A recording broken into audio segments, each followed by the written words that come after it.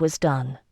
I sanded my writing, tilting the page to remove the excess and blowing on the ink. It was only one city in a realm of 7 provinces, but it was the city of Eloa, the only place in Terre that blessed Eloa made his own, and no one, man or woman or child, may be rightfully crowned sovereign of the realm anywhere but there.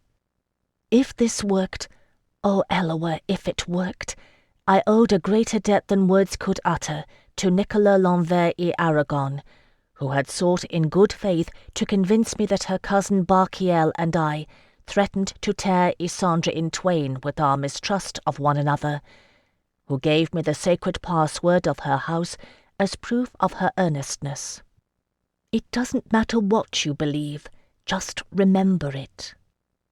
And Delaunay's pupil to the end, I had recorded it in memory, along with her wry smile and farewell kiss. Do me a favour, and don't put it to the test unless you're truly in need. I am in need now, Nicola, I thought, sealing this second letter with a wax taper. I am well and truly in need now, and whatever bargain you ask of me, I will make. Ah, my lord Kushiel, if your blood truly runs in the veins of House L'Envers, alongside Nama's and Eloa's, let him heed this plea. It was Timanthes who came for the letters. I gave them into his keeping. Demetrios is truly grieved that he could not grant your request in full, he said quietly to me. I hope that you know this. I do. I met his calm gaze. He's a good ruler, isn't he? Timanthes took a deep breath. Yes, he is.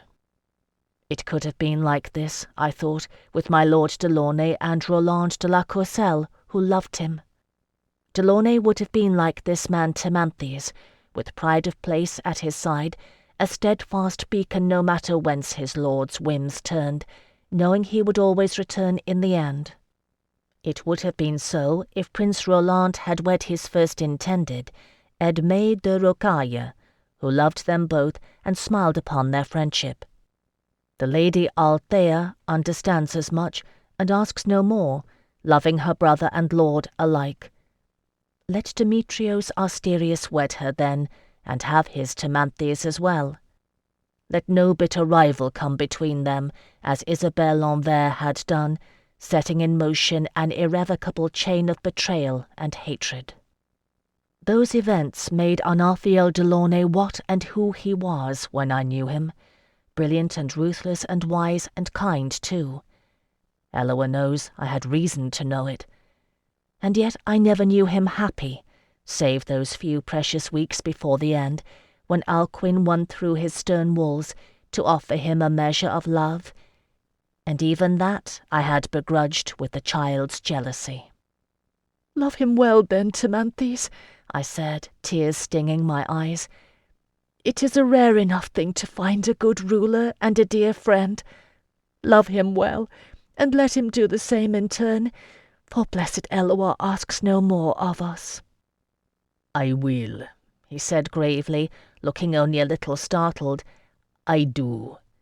Lady Phèdre, Demetrios bids me ask you, are there some words you would have the courier commit to heart?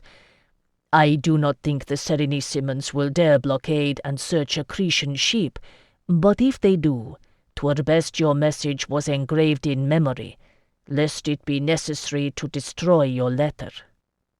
It was well thought of him. I paused a moment to gather myself. "Yes, bid him memorize this. Benedict is a traitor. He has taken Melisande to wife. They plan to kill the queen. Percy de Somerville is in league with them. Tell Barquiel that by the burning river I adjure him to hold the city against them all." He repeated it several times until I was sure he had it letter perfect. He was a quick study. When he had done, he took my hands in his own. "The message will be delivered, Lady Phèdre. The kindred of Minos do not swear lightly, and that ship will sail with the Corie's blessing on it. Mother Dia herself will see it brought safe to harbour. Word has come from the Temenos only this hour past. He smiled slightly at my expression. There are things the Carey knows untold, and of those we do not ask. Pray you give her my thanks, I whispered. Timanthes nodded. I shall. Still holding my hands, he hesitated, searching for words and gazing past me. There are other rumors that have come from the Temenos, he said slowly. Servants will talk where priests and priestesses hold their tongues, although surely this too is a thing the Carey permits. But this thing they name you, Lipifera, they speak it with awe and hope, they who serve. A shiver ran the length of my spine, as though a great wing had brushed me unseen. It is not always an ill thing to know pain, I said, meeting his eyes as his gaze returned to my face. To remember. I have been a slave, Timanthes. It is a pain I remember, and it is poorly done to treat humans as chattel. He looked at me for a long time without speaking, and then looked away. Others have argued as much, but Crete is ancient, and we are ancient in our ways. Still, ways change, and there are new things born under the sun. You are one such, you children of Eloah. I will think on what you have said, and speak of it to Demetrios. Thank you. Pressing his hands, I gave him a kiss of farewell.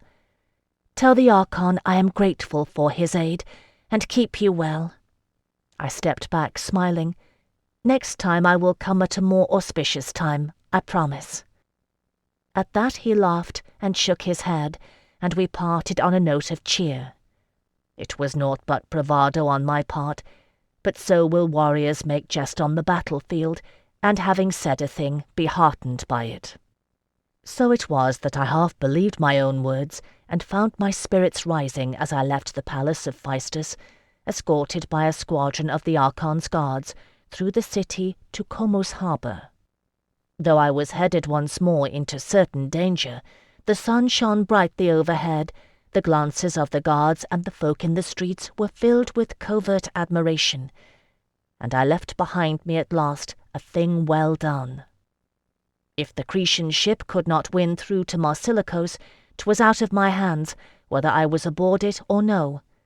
And if it did, well, Roxane de Morelio would heed my words, that much I trusted. I had not told the Archon of my past, beyond those events in La Serenissima which pertained to the situation, but the Lady of Marsilikos surely knew I, of all people, would send no false warning. As for Barquiel L'Envers, he would honour the password of his house or not. He did not love me so well that it would help to plead the cause in person. In truth, if the letters arrived safely, I thought, I could do no more if I were there myself. The harbour was crowded and busy, for trade was urgent in these last fair weeks of autumn. My escort surrounded me, forcing a path along the wharf until we came to Kazan's ship. Sharp-eyed Ultuk spotted me first and gave a cry of welcome, and all of them echoed greetings, jostling for a place at the rail to aid me aboard the ship. A warm welcome from the superstitious pirates who had once shunned me as a fearful spirit. Glaucus, who had never been aught but kind, folded me in a great embrace. Kazan watched it all with a look of irony. "You have become a luck piece, he said to me. "It is a thing I never dreamed to go home to Epidoro. If you are ready, we sail, we." The wind was blowing fresh and steady, the sea beyond the harbour dancing with white-crested ripples. A brisk sea, but not treacherous, the kind of challenge Illyrian sailors dearly love. I felt the wind tug at my hair and smiled. "I am ready, my lord pirate. Let's sail." Chapter 65. It was, for once, an uneventful sea journey. Although the nights were cool, the winds and the weather held fair. The repairs made to the ship in the Temenos served admirably, and it was wholly seaworthy. Kazan had made good use of his time in Phaistos, and our stores were replenished. Moreover, he had bartered for charts of the Hellean waters, enabling him to plot a swift course homeward. We crossed first a vast expanse of open sea, the steep mountains of Crete dwindling quickly to a speck behind us. From thence it was a mere day's sail to reach sight of the Hellene mainland. Mindful of our terrifying storm-born flight southward, Kazan was careful to keep always within sight of the coast, which lay off our starboard bow. Although our progress was steady, it was a slow business working our way up the coast. My euphoria at the sending of the Cretan courier had faded, and my thoughts turned once more to La Serenissima, rendering me fretful and overly conscious of the passing of time. I spent fruitless hours guessing at the course of Isandra's progressus, and I dare say strained even Glaucus's patience, quizzing him on the length of Kerdiki roadways. He knew them well enough, having been a merchant's clerk during his slave days, but he could guess no better than I how swiftly a progressus regalis would travel, nor how long the Dongeline monarch would linger in any given city. Of a surety, though, we were well into autumn, and Isandra's entourage would turn for home before the season's end. I slept poorly at night, and took to wandering the decks, wrapped in my woolen mantle, the Corey's gift. The sailors on watch seemed glad enough of my company, and taught me Illyrian songs and jests, showing me, too, such games as they played to pass the time. I learned to throw dice on Kazan's ship, and became a passing fair hand at it, for it requires a certain deftness of wrist, not unlike some of Nama's arts. As for those, Kazan Atrabiades never laid a hand upon me, and in truth I am not sure what I would have done if he had. It was due in part to shipboard discipline, for Kazan was one of those leaders who would do without whatsoever his men did, and, too, there was little privacy on a ship of that size. Indeed, I was acutely reminded of this each time it was necessary to relieve myself, which, I may add, is no easy chore on a ship lacking a privy. I had cause then to be grateful for Illyrian modesty. But in greater part, Kazan's forbearance was due to what he had undergone in the Thetelos, for he spoke candidly of it to me on the first day aboard the ship. What we had between us, you and I. Know that I do not look for that again, to have you in that way. He shook his head, tear-shaped pearl eardrops glimmering in the dim light of the cabin. I had learned since first we met that Illyrian sailors believe they enhance vision. Even Kazan was superstitious enough to believe it. It is a thing I saw in the Thetelos, A guest, I named you, for although I lost my birthright, I had pride, in what I made of Dobrek, yes. He laughed. To shun the title of lord, and to live as one, And a pirate, too, as it pleased me. I made you a bargain, you, that was no bargain. I knew you could not say no. If I had not, maybe things would have been different, If we had trusted to speak truth, the Serenissimans would not have tricked us. So, he shrugged, now I do not ask, Thank you, my lord Kazan, I smiled. It is a lordly gesture, truly. Maybe I will be that again, Lord Atrabiades. Kazan glanced unerringly through the cabin walls toward the north, homeward, undisguised yearning on his face. Whatever happens, it is all worthwhile to set foot in Epidoro. Another thought crossed his mind, and he looked back at me with narrowed eyes. Did you go with him, you? Who? I was genuinely unsure whom he meant. That, he made to spit, then thought better of it. That Demetrios, that Archon, with his oils and curls and his fancy boy. I raised my brows. It is no concern of yours, my lord, if I did. Well, Kazan grinned, unabashed. I said I would not ask, eh? I did not say I would not think about it, At that I rolled my eyes and gave him no answer. He left the cabin laughing, well pleased with himself. It is a thing I have noted, that men will compete with one another even when there is no prize to be gained. Mayhap women are no better, on the whole, but we are more subtle about it, and quicker to reckon the stakes. And quicker to play men for fools.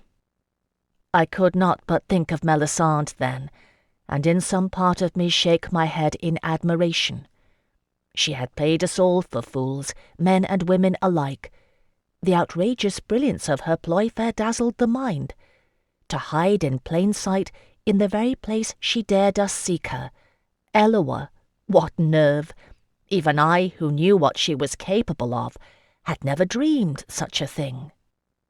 Tell me, do you believe I would make so poor a sovereign? It is a dangerous thing to admire one's enemy. I forced down my hand that had risen to clutch at my bare throat, where her diamond used to lie, and thought instead of the terrible bloodshot darkness within the cavern of the Temenos. There I had faced the trail of death that lay behind me, those who lived no more due to the folly of my choice. But the Corey had spoken true. It was the darkest truth the Thetelos revealed, and not the whole of it. Betimes I had chosen poorly, yes, but it was Melisande who led me to the crossroads of the worst of those choices, and the blood guilt of it rested as squarely on her shoulders as on mine. No wonder the unforgiven named themselves as they did. It was proud-doomed Isidore de Glamour who led them to that crossroads, yes, but who led him? Melisande. Ah, my lady, I thought, gazing beyond the cabin walls, you have made your choices, and it is I who count the cost and bear the pain of them. But it is in good part yours, this shadow I carry, and, blessed Eloa willing, I will bring it home to you from whence it came, and then we will see how you like it. So I looked northward too, with as much yearning and a good deal more fear than Kazan Atrabiades, and league by league we crawled up the coast of Hellas and into Illyrian waters, the sailors shouting and cheering when we passed the lamp house of the Isle of Kerkyra, that marks the beginning of Illyria proper for all seafaring sojourners. And, Eloa help me, I cheered with them as if I were Illyrian myself. We had become comrades in arms, Kazan and his men and I, and we had faced common enemies together. The Serenissimons, the Kreavborg, the Storm, and even the terror of the Thetelos. On the third day after we entered Illyrian waters, we reached Epidoro. I had seen it twice before. 'Twas very nearly a familiar sight by now, the generous harbour encompassed by solid granite walls, fortified ward towers looming at either side of the entrance. I do not know who first sighted the city, for this time no one gave cry, and in time we all saw it. In the harbour one could make out a dozen or more ships, members of the band's armada with the red sails, fishing vessels and traders. No Serenissimon war galleys. The day was fine and bright, a lively nip in the wind that drove warm-blooded types like Glaucus and myself to don our woolen outerwear. It ruffled the sea into wavelets, sunlight glinting from 1,000 peaks. And it chuffed loudly in the flapping canvas when Tormos, unbidden, gave the order as second-in-command to loose the sail. He remembered, we all remembered far too well what had happened the last time we sought to enter Epidoro. Sailors held their posts, ropes slack, rudder bar loosely tended, and our vessel drifted harmlessly sideways while we all gazed at Kazan Atrabiades. He looked back at us, seeing the fear writ in our faces. "Why do you idle?" he asked in Illyrian. "Have I not set a fair course? We sail to Epidoro." With that he turned his back on us, crossing the length of the deck to stand in the prow, setting his face toward home. Tormos gritted his teeth and gave the order. "As he says, to Epidoro!" Our sails snapped taut in the wind. The ship swung around, nosing back to true. Young Volos threw back his head with a defiant shout as we began to skim over the waves, and a gull circling overhead gave it back, raucous and wild. I made my way to Kazan's side. He stood with legs braced and arms folded, and if his face was calm and purposeful, still I saw how shudders crawled over his skin. "If it comes for me," he said out of the side of his mouth, "don't stop. Push me over the side and keep going, if the Kriavborg comes." The fortressed harbour walls were rushing nearer, looming in my sight. I could make out men aboard the ships pointing and shouting, the black bird of prey on the red sails of the band's vessels, and sunlight glinting from the steel helms of those who manned them. "It won't," I said, willing it to be true. Kazan's lips moved soundlessly for a moment, his gaze fixed unwaveringly on the shore. "I pray you are right." He drew in a breath as if in pain. "Ah." We had entered the waters of the harbour. The ship erupted in a mad ecstasy, the sailors roaring cheers, laughing and stomping their feet on the wooden deck, shouting out to the band's fleet that swiftly surrounded us. "Kazan Atrabiades! It is Kazan Atrabiades of Epidoro! Kazan! Kazan! Kazan!" An answering shout arose and spread like wildfire, passed from mouth to mouth and ringing across the harbour, while the band's guardsmen beat their shields. "Hiya, Kazan! Hiya, hiya, Kazan! Hiya, Kazan!" In the prow, Kazan Atrabiades grinned fit to split his face and raised his arms in acknowledgement. I watched it all, wide-eyed and gaping. I had forgotten in ancient civilized Crete, forgotten that Illyria was a vassal nation of an oppressive ruler, forgotten that the dubious fame that had brought Kazan's name even to the ears of the Archon of Phaistos, whence mine own, I may add, evoked only the shade of an ancient tale, rendered him renowned in his homeland. The Illyrians welcomed him as a hero. An escort of the band's armada saw us into the harbour proper, while cheers rang even from the tops of the fortress towers. Our sailors clung precariously to the rigging, hanging out over the sides of the ship to shout to other sailors, trading news and asking after their erstwhile companions. It was Tormos who kept sufficient order to see us into port, scowling and bawling commands. Kazan merely grinned and waved, beatifically, resplendently alive and home. And I was well nigh forgotten in the uproar. "Do not take it ill," Glaucus said, laying a comforting arm about my shoulders. Now, he'll not forget you, not him. He knows he's dead. See if he doesn't. Only let him have this moment, my lady, and you'll see I've the right of it." I shivered, unaccountably alone and fearful with my thoughts. I hope so. A moment is all I have. By the time we reached the wharf, a small crowd had gathered. Such lads as haunt every port hoping to catch the eye of their heroes had been sent hither and thither, carrying the news of Kazan Atrabiades' return throughout the city of Epidoro. I was glad enough when we disembarked to have Glaucus's sturdy presence at my side, protecting me from the jostling throng of humanity. As a Tiberian-born Hellene, he was at least as much an outsider as I. Nearly all those gathered were men, and the news they passed swirled above my head in a cacophony of Illyrian, nigh overwhelming my comprehension.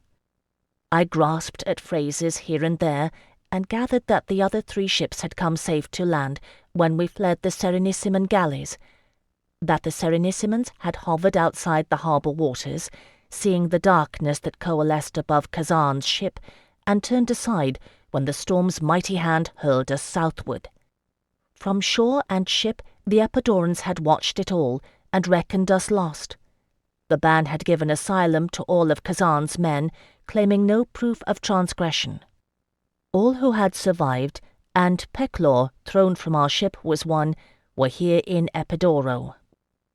And of a surety they came to greet us, summoned from cheap lodgings to spill on to the wharf, ebullient and joyous. Not until a squadron of the band's guard arrived was a semblance of order restored, their scarlet-crested helms parting the crowd, clearing a space. Kazan yelled to his men, then, gathering them behind him as the squadron leader approached. "Well, well," the leader said softly. "So Kazan Atrabiades has returned there." Unexpectedly he feinted a punch at Kazan's face. Kazan dodged it easily, grinning, and dragged him into an embrace. "Chibor, you son of a eunuch!" he exclaimed, thumping the other's back. "I taught you to draw a sword. What is the Zim Sokali thinking, to grant a command to one such as you?" "That you were long gone from Epidoro, like as not," Chibor grinned, returning his embrace. "By Yarovit, it's good to see you. How does this come about?" "I have been to Crete and the house of Minos," Kazan said soberly. "Ah," Chibor stepped back and eyed him. "It is true then what they say. There is power there to cleanse a man of a blood curse." Kazan spread his arms. "You see me here before you, Chibor. It is a dire thing, but a true one." The squadron leader nodded. "Then it is well done. The Zim Sokali will wish to hear of it. You pose him a problem, Kazan, indeed you do. Your name and your deeds are known to the Serenissimans, and they will hear of your return if this clamour is any indication." His gaze raked the gathered throng, and he took in the sight of me, standing at Glaucus's side. His eyes widened. "Your men came bearing tales of a Dongeline woman worth 30,000 gold solidi, Kazan," he said slowly. "And there have been Serenissiman traders asking questions in the city, and an ambassador sent to the Zim Sokali who denied all knowledge. I did not credit such stories myself, but if such a thing may be, I think I am seeing it now." "You are," said Kazan, "and I am thinking the ban will wish to see her too." "I think you are right," Chibor said wryly. So we began to make our way to the fortress of the Ban of Illyria, whom I learned was addressed by his people as the Zim Sokali, the Falcon's son. It is a strong city, Epidoro, wrought of stone and surrounded by thick walls. Escorted by Chibor and his men, we had not progressed far along the narrow paved streets before a frantic clatter of hooves arose and a carriage plunged into the midst of the crowd of men and youths that travelled with us, scattering them. Even as the band's guardsmen began to react, the carriage door was flung open and an older woman stumbled out, her face drawn and tear-stained. "Kazan!" she wept, opening her arms to him. "Kazan!" He took a step toward her, wonder dawning in his eyes. "Mother?" A lump rose in my throat as I watched their reunion. Of the gifts of the Thetalos, this, mayhap, was the most precious. Forgiveness, given and taken freely on both sides. I knew well the pain Kazan had borne, the bitter guilt at his brother's death by his own unwitting hand. I had lain beside it, seen it staring wakeful and dry-eyed in the small hours of the night. Of his mother's pain, I could only begin to guess.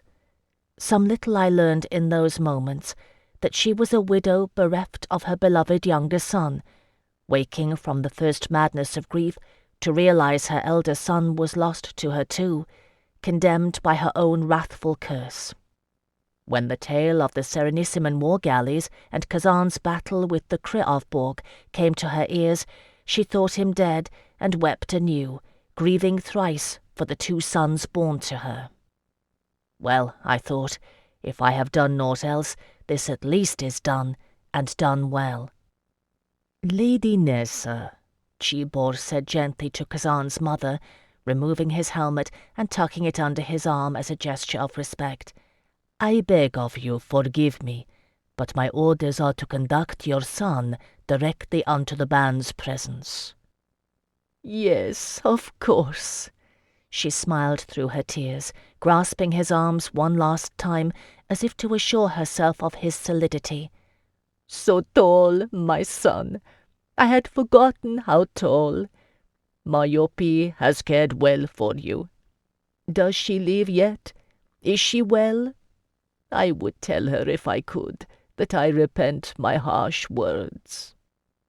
"You will tell her yourself, mother, for she is well and hale in Dobrek, and I will send for her myself." Disengaging himself, Kazan bent to kiss her cheek. "Only I must see the ban first," he added softly, "and there are debts I must honor before I set matters aright in our household." Chibor set his helm back on his head. "Come, the Zim Sokali is waiting." Chapter 66. Sokal Fortress sits at the heart of the city of Epidoro, steep-walled and massive, a structure built to be defended in a city walled for defence. Once, I dare say, it may have been a gracious haven for the Illyrian folk, with gates standing open and pennants fluttering from every peak. Now it had an air of grim defiance, proud and resolute, its walls stripped of adornment and gates bolted tight, cautiously opened at Chibor's password. One could see from atop the lower terrace of the fortress why Epidoro alone had not fallen to La Serenissima. An enormous gate flanked by towers defended the narrow causeway from the mainland, and all the rest was bordered by water.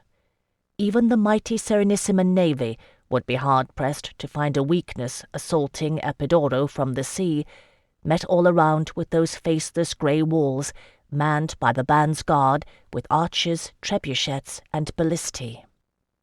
"Ah," Kazan sighed, gazing over the city. "Home." I did not say what was in my mind, that the charming village of Dobrek was more pleasing by far. I saw with a stranger's eyes. To Illyrians bred and born, walled Epidoro housed the soul of the land, the clenched fist raised in defiance at the oppressor. This I saw most of all reflected in Kazan's hungry gaze, but I saw it too in the faces of the others, his island-born companions who had never seen a city before Phaistus. Well, and so, I would not expect them to wake with longing for the gilded fields of Terre, ancient olive groves and vineyards, and the lavender in bloom filling the air with fragrance.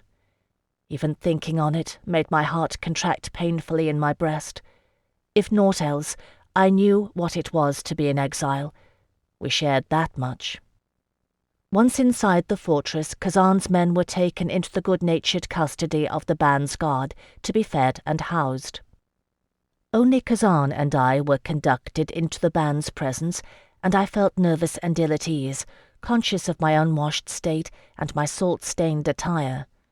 For his part, Kazan was in confident high spirits, secure in his welcome. The ban received us not in state, but in his study, a generous room strewn about with official papers and petitions. A small fire burned in the hearth, dispelling the autumn chill, and 2 elderly hounds dozed in front of it on a threadbare rug. Chibor stood at attention until the ban looked at him. "Zim Sokali," he announced, "I bring you Kazan Atrabiades, once of Epidoro, and—" His voice trailed off helplessly. He had not bothered to learn my name.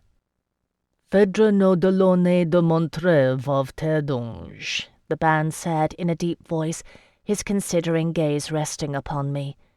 He sat without moving in his chair by the fire. "Her name is known to me." He spoke Kerdiki. I knelt to him, bowing my head. "My lord, I speak Illyrian, if it please you," I said humbly. "I am sorry if I have inconvenienced you." "Yes." He spoke thoughtfully, the ban. He was a thick-set man of some 50 years, black hair and beard still untouched by grey. His features were fleshy, and yet there was a suggestion of leanness about him, as if he were pared to the bone by a hunger that had naught to do with sustenance of the body. Whether or not you have is yet to be known. He looked at Kazan then, and gave a slow smile. So, pirate. Kazan bowed and flashed an answering grin. Zim Sokali, I return to your service. So you do, pirate, so you do. At that the band laughed, and bade us both to sit. Presently servants came bearing pots of strong tea, which they served in small silver cups, and a platter of sweets, a confection made of almond paste.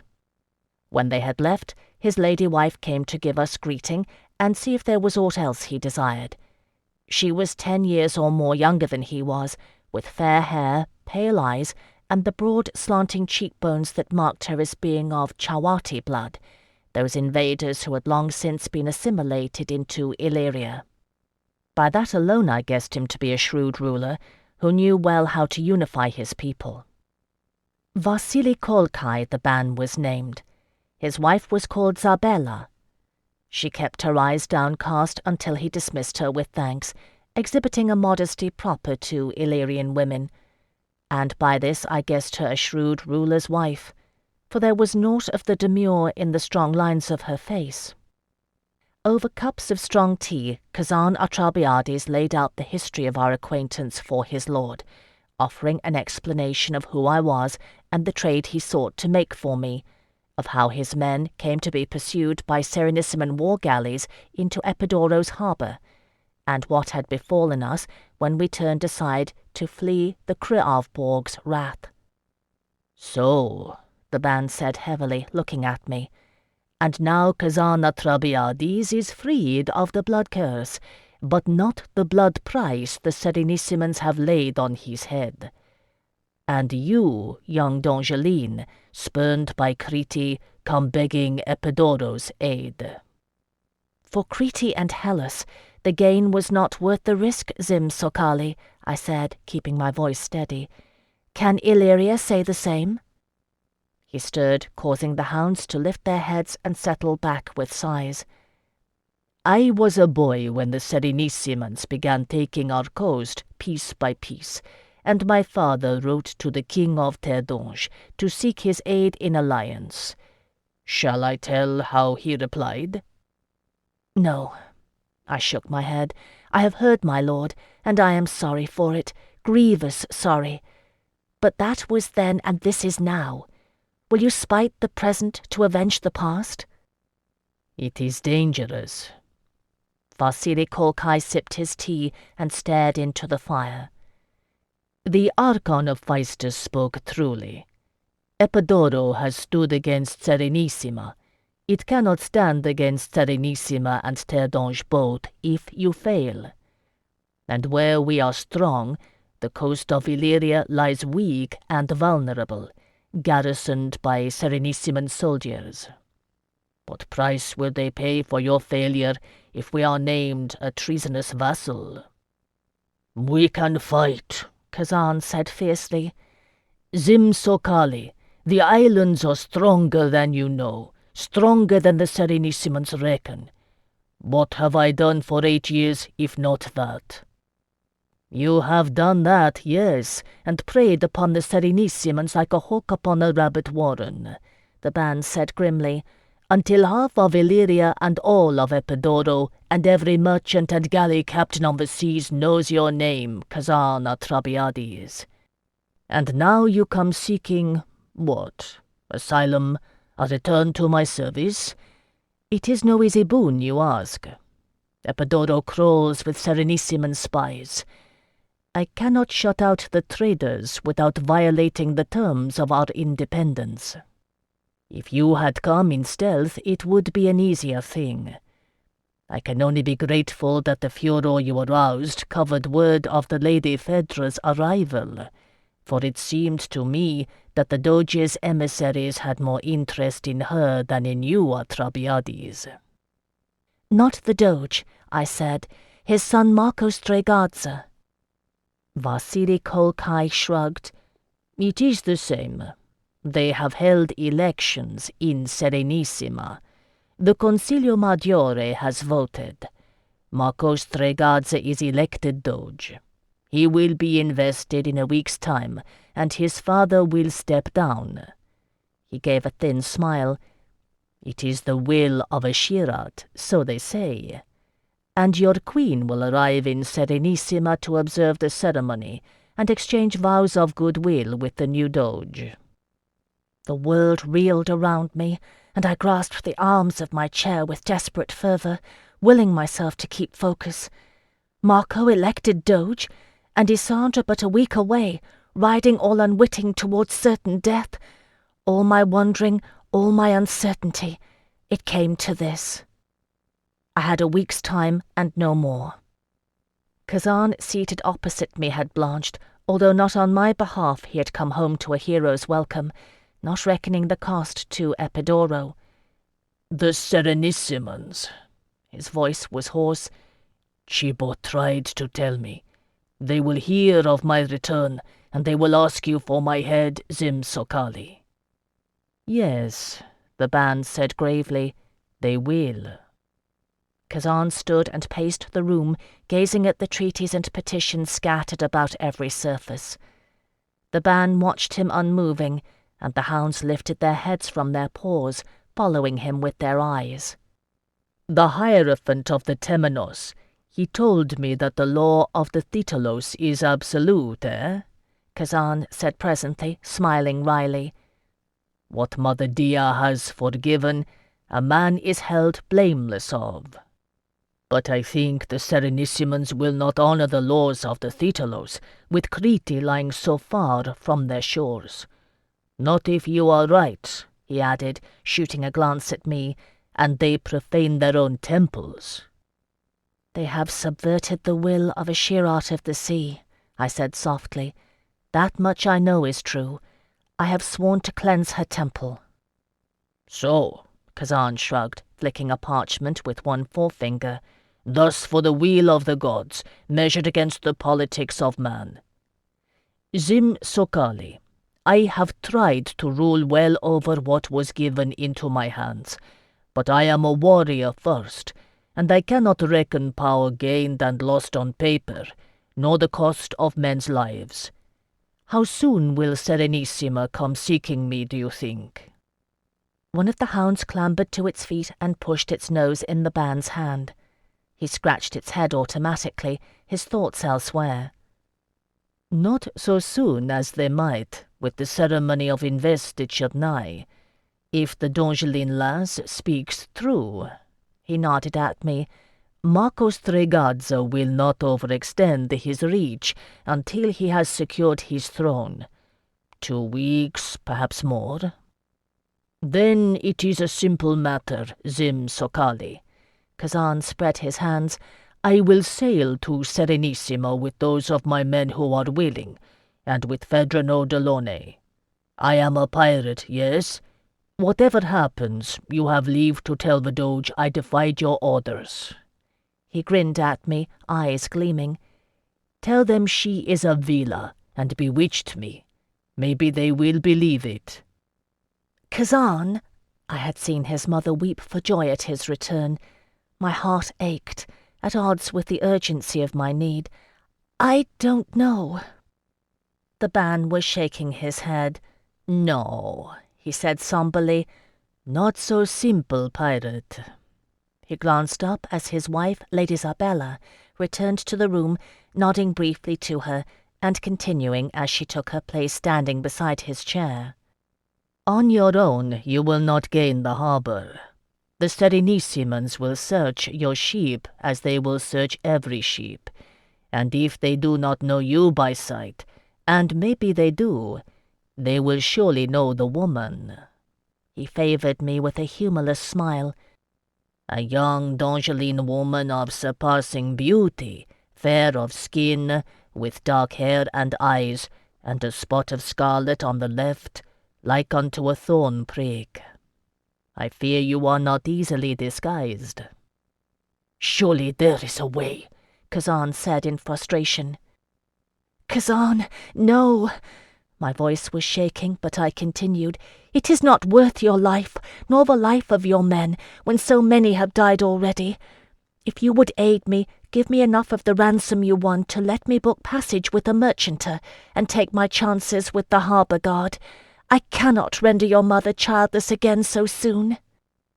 "And will the Serenissimons be more gentle when they come for me?" he asked sharply, as quick to quarrel as if on his own estate in Dorbrek. "Will it be boldly done of me to place the whole of Epidoro in jeopardy?" "The Zim Sokali can invoke the law of the Thetalos." I glared at him, forgetting myself equally. "If Marcos Stregarza wishes to quarrel with it, let him take it up with Crete. All of Hellas will take it ill if the Cory's rule is subverted." "I owe you a debt." "Twice you have saved my life, once at sea and once from the Serenissimons. We are quits, Kazan, and I do not know that I can carry another death on my conscience." "It is not for you to say what debts I owe. I have seen in the Thetalos." "Hide her." It was a woman's quiet voice that interrupted our argument, addressing the ban. "In the tribute ship." Kazan and I left off our quarrel to stare foolishly at the Lady Isabella, for it was she who had spoken. The ban tilted his head back to look consideringly at her, fingers working in the ruff of the hound's neck. It leaned against his legs and laid its chin on his knee. "Hide her? How?" She smiled down at him. "When my many times removed grandmother fled the steppes, she did as many chawati, and sewed false bottoms into her saddle-packs to hide gold. It is a fitting tribute for Marcos Stregarza, I think." My heart quickened. "A tribute ship? You are sending a tribute ship to La Serenissima, my lord?" "And young Atrabiades and his men may take their place among my tribute-bearers with none the wiser," the ban said to his wife, finishing her thought. A broad smile spread across his face. "It is well thought, my dear, and a fitting gift indeed." "Yes," Kazan said eagerly. "And if anything goes ill, we can claim to have taken the ship by force, that there is no blame on you, Zim Sokali." "Kazan, no!" Vasily Kolkai held up one hand for silence, looking sternly at me. "It is not for you to choose what Kazan Atrabiades does or does not do. As he is an Illyrian subject, he is under Serenissiman rule, and those laws he has broken, to the extent that neither I nor of a surety the children of Minos can protect him from prosecution. It is an honorable course he proposes. That you do not wish his blood on your head is commendable, Dongeline, but you wish to save your queen. You have put it to 2 rulers, and now I put it to you. Is the gain not worth the risk?" I looked at Kazan and thought of his mother's face, old and grief-worn, streaked with tears of joy. And I thought of Terre d'Ange, my beloved gilded fields churned into bloody strife by civil war, if Isandre was slain, and Benedict de la Courcelle took arms against Barquiel l'Anvers to contest for the throne. I thought of a nation weakened by internal struggles, and the Scaldi massing on our borders, needing only some second Selig to see and seize the opportunity. And Melisande Shahrazai's smile. "Yes," I bowed my head. "Yes, my lord, it is." In the arts of covertcy, it is death to second-guess oneself. An action once done cannot be undone. A word once spoken cannot be taken back. For this reason Delaunay taught Alcuin and me to think thoroughly at leisure and swiftly at need, and having once chosen, never to seek to return to the crossroads of that decision, for even if one chooses wrongly, the choice cannot be unmade. So it was with this. In truth, I needed Kazan's aid. Without aid I had no chance of succeeding. If the pain it cost was too great, well, the reckoning would come. But first I would see it done. Our arrival had been timely indeed, for the tribute ship was set to sail on the morrow, bearing gifts in honour of Marco Strigard's investiture as Doge. Carpenters laboured throughout the night to construct a false-bottomed trunk fit to hide me and hold the tribute. Gold in plenty, as if La Serenissima had need of it, marten skins and civet, and amber from the Chauart. There were air holes drilled cunningly into the richly carved cypress wood at the base of the trunk so I could breathe. Still, I did not relish the prospect. The Ban and his wife gave me lodging that night, treating me kindly. Already they had begun a campaign of misinformation at her suggestion, giving the lie to the widespread rumour of Kazan Atrabiades' return. Small traders lost at sea come home safe at last, ran the counter-rumour. And, oh yes, a young Hellene slave girl aboard the ship with them, if any had heard of it, her freedom purchased dearly on distant Crete, not a d'Angeline, no, but passing fair. To be sure, too many people had seen it first-hand to believe the lie, but enough had not. Enough to give them grounds for denial if it came to it. People believe what they are told, Melisande had said. It was nervingly true. It was a long night, and I slept poorly, although it seemed foolish, when in truth I would do naught but climb aboard another infernal ship come daybreak. We would be 4 days at sea, and I had no intention of clambering into that trunk until I saw the cursed rocks of La Dolorosa. But it was the beginning of the end of this long game that had begun the day Melisande Shahrazai folded my sangloire cloak and wrapped it in a parcel. If I lost this round, there would be no other, no second cast, no last ploy. Whatever befell Terre d'Ange, Melisande would have won her game. Isandra would be dead, and all who sought to aid her, including me if Marco Strigardza had his way. And if he did not, I would be hers. I wasn't sure which was worse.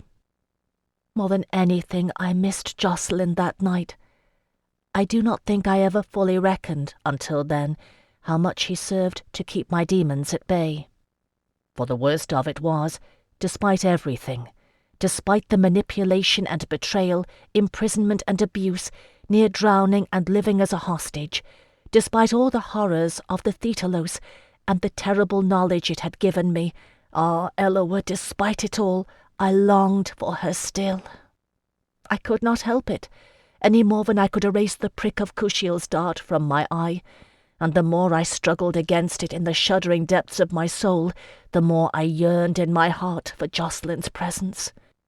As gloriously, splendidly, intractably single-minded as he was, loving him was like grasping a knife, a clean white blaze of pain that kept me anchored to myself.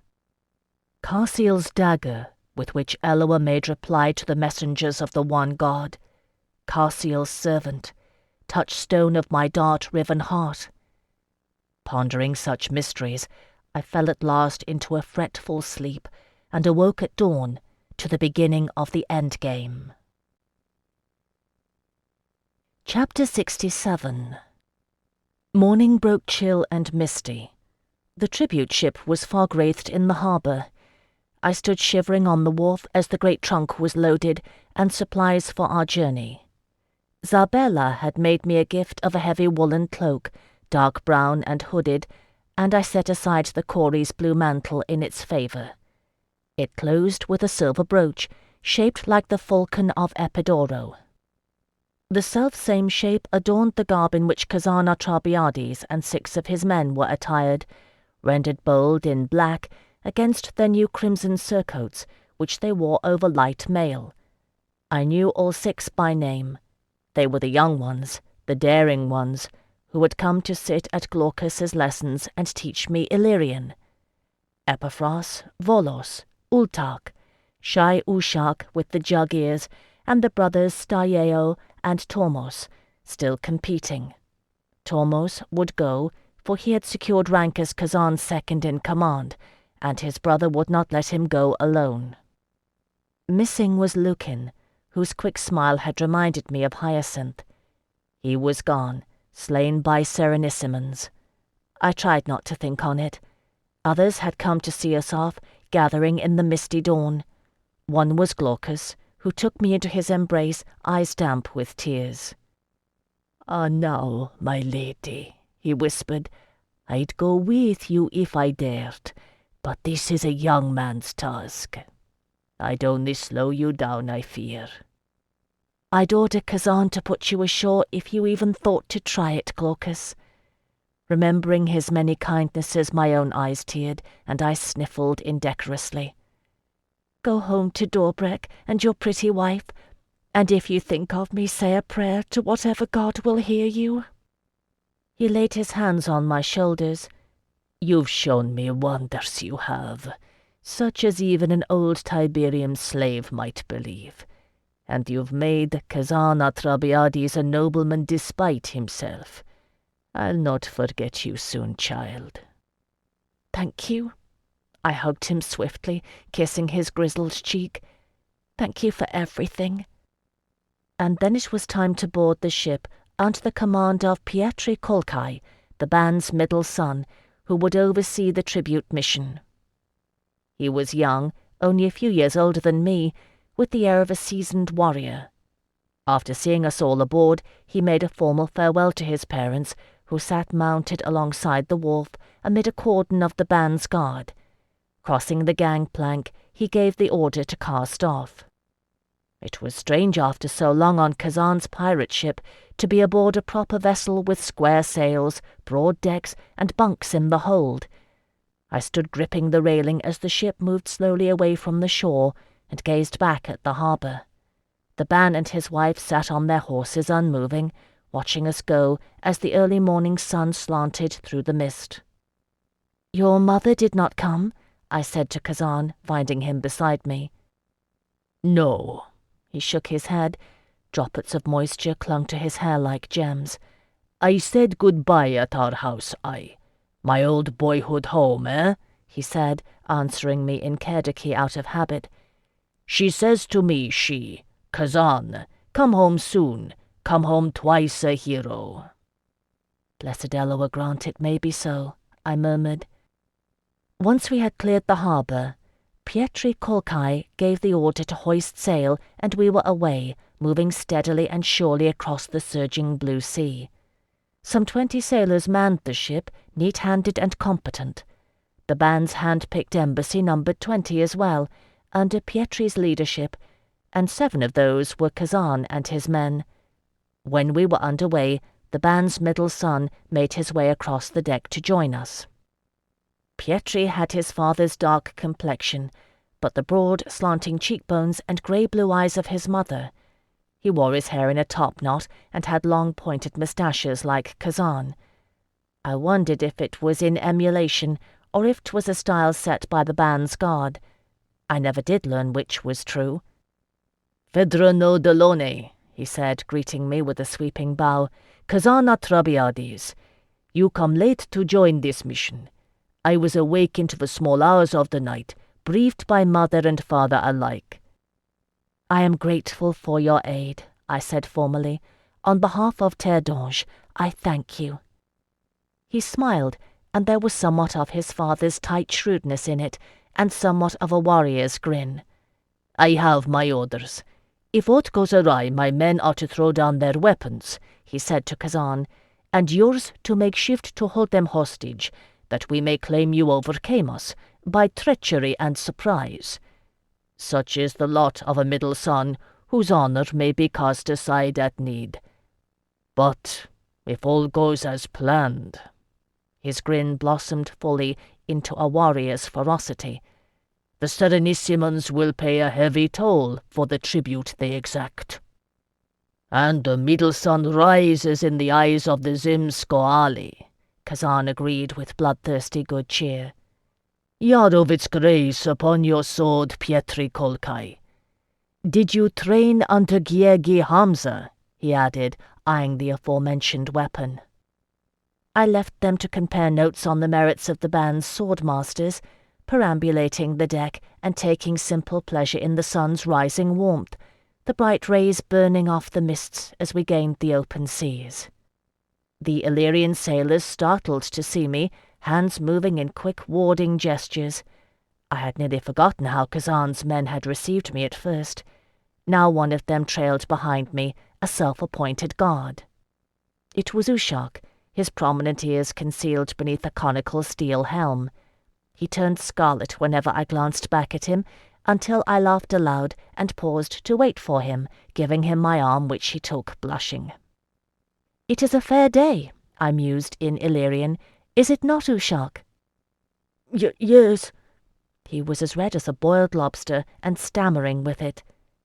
"Every day is fair when it is graced with the sight of you," he said, all in a rush. "Is it?" I halted, gazing at him. "Is that why you came, Ushak?" His throat worked convulsively. It is one reason, my lady," he said stiffly. "I think we do not have such things on Dobrek, such things as you. To die in your name, it would be an honor." "To live would be a better one," I said gently. "I am d'Angeline and Narmer's servant, yes, but beauty is not worth dying for." He shook his head, blushing and swallowing fiercely. Not that alone, my lady. You were kind to us. You learned our tongue. You laughed at our jests. Even mine." He swallowed again and added helplessly, "You were kind." I thought on it, searching the empty blue skies. Is the world so cruel, then, that is all that is required to move a man to risk his life? Kindness? "Yes." Trembling and gulping, Ushak stood his ground, holding manfully to my arm. "Sometimes. Yes, my lady," he finished firmly. Ah, Eloa, I bowed my head, overwhelmed by nameless emotion. I understood Kazan and the debt he perceived. I understood the ban and his kin, weighing merit against risk. Even those of Kazan's men who had been my shipmates I understood better. We had forged a bond, we had, during that dreadful flight and the terrors of the Temenos. But this came straight from the heart. Love as thou wilt. There are fools who reckon Eloa a soft god, fit only for the worship of starry-eyed lovers. Let the warriors clamour after gods of blood and thunder. Love is hard, harder than steel, and thrice as cruel. It is as inexorable as the tides, and life and death alike follow in its wake. I spent much time in contemplation during that journey, for there was naught else to be done, and I wished to make my peace as best I might with blessed Eloa and his companions before entering La Serenissima. Our plan was a simple one, in so far as it went. When we drew nigh unto the harbour, I would conceal myself within the trunk. If the harbour guard's search penetrated my hiding-place, well and so, it would go no further. If it did not, the tribute ship would continue up the great canal to make anchor at the residence of Yanari Rosatos, who was the Illyrian ambassador to La Serenissima, and thence plot our next move.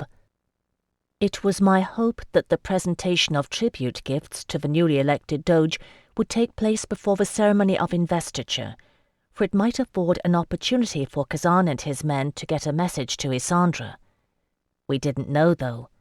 Not even Pietri was certain of the protocol, and the exact date of the arrival of the d'Angeline Progressus Regalis was unknown. I wished I knew what Melisande was planning. For of a surety, no matter whose hand bore the dagger or the vial of poison, no matter whose mouth uttered the order, the mind that conceived it was hers, although there would be no trail easily traced to her doorstep. Of that I was equally sure. And Marco and Marie-Celeste Strigardza were canny too. Neither of them would risk showing their hands openly when it came to the death of a sitting monarch. An accident, then? It would have to be very, very well orchestrated, and a sure thing. A greased step, an overturned gondola.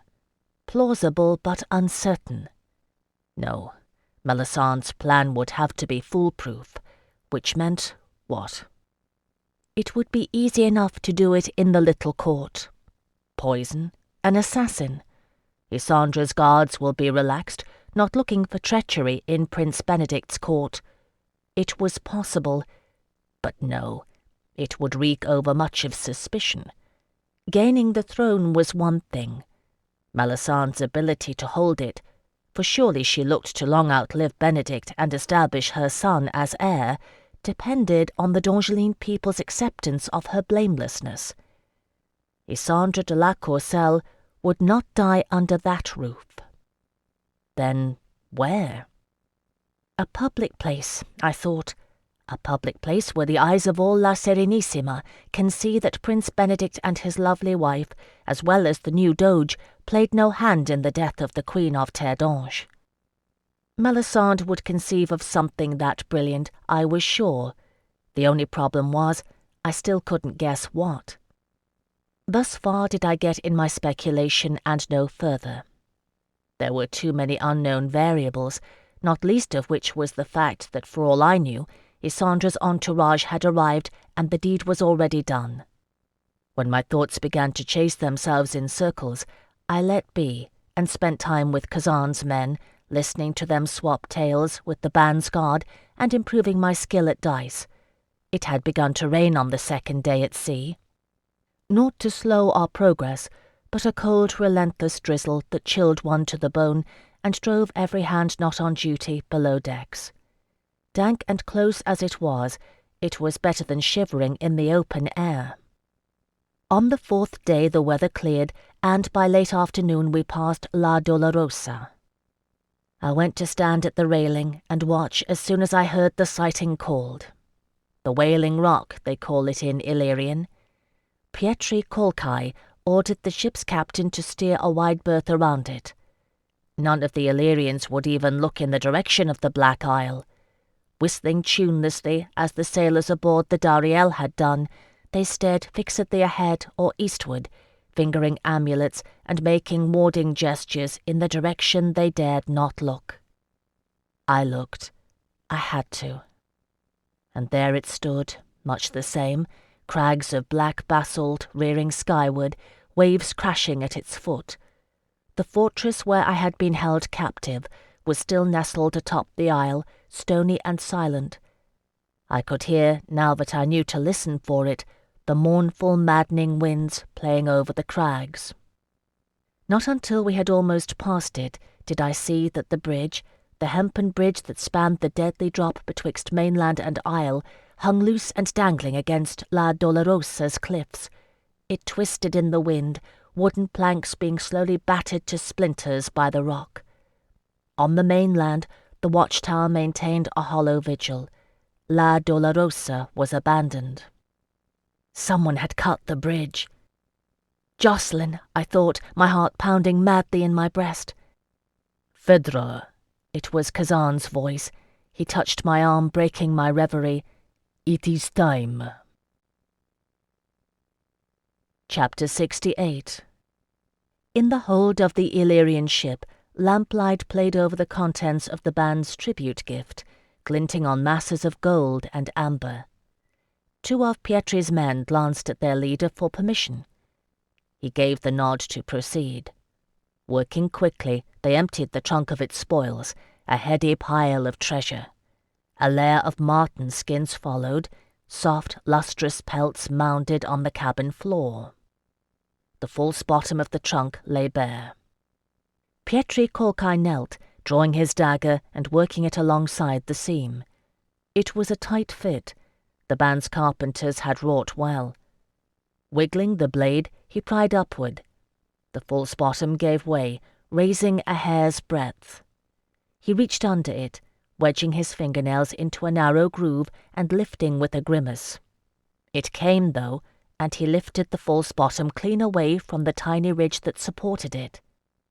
It was a small space left betwixt the true bottom and the false.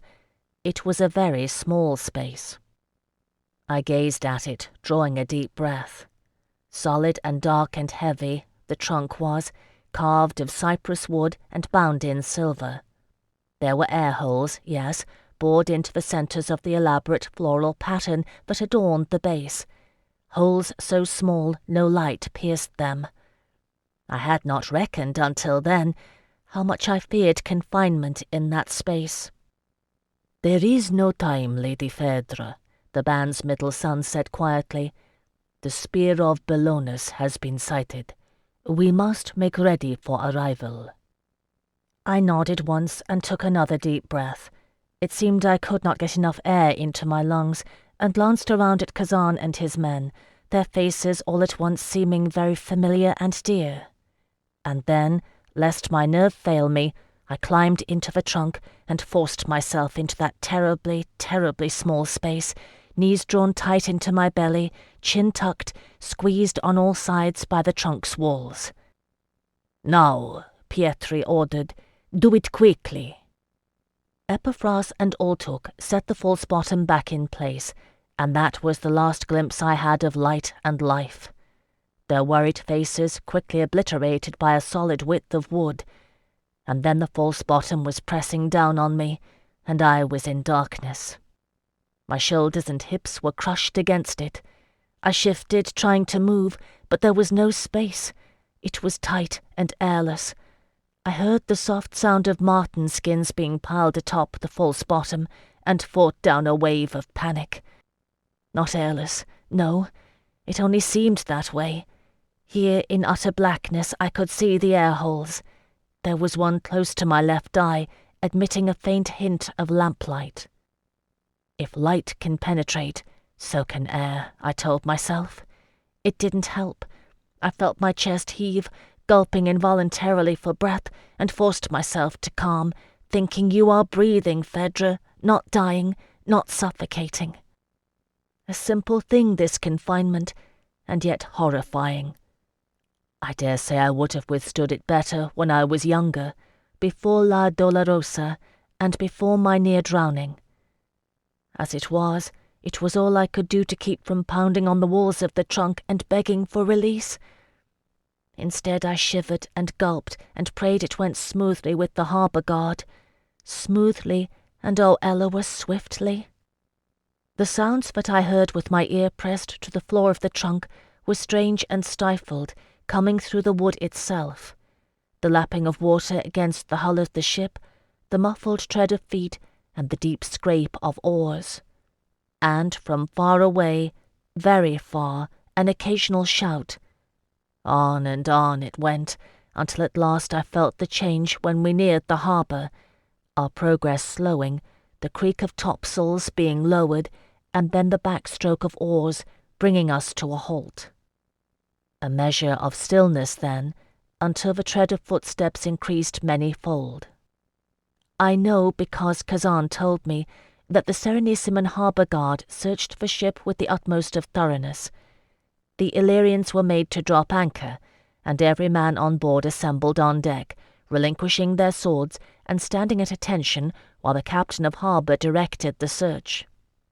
Kazan and his men stood among them, unblinking and unwavering, not knowing if they would be recognized as pirates. All of them had daggers concealed somewhere on their persons. If the worst came, they would die fighting.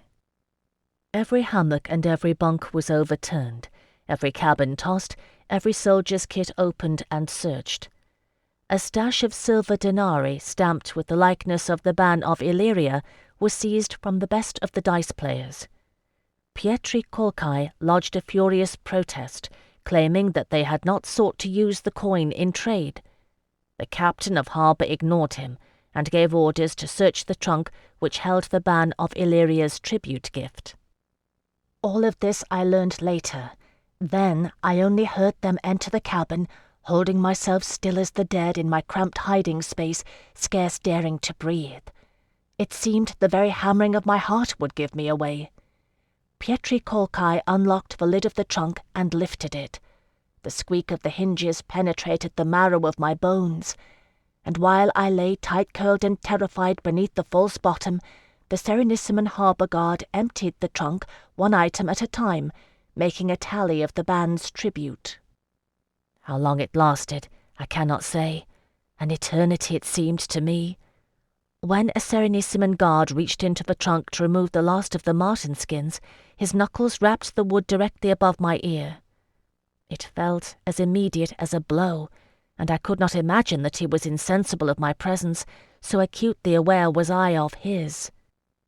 They will see, I thought. They will look inside the trunk, and they will look outside of it, and they will see there is a foot of space missing. This thought ran through my head over and over, while a methodical voice counted out the goods of the tribute gift in Kerdiki, and a quill scratched against parchment. It took on a rhythm of its own, beating in my mind. They will see, they will see, they will see.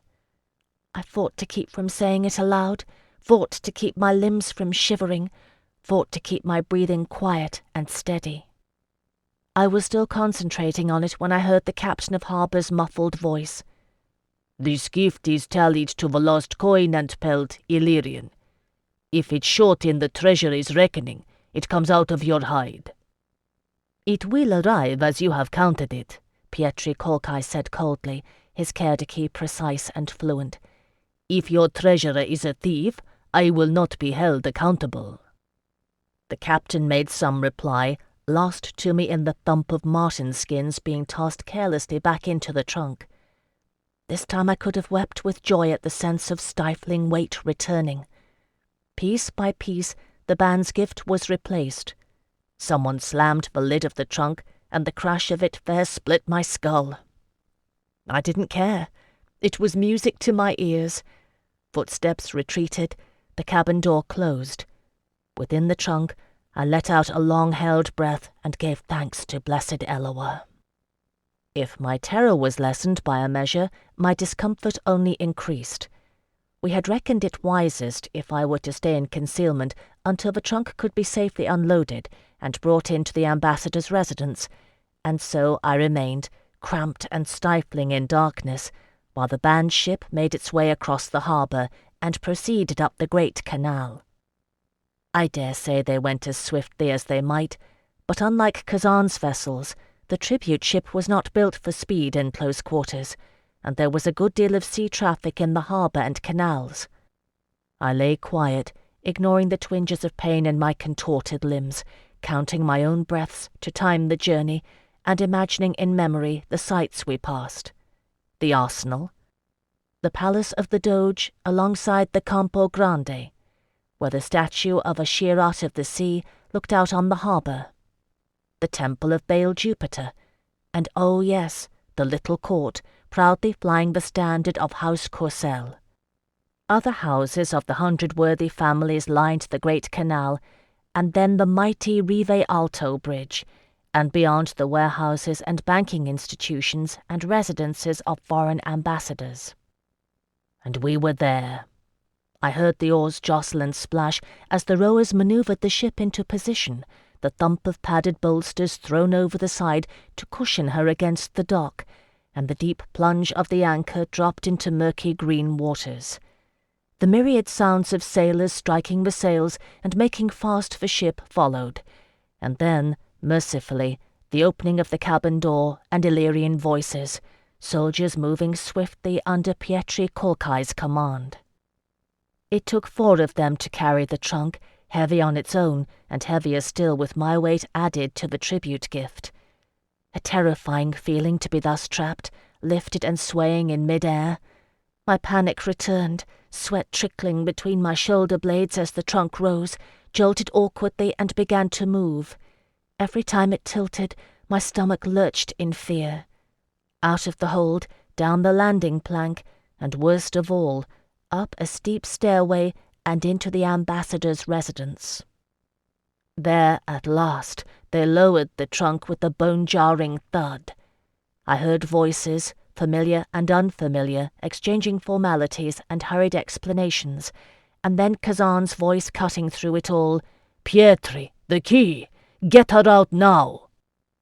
A key fidgeted in the lock and the lid was thrown open. For the 3rd time that day the band's tribute gift was unloaded, gold coinage and chunks of raw amber dumped in an unceremonious pile, as Kazan's men scooped it out by the armload, hauling the pelts after.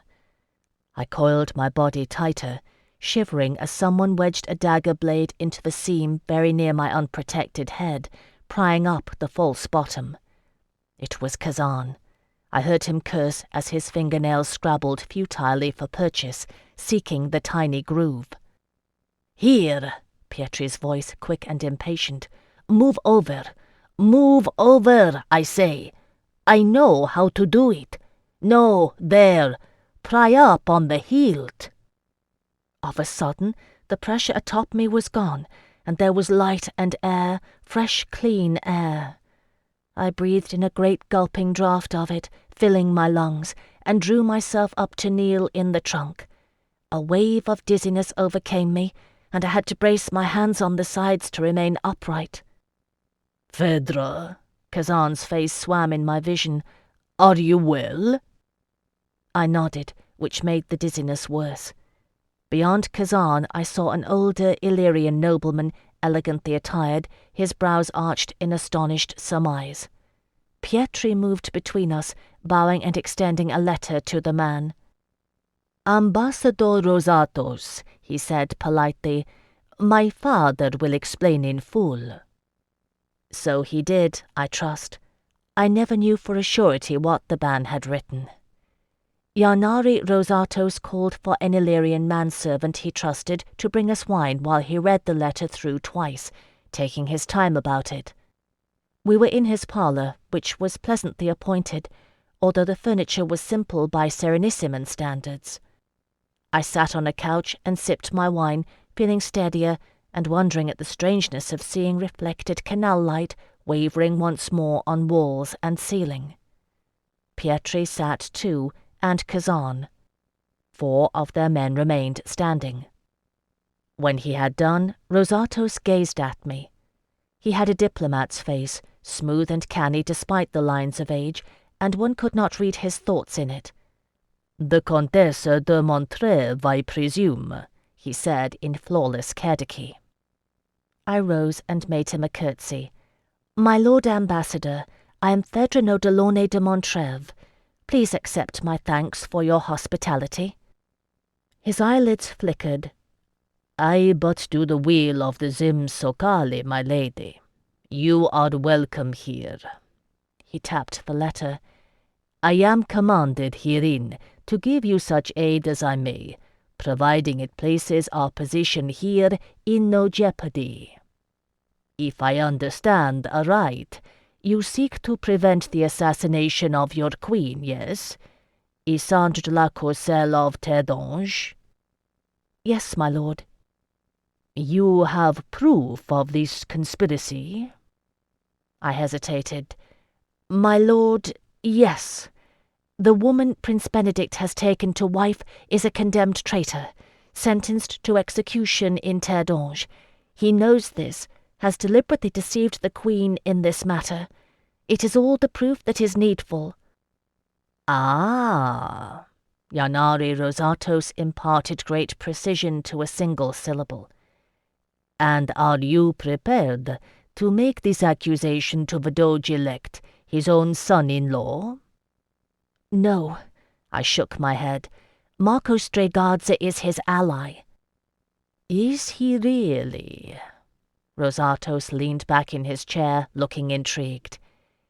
"You know, a month ago, I'd have loved to hear it, so long had Prince Benedict and the Strigazza been feuding. 'Twas a strange and wondrous thing how their feud was resolved nearly on the eve of the election.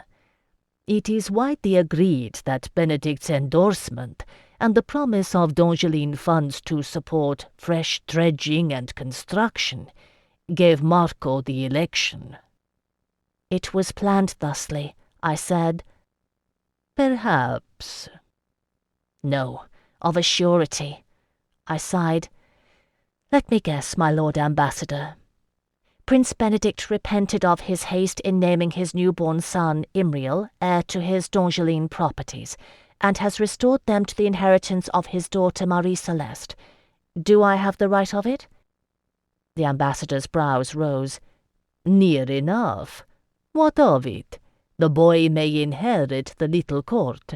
The daughter, no, not in Serenissima."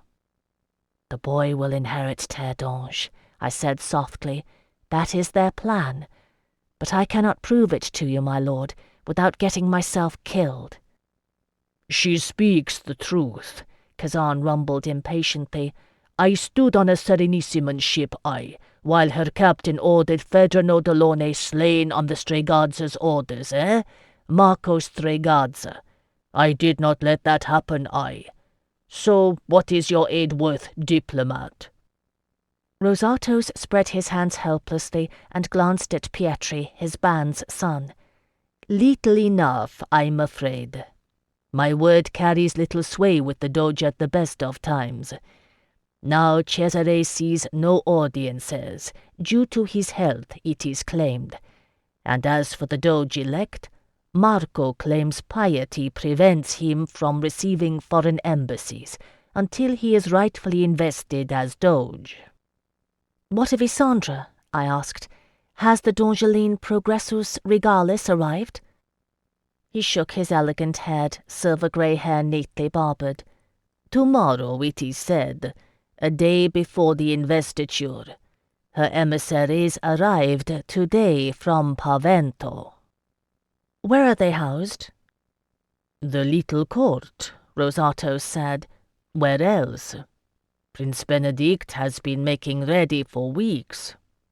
It is, he added thoughtfully, a pity that his wife is said to be unwell, and perhaps unable to attend the festivities. I'd wondered whether or not Melisande would risk recognition, veiled or no. I suspect it is an illness of convenience, my lord, in much the same way that I suspect the Doge's ill health has no natural provenance. I wouldn't put it past Marie Celeste Strigadza to have dosed poor old Cesare with something that gave him a flux. Can you gain access to the little court? No. Rosatos's voice was curt.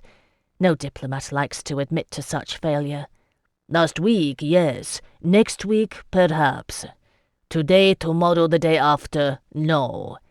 You must understand, Contessa, that La Serenissima is in turmoil. A Doge stepping down before his time, a new Doge elected, the visit of the Dongeline Queen, all of this, and the city in arms over the riots. Security in the palace and the court is as tight as a drum, and it will remain so until Marco Strigadza has the Dogeal seal on his finger. He is taking no risks, nor is Prince Benedict. It is not only an Illyrian embassy that would be turned away, for once. There is an Arcadian ambassador I know, who sought invitation to the festivities in the little court. Even his suit was denied, and he ambassador to the Caliph, whose own son is wed to the Queen's cousin.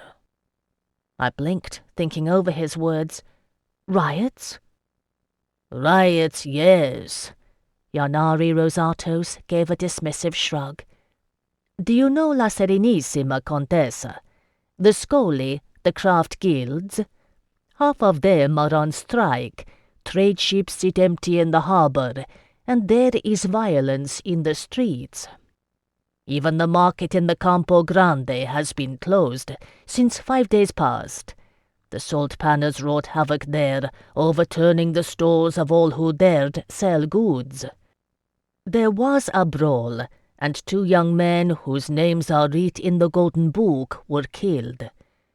At night the Chandler Scholar sets fires, throwing lighted tapers into the homes of the 100 worthy families. Riots, I said again, touching my fingers to my lips in thought. What does Ricciardo Strigadza say about this? Ricciardo? Rosatos looked at me in surprise. It is all his fault, Marco says. His brother has roused the Scoli to strike, in petty revenge for his defeat. Until his investiture, when Marco may hear out the grievances of the leaders of the Scoli, Ricciardo has been confined to house arrest. Ricciardo wouldn't rouse the craft guilds out of vengeance, I said absently. He had a true care for their concerns. How many of the Scoli are involved? Rumour says a dozen or more, Rosatos said. Proven? He shrugged. At least 7 are striking. As for the violence, the Serenissimon Guard has caught members of the Salt Panners, the Chandlers and the Saddlers' Guilds engaged in acts of civil disturbance. And those young fools from the noblemen's clubs, willing to brawl at the flicker of an eyelash, do but add fuel to the fire. Phèdre, Kazan said curiously, what are you thinking, you? He and Pietri had sat patiently throughout our exchange, listening and offering little or no comment. I glanced at him. If I were going to stage a public assassination, I said slowly, I would ensure there was a measure of confusion, that my agent might strike undetected therein. A riot would be the very thing. My Lord Ambassador, where does the ceremony of investiture take place? In the great temple of Ashirat, Yanari Rosatos replied, with a progression across the Campo Grande, where the newly invested Doge plights his troth to Ashirat of the sea. I sat unmoving, hearing the surge pressing on my eardrums, the deep steady thrumming of the current around La Dolorosa that had borne me aloft on the waters and saved my life. I had a promise to keep, and I knew in the marrow of my bones where I must keep it. "It will be there," I said, hearing my own voice come hollow and echoing, as if from a great distance. "With Isandre de la Courcelle in attendance, and 1,000 people pressing into the square, too many to keep at bay. It will be there." Chapter 69. It was a frustrating thing to be so near and so far at once, so sure and so unable to prove it. And even if I could have, there was no merit in it. The Illyrian ambassador had stated the truth. He had no means of gaining access to Isandre, nor any of her people. Pietri Colchi quarrelled bitterly with him that evening, for he had it in mind to try his hand as the son of the Ban of Illyria, writing to the little court to request an audience with Prince Benedict, thereby enabling him to deliver a message to Isandre's entourage. Eventually, Rosatos despaired of him, and the letter was sent. A reply came swiftly, arriving by morning. Prince Benedict would be honoured to grant his request, after the investiture of the Doge. I had no illusions about the source of these precautions. Marco Strega might well believe me dead, slain by the terrible storm that had driven our ship southward before watching Serenissimon eyes.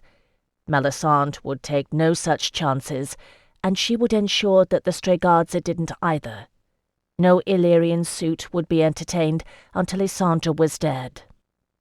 I had reached La Serenissima, and the Ban of Illyria's aid had reached its limits. I needed the impossible. I needed Jocelyn.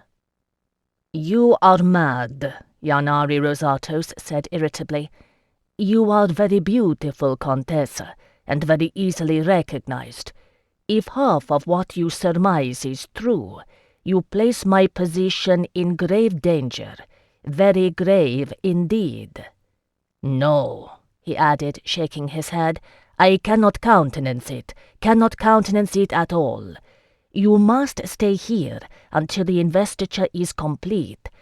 Do you wish a message sent? I will lend my aid. But if you were to be discovered in the company of Illyrians, I cannot be responsible for this." "I am sorry, my Lord Ambassador," I said to him, "but I must go." "You must certainly not." It was unwise, I dare say, for Rosatos to take such a forceful tone in Kazan Artabiades' presence. Lounging in the doorway, Kazan grinned and fingered the hilt of his sword. "I almost think you gave an order, you," he said cheerfully. "It is a good thing I am a pirate, and do not heed such things, I." Rosatos flushed with helpless anger, casting a glance at Pietri Colchi. "You're the Zim Solkai's son, my lord. Do something. We will all answer to Serenissima's wrath if these lunatics are caught." "Very well," Pietri said casually, sauntering onto the balcony. Outside he leaned over the balustrade and whistled sharply. An answering call came from below, and he returned, his grey-blue eyes light and thoughtful. "Pardon, my lord Rosatos, but I do not believe my father intended your discretion to encompass governing our guests' actions, and I judge this aid worth giving. Your gondola is ready," he added to Kazan. "It has a 3-sided awning. Ought to do the trick. If not—" He shrugged, and they clasped wrists in a warrior's grip. "Yarovit's grace on your blade, pirate." "And yours," Kazan replied. "Phèdre, are we going to this temple of Joshua?" "Yeshua," I said. "Yes." I turned to the ambassador. "I am sorry, my lord. Please know that I will deny your role if we are captured." He made no answer, and I crossed the room, pausing to address the band's middle son. To him I said softly, "Thank you, my lord." Pietri Kolkai smiled wryly. "I'd go with you if I dared. I'm glad we got you here safely at any rate. Rosatos is right. This is the most I can do, and the risk at that, letting you and the pirate roam at will. Good luck to you, my lady." Leaving the ambassador's residence was the worst of it. Despite the deep-shadowed hood of my Illyrian cloak and the escort of Kazan and his men blocking me from view, I felt terribly exposed as I ventured into the chill light of dawn. The gondola was a humble affair, weathered but sound, with faded paint and a much-patched awning. Keeping my head low, I stepped onto it with care and settled myself on the burlap sacking laid beneath the awning, surrounded by tented walls. Kazan sat directly in front of me, hiding me further. Like his men, he had exchanged his mail and livery for rude pirate's garb. If anyone were to inquire, they were mercenary sailors out of work due to the strikes. 'Twas plausible enough, for a number of Illyrians had hired on to Serenissiman merchanters, valued for their skill at sea, and unable to find employ with trade strangled in Illyria. It would not hold up to close inspection, of course. Rosatos was right. I was hard to disguise, but there was no way around it. The Great Canal was crowded with ships despite the earliness of the hour. Already patrols of the Serenissiman Guard roamed the streets, and beyond the arch of the Rive Alto, a tumult of activity was beginning on the waterways, gilded bisone belonging to the Stregartsen supporters vying for position with ships of the Serenissiman Navy. "They are coming this way, Phèdre," Kazan reported to me in whispered Illyrian, poking his head beneath the awning. "I think that they are blockading the main canals to secure them for your queen's entrance. We may yet leave safely, but returning is another matter. Are you sure you want to go?" I shivered, not at all sure. If there was a chance, any chance of reaching Isandra upon her entrance, I would be a fool to let it pass. Storming her ship, leaping onto it from a bridge, firing an arrow with a message tied around the shaft.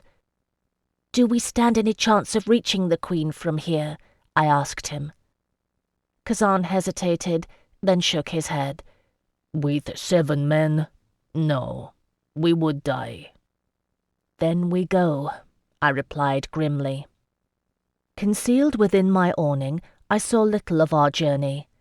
Kazan's men manoeuvred the battered gondola with swift efficiency, although I confess our route meandered considerably through the labyrinth of canals, and it took some doing to find the Yeshuite quarter. It lay in the impoverished eastward sector of the city, where the buildings were all of simple wooden construction and the muddy streets unpaved. Unfortunate for the Yeshuites, though lucky for us. Once we had left the Great Canal and the larger waterways behind, we saw few guardsmen. It was good that we had left at dawn. By the time we located the Yeshuite quarter, the sun was well above the horizon.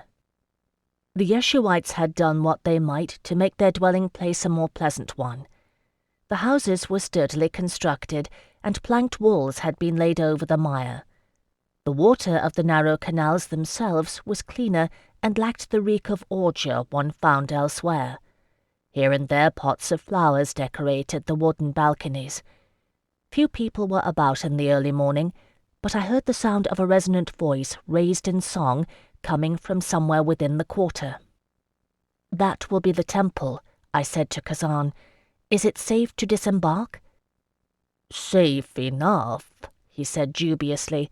"Better if you stay and I go." "Can you speak Habiru?" I asked him. He rolled his eyes. "It has to be me, Kazan. If I'm right, if they've sheltered him this long, they wouldn't trust anyone else."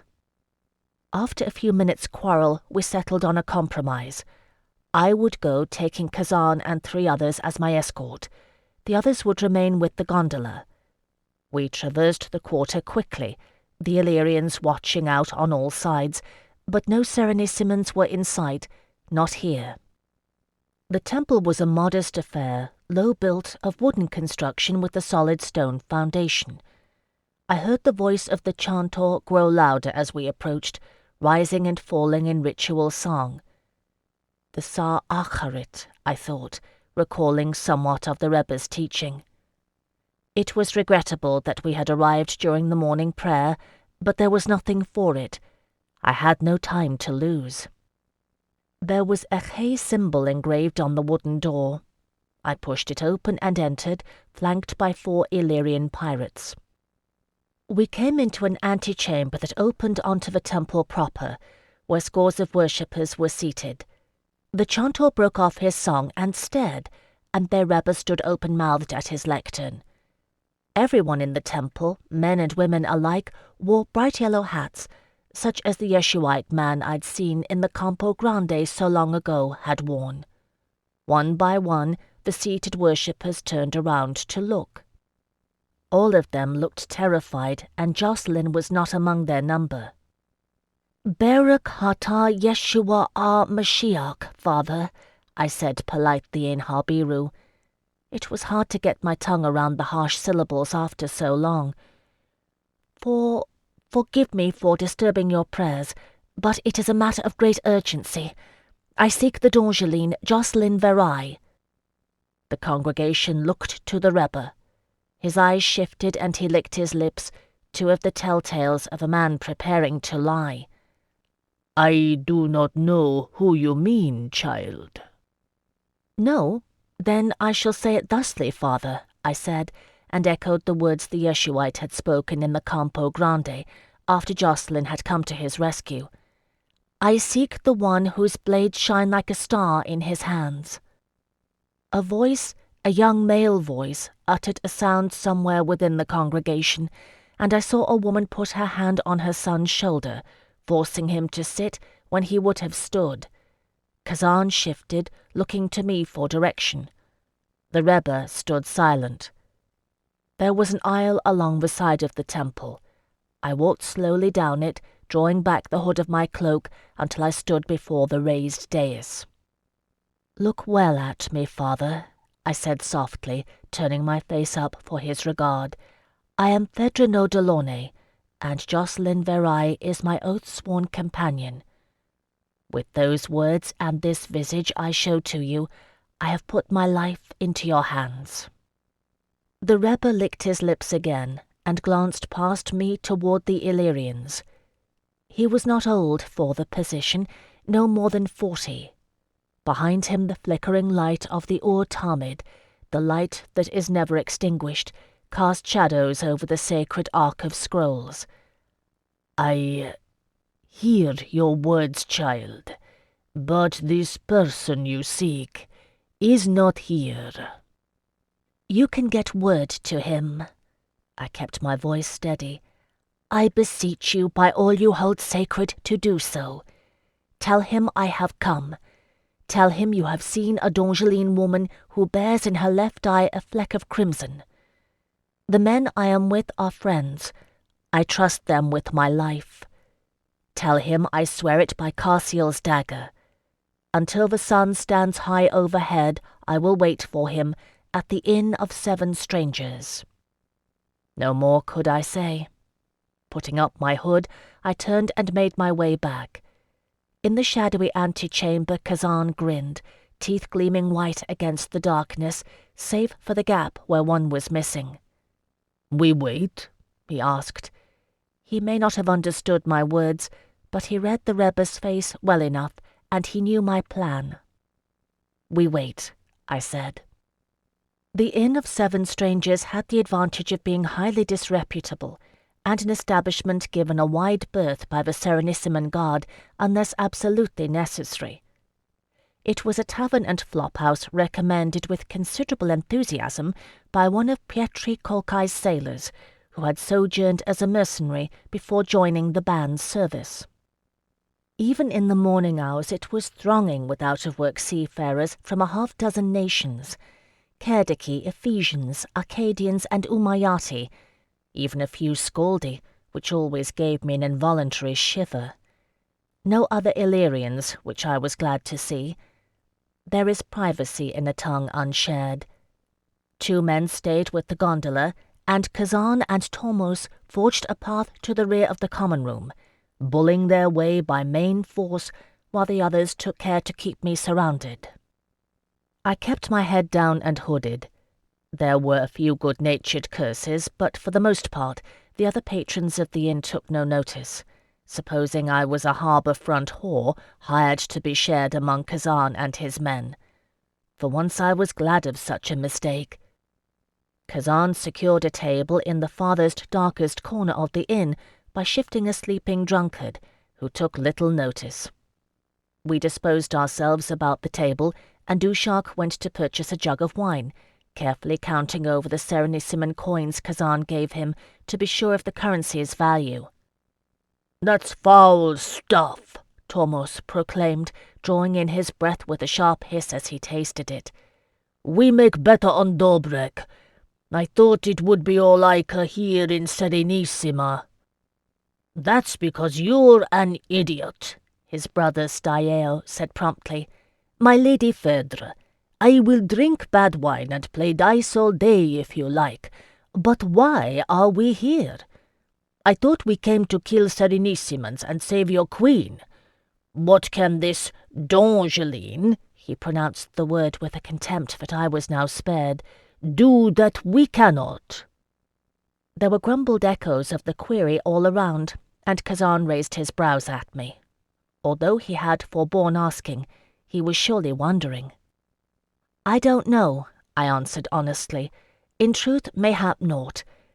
If nothing else, he will make our count 8 men rather than 7, 9 if Elowa's mercy is with me, and my Chevalier Philippe yet lives." 9 will die a little slower than 7, Kazan said. "Not much." "It may be." I took a breath. From the age of 10, Jacqueline Carey was raised a member of the Castelline Brotherhood, taught fighting skills to ward the scions of Elowa and his companions from harm. "My lord Kazan, you and your men are doughty warriors, that much I have seen, but to thwart the assassination of a regent at close quarters, this is what Jacqueline has trained all of his life to do. If there is a way it may be done, he will find it." The other Illyrians made disparaging remarks and jests. They had never faced a Dongeline in battle, let alone a Castelline. But Kazan's face was thoughtful. "Your queen," he said, "does she not already have such gods in her service?" "Yes," I admitted, "at least 2, mayhap more, for the Progressus. But if aught happens, they will not look to Prince Benedict's quarter for betrayal." I gave a hollow laugh, remembering Jocelyn's once fierce loyalty to his vow. "Indeed they are Castellines. They will protect House Courcelle to the death." "And death it will be," Kazan mused.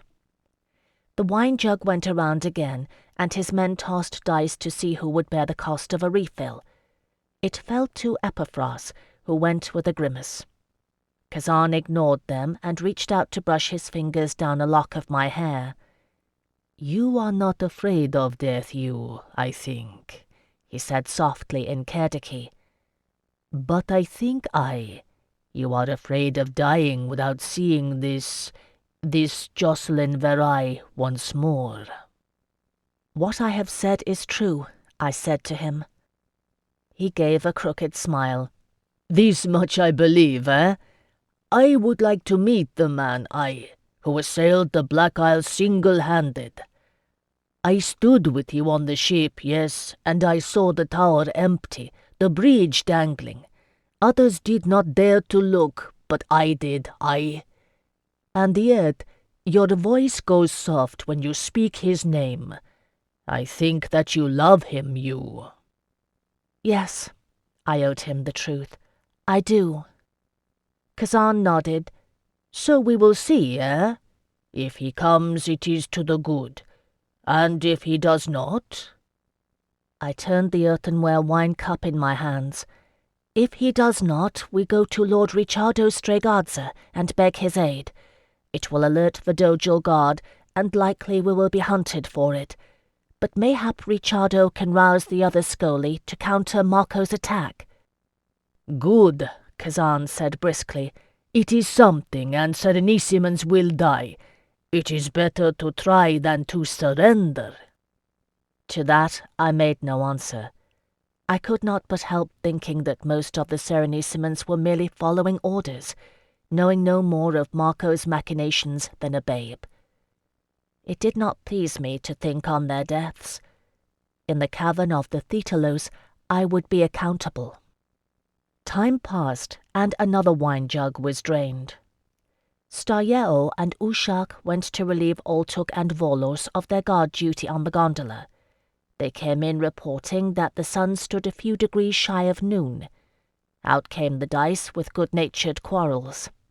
I began to despair when the Yeshuite entered the tavern. He was alone, which marked him, and his eyes scanned the crowd, seeking and discarding. I did not know him for a Yeshuite at first. He did not wear the yellow cap, and his sidelocks were cut. We took no chances. When his gaze fell upon our table, Kazan pulled me onto his lap with a hearty laugh, making pretend, indeed, that I was a rented doxy for his pleasure. It would have fooled a casual observer. It did not fool the young man with the dark, intent eyes. He made his way to the table and asked in Halbiru, "Be you the apostate's oath-sworn?" Volos sprang to his feet and drew his dagger, setting its point at the Yeshuite's throat. "Let him be," I said in Illyrian, and then added in Kerdiki that Kazan might understand. "I am Kushiel's chosen and servant of Nama, and Jacqueline Carey has sworn Kushiel's oath to protect me. Do you doubt it?" I drew back my hood, and the Yeshuite inhaled sharply. "No," he said simply and bowed, crossing his forearms in the Castelline manner. Beneath rough-spun garb, leather vambraces protected his arms. "Do you doubt who has sent me?" "No." My heart hammered within my breast. Kazan's hands rested lightly on my waist. "Is he here?" "Not here." The young Yeshuite shook his head. His Kerdiki was faintly accented, and he ignored Volos's hovering blade as if it didn't exist. "I am Micah ben Zimmon, and he has sent me to bring you where he is." I stood up. Kazan's hands fell away. "Then take us." Chapter 70. A quarrel broke out as we left the Inn of Seven Strangers. I saw Tomos deliberately jostle the elbow of a tall Umayati holding a pot of ale, and suspected it was staged. Insults were traded, with accompanying gestures. A few blows were exchanged. Kazan hurried me past unnoticed, following Micah ben Zimmon, and Tomos caught up with us outside, grinning. The patrons of the inn might recall a handful of quarrelsome Illyrians leaving, but they would not remember a Dongeline woman with them, nor a lone Yeshuite. Micah had a skiff, more disreputable than our hastily purchased gondola. He boarded it and leaned on the oars, waiting. Kazan decided that he and I would travel with the Yeshuite as well as Oltuk. The rest would follow in the gondola under Tomos's command. It sat ill with Stayeo to obey his brother's orders. I saw the Yeshuite go wide-eyed, watching while the Illyrians argued. He was younger than I had thought in the tavern, no more than 17 or 18. "Go," I said, leaning forward. "They will settle it and follow." He glanced once at Kazan, who nodded. Oltuk settled himself on the bench next to Micah and took an oar, and the skiff moved speedily into the centre of the canal as they rowed in unison. Before long the gondola followed, the sound of Illyrian voices raised in quarrel still audible. Kazan spared a grin. La Serenissima is built on islands, some large, some small, some reclaimed from the sea and linked by bridges and waterways, and some not. It was to one of the latter that Micah ben Zimon guided us, a small hummock of land with a dense pine forest, interlocking roots at the water's edge, making landing difficult. It was obvious that some preliminary clearing had been done at the shoreline, but work had been abandoned. The boats were dragged ashore and concealed under clumps of browning autumn ferns, and we picked our way across the burned swathe of land, roots poking out of the cinders, tripping up my skirts. Although no path was visible, Micah strode boldly into the scrub pines on the verge of the forest, as if he knew where he went. I followed doggedly, and Kazan made hand signals to his men, who fanned out to flank us. It was familiar enough terrain to them, Dorbrek's hills being much the same, although they glanced warily over their shoulders, looking for Lesky. This time I was not looking for forest spirits. I was looking for Jocelyn. The pine forest closed in on us, dark green and forbidding. Here no workman's boots had trod. Micah led us unfaltering, pine mast giving way softly beneath his steps.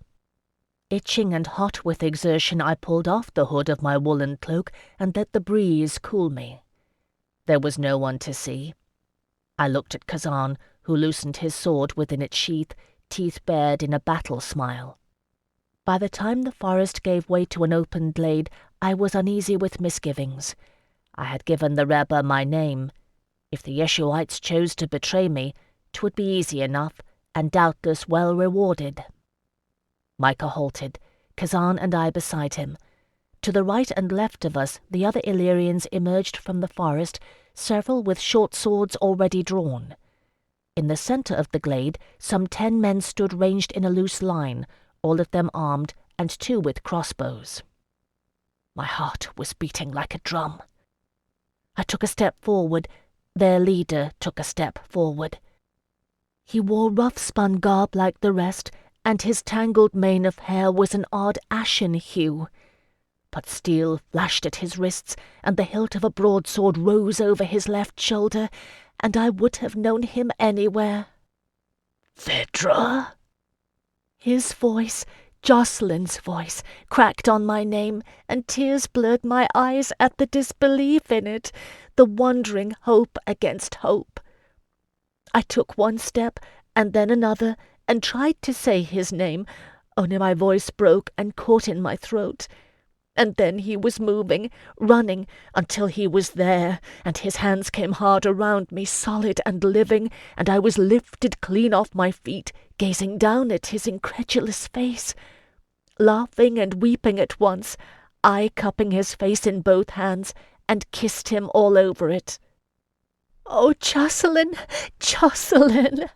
My own voice breathless with joy. He let me slide through his grip and set me down, burying both hands in my hair and drawing me to him. "Never again. Never, never, never, Phèdre. I swear it," he murmured, muffled words punctuated with frantic kisses. "In the name of blessed Eloah, I swear it. I will never leave you again. Take 1,000 patrons if you want. Take 10,000. Wed Severio Strigardza. I don't care, but I will never leave you." I raised my face and he kissed me long and hard, until desire and love, like a dagger in the heart, sent the world reeling around me, and I had to cling to the front of his jerkin when he released me, struggling to remain on my feet. We regarded one another. "You're alive," Jocelyn whispered, astonishment in his summer blue eyes. Your hair," I said idiotically to him, reaching up to touch it, ragged dun-streaked with ash-grey. "What did you do to your hair?" "It's walnut dye." It was another voice that spoke, a D'Angeline voice, thready but familiar. "It washes out in time." I whirled in Jocelyn's arms, seeking the speaker. T. Philippe grinned at me, thin, worn face beaming under a similarly ragged crop of hair, dyed a flat dark brown. "Philippe!" I flung both arms about his neck, kissing his cheek. He held me hard, and I saw tears in his eyes when he let me go. "We thought you were dead, my lady," he said softly. "Jocelyn saw you fall from the cliff." "No," I smiled through my tears. "Not quite. Not yet." I swallowed hard, adding, Fortune and Remy are dead." "We guessed." Jocelyn's voice was quiet. "Phèdre, who are these people?" He had taken a step back, crossed hands hovering over the hilts of his daggers. Wiping my eyes and gathering myself, I saw that Kazan and his men had come up to surround me, while the others, Jocelyn's folk, Yeshuites I saw, young men and one woman, had done the same on their side. I realized then that we had been speaking D'Angeline, and none of them knew what had transpired. "Friends, all of them," I said firmly in Kerdaki, and repeated it in Illyrian for the benefit of Kazan's men. "Friends." I looked at Jocelyn, my heart breaking at the sight of his beloved face.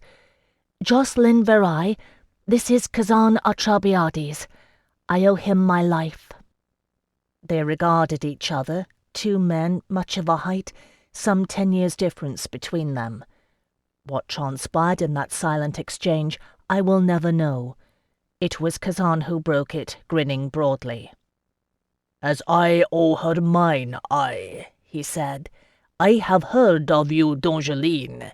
You have a reputation to live up to, you." Jocelyn bowed, his crossed vambraces flashing in the autumn sun. He smiled as he straightened, a wry, familiar smile, and my heart sang to see it. "Does Phèdre know Delaunay owe you her life, my lord?" he said. "Then I owe you my reason for living. Let us be friends." Thus were we met, Illyrians and Yeshuites and D'Angeline alike, and the bond among us forged. From our meeting place in the glade, we went to Jocelyn's hidden encampment, a rough establishment of tents and shanties where we sat to confer. To recount all that was told at that conference would take nigh as long as it took to live it, although we spoke swiftly in turns, starting in the middle of the tale, voices tumbling over one another in a myriad of tongues. I told the bare bones of what had befallen me since I had plunged from the cliffs of La Dolorosa, leaving most of the details of our Cretan sojourn for another day, and Jocelyn and T. Philippe told their end of it. With many interruptions, I pieced the story together bit by bit. When Benedict's guardsmen broke into our rented home on the canal, T. Philippe had recognized 2 of them as the veterans of Trailemont we had met only days earlier in the barracks of the little court. After Fanuel Boinard's murder, he didn't hesitate, plunging over the balcony into the canal below, making his way afterward, sodden and reeking, and already shivering with ague, to the Yeshuite quarter, where he knew Jocelyn had been training Yeshuites to arms. 'Twas a lucky thing, after all that, they had been concerned enough to spy him out at it. Marcos Dregadze had nearly been right about the pestilence. He'd been sick for 2 weeks, although he hadn't died of it. "And I was nearly as sick at heart," Jocelyn said grimly, "to think on what had happened. We didn't dare get near the little court, or the palace either. There were guards searching everywhere. But Eloah be thanked, They never thought to search the Yeshuite quarter. How in the world did you find me? I asked, bewildered. We did, Micah offered in a quiet voice. We scoured the city, serving as eyes and ears. It took a long time because we dared not arouse suspicion. 1 or 2 of us followed the guardsmen who were looking for Dongelines. Where they passed, people spoke of it, even to Yeshuites. It was a simple matter to invent a rumor that a Dongeline noblewoman had been abducted by 2 of her countrymen, that people might speak of what they had seen. But no one in the city saw anything, I said. How could they? Micah smiled. One did, though. He was hunting geese on the far side of the lagoon, and hid himself when he saw a boat land, with Dongeline soldiers and a woman, hooded and stumbling, a collar of pearls about her neck. I had forgotten the Doge's gift. It had been enough to convince Jacqueline and T. Philippe. With the aid of Micah and 3 others, they had crossed the lagoon hidden in the bottom of a fishing boat, and picked up my trail on the mainland. Benedict's men had been cautious enough, but the guards of La Dolorosa had been less discreet. The beekeeper who sold honey to the garrison had heard rumour of my existence. With a pang, I remembered Tito licking his fingers, devouring the evidence of his kindness. As it transpired, Jacqueline had not assailed La Dolorosa wholly on his own. T. Philippe and the 4 Yeshuites, who had begged to go, wanting to test their blades and new one's skill, had aided him, securing the watchtower and their retreat. But all had gone for naught when I plummeted over the cliff, and after a fruitless search they made their way back to La Serenissima, adopting the ragged disguises they wore still, and electing to wait for Isandra's arrival. "I didn't know what else to do," Jacqueline admitted wearily, scrubbing at his tangled hair. "Mayhap 'twas a mistake to return, for it's well-nigh impossible to get out, and worse since the riots began. But all I could think was that if we failed, if we missed the Progressus and ended up chasing over half of Cerdica Unitas—" He shook his head. "At least we knew Isandra was coming here. If it hadn't been for your message, we'd be on our way to the little court by now.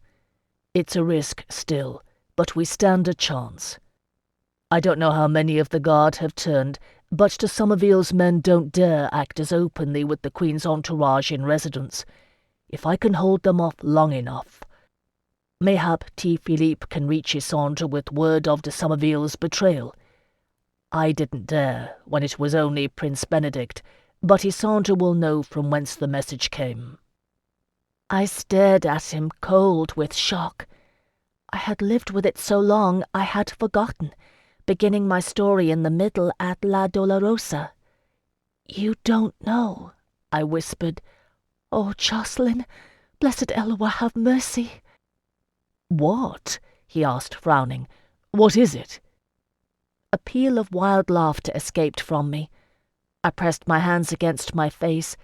"Melisande!" I gasped. "That's who Prince Benedict wed. Melisande Shahrazai." "What?"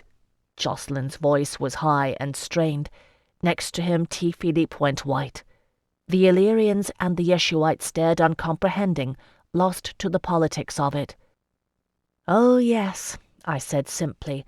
"That's what I was met with at my audience at the little court. Benedict de la Courcelle's pious war bride, who fled her homeland to claim sanctuary in the temple of Ashirat." "Does he know?" Jacqueline asked in a sickened tone. "Surely he would not." "He knows." I looked at him with pity, remembering my own horror. "Jacqueline, he gave the order for Remy and Fortune's deaths. He wants a true-born Dongeline heir on the throne.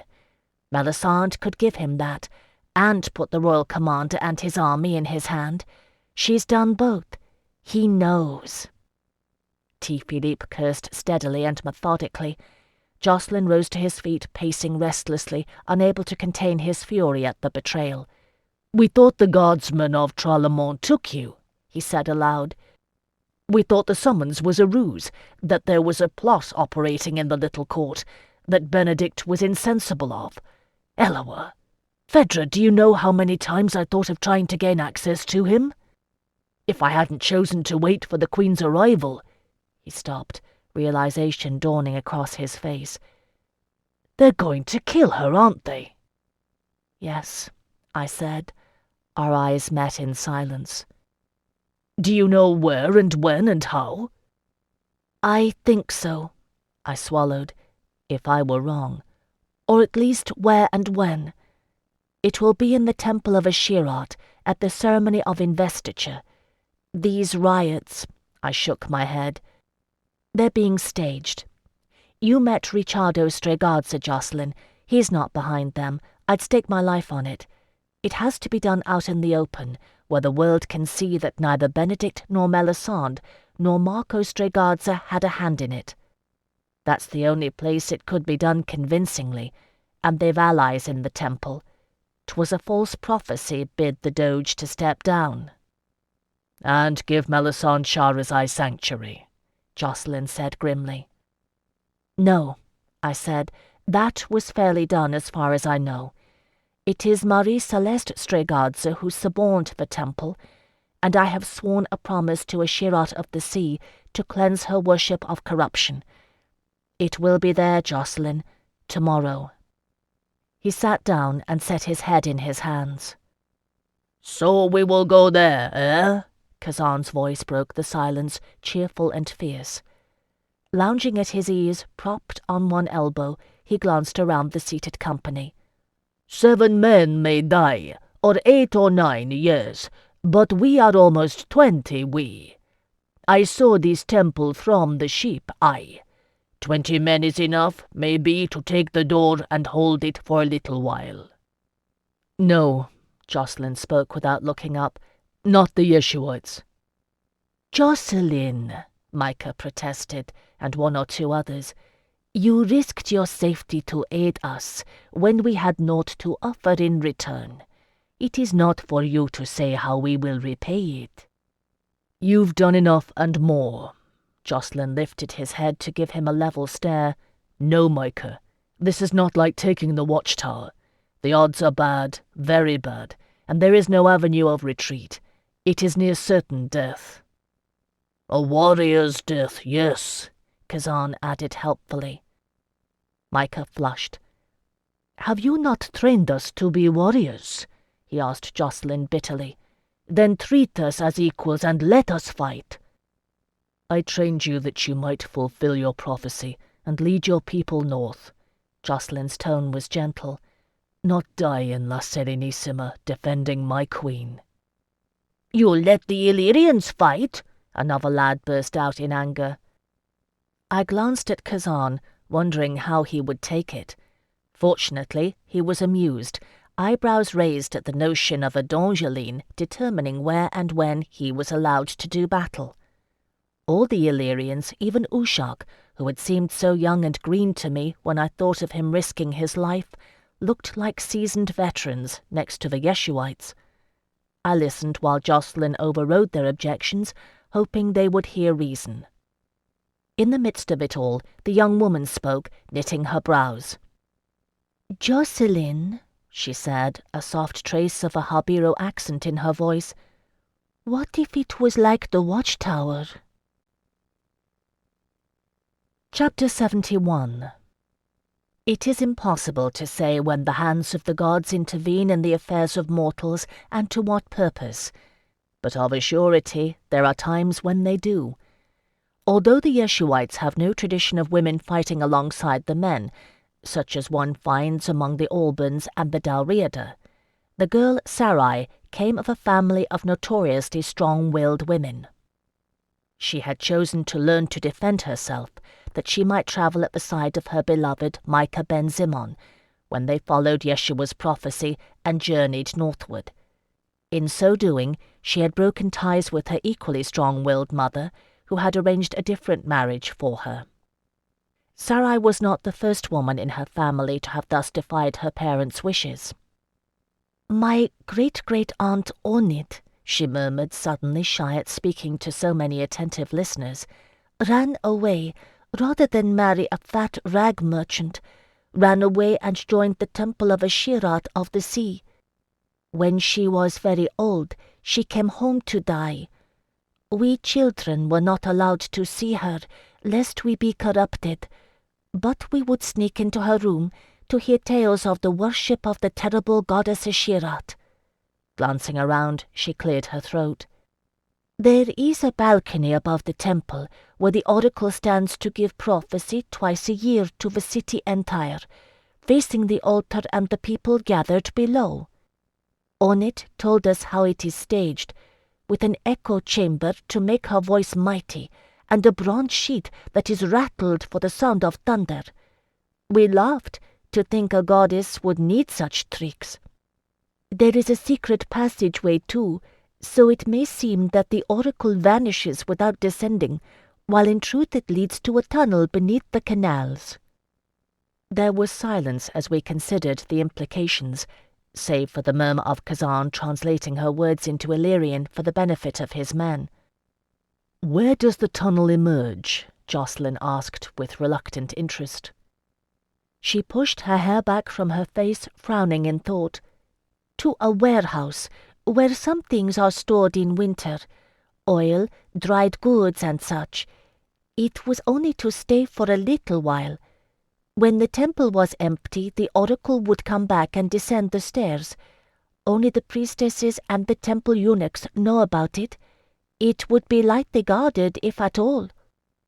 "Jocelyn," I said. He looked at me.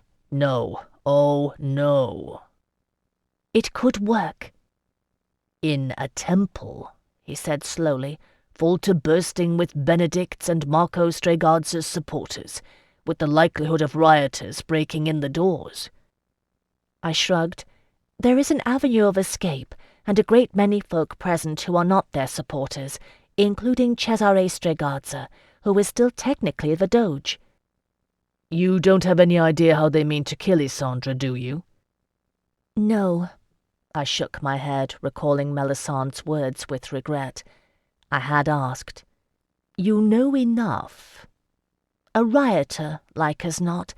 They'll seek to lay it at Ricciardo's doorstep and get rid of him for good. I'm sure witnesses will be found to testify as much. It doesn't matter, Jocelyn. If we're there, we stand a chance of preventing it. If we're not, she will die." "It is a good plan, D'Angeline," Kazan remarked. "Better than storming the door, eh? If we die," he grinned, "many Serenissimans will die with us, yes?" "He likes that idea, doesn't he?" Jocelyn asked me, then turned resolutely to Sarai. "All right, then. Do you know where to find this warehouse?" "Yes." Her voice was strained, her face pale and stubborn. "I will show you, if you take us with you to fight at your side." Jocelyn swore and clutched at his tangled hair. "I said no." "It is not your choice, apostate," Micah said calmly. "It is ours." Jocelyn opened his mouth to protest again when T. Philippe interrupted him. "Jocelyn, he's right. It's not our choice. Let them come if they will, and obey orders. They can ward the tunnel and safeguard our retreat. It's no more risk than La Dolorosa. And," he added, eyeing Micah, "I suspect you'd find them in the square if you don't let them come. At least this way they'll be out of sight, and less likely to be arrested for bearing arms unlawfully." In the end, there was nothing else for it. Once it was agreed, Sarai went willingly enough with T. Philippe to examine the warehouse's security. I misliked the risk, for 'twas near enough to the great canal that there would be guards about. But I had to admit, with his gaunt features, rough-spun garb, and a farmer's wide-brimmed hat atop his dyed cropped hair, T. Philippe looked nothing like himself. As for Sarai, no one was looking for Yeshuites. Like as not, I thought, if aught happens it will be that they are turned away and forced to make a detour. And even at that, Isandra should have arrived by now, and the net of security will have drawn tight around the little court. Still, I would not rest easy until their return. Kazan and his men set to making windbreaks for the night's shelter, since it seemed we had little choice but to remain on this nameless isle, at least until the small hours of the night. The Yeshuites aided them warily, and Jacqueline and I sat together, with too much to say and not enough time to say it. "I'm so sorry," he said at length, "for everything." "No," I took his hand, "I am. I hurt you in my actions, and wronged you in my thoughts. I drove you to cruelty. I pushed you to breaking, and I took pleasure in it when you did. Jacqueline, the fault was mine." "I gave you reason," he said dryly. "Phèdre, I fell in love with you with both eyes wide open, and fighting against it every step of the way. When you told me you were returning to Nama's service, I thought I had bent as far as I could without breaking. When you began spending so much time with Severio, I was sure of it. And when you disappeared, I realized that I hadn't even begun to fathom what I could endure." Glancing down at the silver K pendant that rested still on his chest, he took it in his free hand and gave a short, sharp jerk, snapping the thin chain. "The Yeshuites will have to wait a while longer for Kushiel the apostate to bow his head before the Mashiach's throne," he said, holding the bright object in his palm. "Eloah's priest spoke truly. I choose the path of the companion." I folded his fingers over the pendant and leaned over to kiss his hand. "Keep it. You've done what you could for them. You've given them the means to survive." "If I can keep them alive long enough." He brushed my hair with his fingertips, saying my name with wonder. "I thought I had lost you truly." "And I thought I was truly lost," I said, "more than once. But here we are." "Until tomorrow, at least." Jacqueline gave his faint smile. "Is there any chance I can convince you not to go?" I shook my head. "No. I began this after all, and I faced too many kinds of death and madness not to see it through." "I thought as much." He pondered our joined hands. "Is there any chance we'll live to see the end, do you think?" "There's a chance," I said. "If we can turn the tide against Prince Benedict, even for a little bit, Marco Strigazza may turn with it rather than fall with his ally. If he sees danger and a chance to save himself, he'll take it." I stirred, thinking. "Jacqueline, do you think one of your Yeshuites could get word to Ricciardo Strigazza? He's confined to house arrest, but if the Scoli still answer to him, those who aren't in Marco's pocket, they might serve to counter the rioters." "It might arouse suspicion if he's guarded," he said thoughtfully. "What about his wife?" I remembered Allegra Strigazza, seated at her desk in the charming library overlooking their estates, writing out a letter of introduction for me. It had gotten me into the little court, where I had walked in the Queen's garden with Madame Félicité Darboux, and admired the charming sight of Prince Benedict's veiled wife and her babe on the balcony. She has a name for being eccentric, a woman of letters in La Serenissima. Would it arouse suspicion if a young Yeshuite scholar delivered her a scroll? "Probably not," Jacqueline admitted, grinning involuntarily. "Your mind still turns out ideas like a Siovali's windmill churns grain." "It works better when I'm with you," I said. "Do you have pen and paper on this forsaken isle?" "We might." He rose. "Teppo's scholar enough to have brought it. Oh, wait, I have something that will serve, for paper at any rate." Disappearing into one of the tents, he re-emerged with a packet wrapped in oilskin. "After T. Philippe turned up with his tale, I went to Maffeo Bardoni, your factor's man here. I thought if there was any chance you'd left word with him, I should get to him before anyone else did. You'd gotten a letter from home," he said, handing it over. "Eugénie sent it in care of your factor's man, since you'd never written with another address. I looked," he added as I began to open it. "But 'twas naught to do with your disappearance."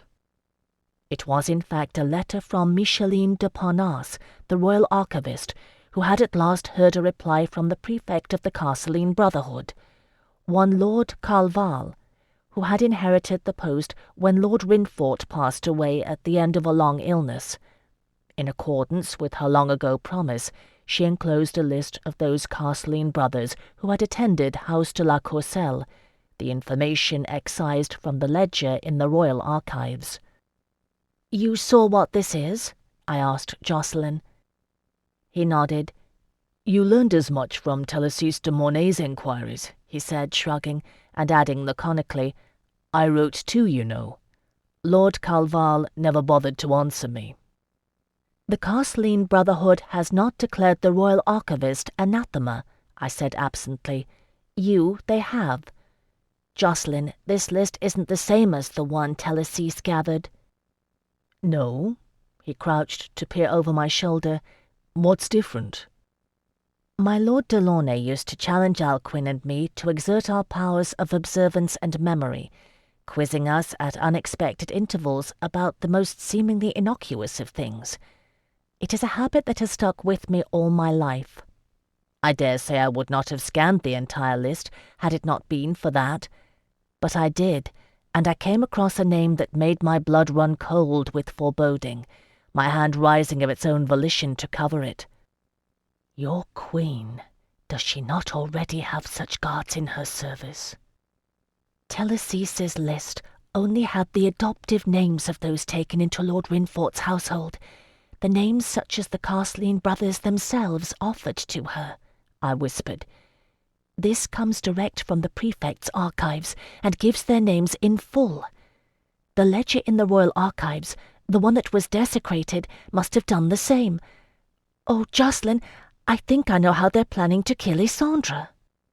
He knew what I was reading. He looked sick. "Let me see."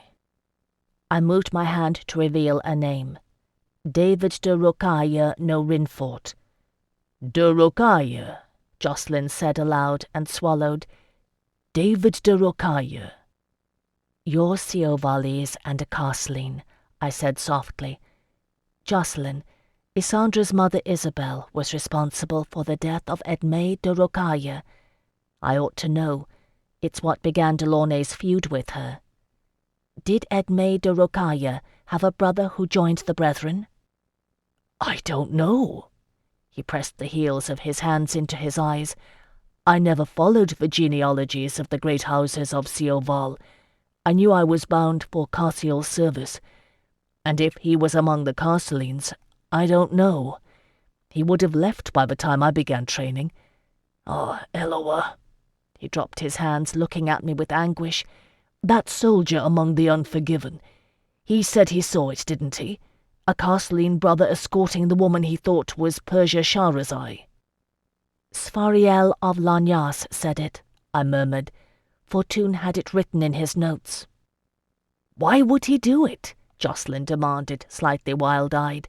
"Why now, after so long? Why take revenge on someone for the crimes of her mother? Even if it's true, if he's been attendant on Isandre, he could have done it at any time. Why now?" "I don't know." I made my voice gentle. "Melisande blackmailed Percy de Somerville. Maybe he did the same to de Rocaille, or she did. He hid his name a purpose, to be sure. The timing suits her needs, and the diversion his. The other Castelines on guard will be distracted. Mayhap he was waiting for the same thing as Prince Benedict, a true-born d'Angeline heir, and one untainted by L'Anvers blood to inherit. Mayhap I'm wrong after all. 'Tis only a guess." "No," he said dully. "All the pieces are there. It makes too much sense, Phèdre. A riot for distraction, yes, but what assassin could be sure to break through the Queen's Guard, Castelines included? This way it is certain. And Benedict and Melisande and Marco, as you said, or the world would see their hands were clean." Perversely I found myself arguing against it, willing it for Jocelyn's sake not to be. Still, it would be suicide on his part. He gave a short laugh, raking his hands through his hair. "Yes," he said simply. "If David de Rocaille no Rinfort is considering killing the Queen of Terre, he is preparing to die." I had no words left, and merely knelt, wrapping my arms around him. After a moment Jacqueline shuddered, hands rising to grip mine. "And if that is the case," he whispered, "I will oblige him. All right, let me go, and I'll see if Teppo has pen and ink to spare." In a short time he brought the young Yeshuite, a fine-featured lad whose hands bore calluses and ink stains alike. Teppo stammered out a greeting, laying before me a wealth of scholars' supplies. Inkpot and quill, and some good pieces of foolscap. I penned a swift note to Allegra Stregazza. "My lady, you aided me once in kindness with an introduction to your mother's friend. I tell you in turn that Marco Stregazza conspires with Benedict de la Courcelle against your lord, his brother Ricciardo, rousing Viscoli to blacken his name. Let him order those guildsmen who are loyal to keep the peace in the Campo Grande during the investiture ceremony, for if he does not, he will be named a conspirator in the death of a queen. This, I swear, is true." I didn't sign it. Allegra Stregazza would know well enough who I was, and if the letter was intercepted, she could yet deny it, for all the good it did her. And Teppo, who rolled the letter carefully between two scrolls, reverence in his ink-stained fingers, he would go himself, he insisted on it. Another frail bark, I thought, watching him go, wending his way through the underbrush. Another ship of hope bearing my words. I wondered if the letters I had sent to the Lady of Marsilicos and the Duke L'Envers had arrived, and if they had acted upon them. There was little time for contemplation, for a commotion had erupted in the encampment. Blades clashed and shouts rang out, a mix of Illyrian, Kerdiki, and Habiru. "Name of Eloa," Jacqueline muttered. "What now?" I should have guessed if I'd thought on it. Kazan's men were putting Jacqueline's Yeshuites to the test. We arrived at the centre of the camp to find Stayeo and Micah circling one another. Such will happen when men who are strangers to one another hone their weapons together. The Illyrian had his buckler and short sword, his guard a trifle high, and a broad smile on his face. Micah ben Zimmon held 2 daggers in the Castelline fashion, watchful and wary, his steps tracing the forms Jacqueline had drilled into him with no small measure of competency. "Kazan," I sighed, "this is foolishness." He came over to stand beside Jacqueline and me, shrugging carelessly. "So you say, you, but my men, they will not like it to fight beside untrained boys with knives in their hands, no. If he is worthy, let him prove it, and we will all fight better for it." "Jacqueline," I turned to him in appeal. "Micah can handle himself," he said absently, watching. "He's very good for coming to it so late. See?" As we watched, Micah feinted with the left-hand dagger. With a cunning move, Stayeo made to bring the edge of his buckler down hard on his arm. The Yeshuite whirled swiftly, somehow moving beneath the blow to end with the tip of his right-hand dagger pointed at the Illyrian's belly. Kazan whistled through his teeth. The other Illyrians laughed and applauded, and Stayeo stepped back with a sour look on his face, putting up his sword in acknowledgment of surrender. Micah gave a quick Castelline bow and sheathed his daggers. "They will fight," Kazan said, satisfied. He eyed Jacqueline. "You taught him that?" "Yes." Jacqueline nodded his approval to Micah, who flushed with pleasure. "Why, without swords, It is clever, this fighting, but on a battlefield." Kazan drew his hand across his throat. "Pfft." "Because Yeshuites are forbidden to bear weapons in La Serenissima," Jacqueline said in a hard tone, "as elsewhere. And a dagger, a pair of daggers, may be concealed, where a sword may not. It is what I was taught, my lord Atrabiades, because I am trained first and foremost not to take life on the battlefield, but to defend in close quarters, where sword may be hampered by innocent flesh." "But you carry a sword, you?" Kazan said casually. "Do you know how to use it, eh?" "Yes," Jocelyn said. I held my tongue at the understatement. "Kazan," I said, "castlings draw their swords only to kill. He does. Trust me in this matter." Kazan Atrabiades looked at me sidelong, and the whole of our history was in that glance. When all was said and done, it was a considerable one. He grinned and made me a sweeping bow. "As you wish. My men will fight beside his, and that is enough. But I am interested, to see what happens when this Dongeline draws his sword." He left us laughing to join the others in commiserating with Stayeo on his defeat. Jocelyn watched him a moment, then turned to me with raised brows. "You do find interesting companions, Phèdre," was all he said. "Yes." I looked evenly at him. A score of his men died who might not have, had they not fought the Serenissimons on my behalf. All who are with him, and Kazan himself, are willing to die at our sides. Do you have a quarrel with that?" "No." Putting his hands on my shoulders, Jocelyn drew me close. "Should I?" I rather liked this new side of him. It would be nice, I thought wistfully, if we both lived to enjoy it. Chapter 72. T. Philippe and Sarai returned in the early evening hours, excited and full of talk. It seemed the warehouse was unguarded from the outside, and largely unwatched by Serenissimon guards to boot. If any of us had had doubts, that sealed it. Our plan was set. In the small hours before dawn, we would take the warehouse by stealth, and gain our access to the temple of Ashirat of the Sea. The young Yeshuite scholar Teppo returned too, albeit with less information. Marcos Dregardza's guards set to enforce his brother's house arrest had allowed him to deliver his scrolls without much interest, but they had been taken by a maidservant. Whether or not they had found their way into Allegra's hands, and what her reaction, he could not say. Well, and so. I had expected no more, and was glad that all had returned alive. Pooling our stores of food in common, we put together a tolerable meal of small game, rabbit and a brace of ducks, dressed with autumn berries, wild greens, and a dish of pulses.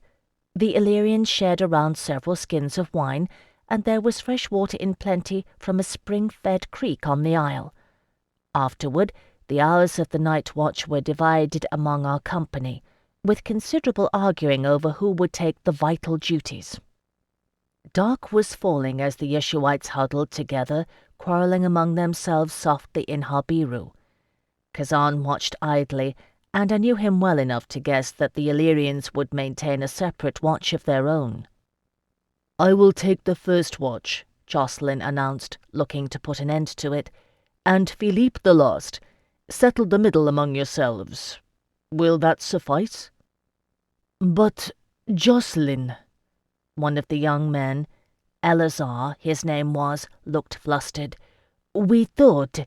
You are Dongeline, after all, and you risked your life to rescue her." Jocelyn looked uncomprehendingly at him. "Your tent," Eleazar said lamely. Well, you will see." And see we did.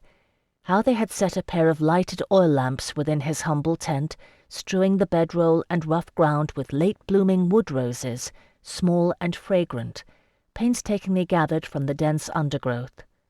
I caught my breath and let it out in a gasping laugh. T. Philippe grinned with a trace of his old mischief. The Yeshuites shuffled in embarrassment, and all took, peering over their shoulders, called back a comment in Illyrian that roused laughter from several of Kazan's men. "Phèdre," Jocelyn said, his voice trailing off, and he glanced at me. "This need not—" "No?" I raised my brows at him. We are D'Angeline, after all." After a second's pause, Jocelyn laughed, a free and unfettered sound I hadn't heard since Montreuil. With one easy motion he scooped me into his arms. "Micah," he said over his shoulder, ducking to step through the tent flap, "take the first watch. Philippe, wake me when it's time." And with that, he closed the flap behind us. Nama's gift is many-fold, and I have known it in many forms. Still, I think none have I cherished so much as that night with Jocelyn on an unnamed isle of La Serenissima. After so much had passed, we were nearly strangers to one another, and yet at once so achingly familiar. I had forgotten the sheer, breathtaking beauty of him, gleaming like sculptured marble in the lamplight. Without artistry, without aught but love and simple desire, I relearned his flesh inch by inch, and Jocelyn, Eloa, whatever had broken in him, it loosed the passion he held in rigid check so much, too much of the time. His hands and mouth moved on me until I pleaded for release, and he took me with a tender fury, autumn roses trapped beneath my body, sharp, cunning thorns pricking my naked skin. It was a goad to my pleasure, and he knew it and did not care, a secret smile curving my lips as he lowered his head to kiss me. Afterward, we lay entangled together without speaking for a long while. "I've missed you," I murmured at length against the hard curve of his shoulder. "Awfully. For a long time, Jocelyn." "So have I." He ran his fingers through my hair where it lay across his chest.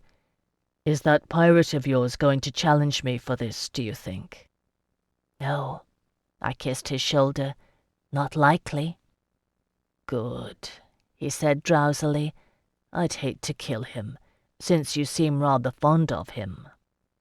I thought of all I had not told him yet, the Creavborg, the Corey and the Thetalos, my bargain with Kazan and his brother's death, all of that and more.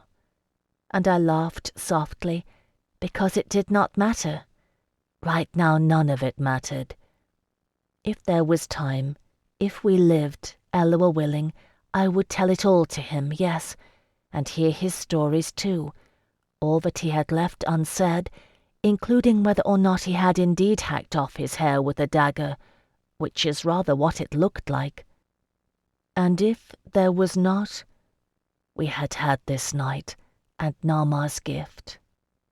I have been her servant a long time, I thought. This I have earned. So thinking, I fell asleep, and for all the restless nights I had passed, for all the myriad worries that plagued my brain, with Jocelyn's arms around me and his breathing steady beneath my ear, I slept dreamless as a babe, until T. Philippe, scratching discreetly at the tent, awoke us. 'Tis only my opinion, but I dare say I have seen my share and more of those chill, dank hours before dawn, when the resentful moon begins its descent and the stars grow distant and sullen. I scrambled into my clothing, a Cretan gown, an Illyrian cloak, no trace of my homeland to comfort me, while Jocelyn, swift to don his attire, was already out and about in the encampment. By the time I emerged, our company was mustered, and an ill-assembled lot we were. The Yeshuites looked painfully young, fingering their weapons and doing their best to summon expressions of stern resolve. "My friends," I said to them, "we go forth this day into certain danger. Pray, if any one of you here is not fully resolved in your heart to do this thing, stand down now, for it is no quarrel of yours, and there is no shame in quitting it. For the aid you have given us, I will ever be grateful." I waited in the crepuscular silence. No one moved. "So be it. Then let us be comrades in arms, few though we may be, and set ourselves against the forces of greed and ambition that seek to claim by stealth and treachery what is not rightfully theirs.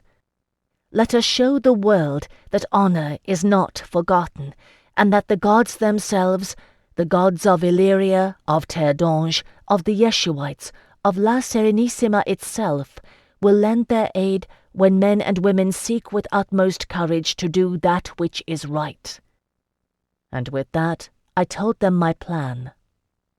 The girl Sarai's eyes widened, and she ducked her head, fidgeting with the crossbow she held. Whether or not she thought it blasphemous, I could not say. The Yeshuites murmured. T. Philippe swore admiringly. Kazan Atrabiades laughed so hard he had difficulty translating for his men. Some of the Illyrians grinned when they heard it. Some made superstitious gestures to avert evil. Jocelyn looked at me for a long time without comment. "Have you lost your mind?" he said at length. "No." "What else would you have us do? If we make it inside, we won't have the option of stealth." I watched the thoughts flicker behind his eyes. "Jocelyn, we're outnumbered. Isandra is outnumbered. Even if we succeeded in gaining access to the warehouse, to reaching the temple, what if it's not enough to warn her? Melisande and Marco have too much to lose, and too many allies at hand. We need to turn some of them, or at least confuse them. I can't think of another way. Can you?" He closed his eyes. "No." "I have sworn a vow," I said softly, "and this is how I mean to keep it." He opened his eyes and looked at me. "And if it goes awry?" I shrugged. "We run like hell, and pray they haven't surrounded the warehouse." I looked around at their watching faces. "Does anyone have a better plan?" No one did. "All right," I said. "Shall we go?" In that, at least, no one was disagreed. We set out across the rough terrain, scrabbling our way through near darkness to the water's edge, where our vessels lay concealed. 2 skiffs in total, and a hard-won gondola. Dense ferns lay rotting in the water. To this day the smell of decaying foliage brings that morning back to me in all its nerve-strung anxiety. A thin mist hovered above the river.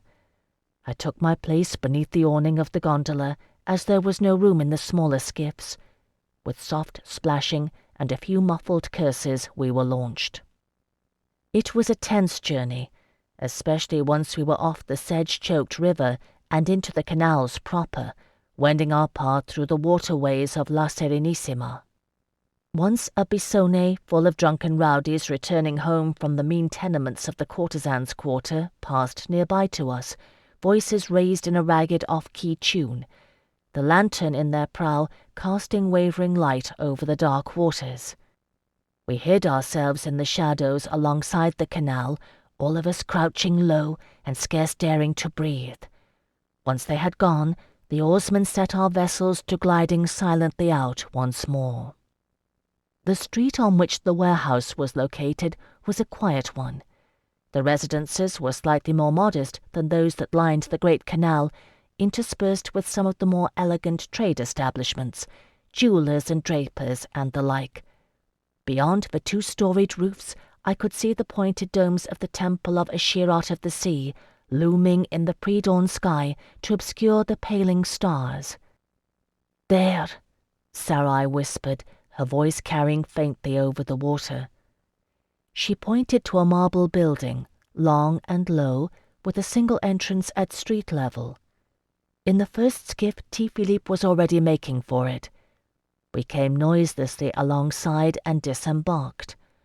1 oarsman stayed in each of the smaller rowboats, and a pair of Illyrians in the gondola. "Get as near to the harbour as you dare, and turn the boats loose," Jocelyn murmured in Kerdiki. "Come back swiftly, but have a care for guards." I repeated it in Illyrian, and Kazan nodded curt agreement.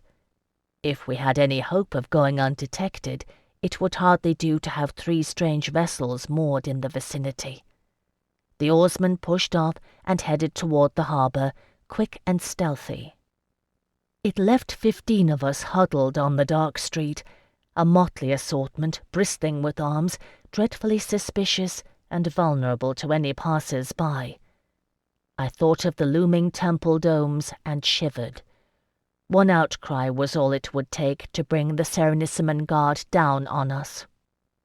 The door to the warehouse was of solid oaken construction, half again as tall as a man, with a Shirat's crown of stars etched in silver.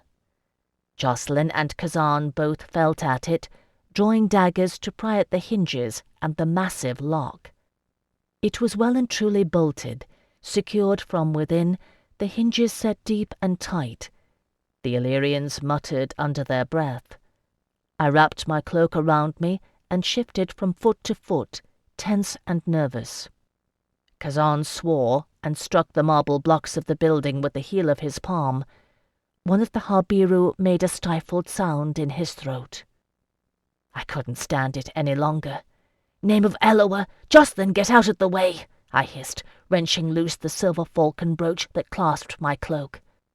He stepped aside obligingly, and Kazan raised his eyebrows as I stuck the pin between my teeth, bending the tip into a tiny hook.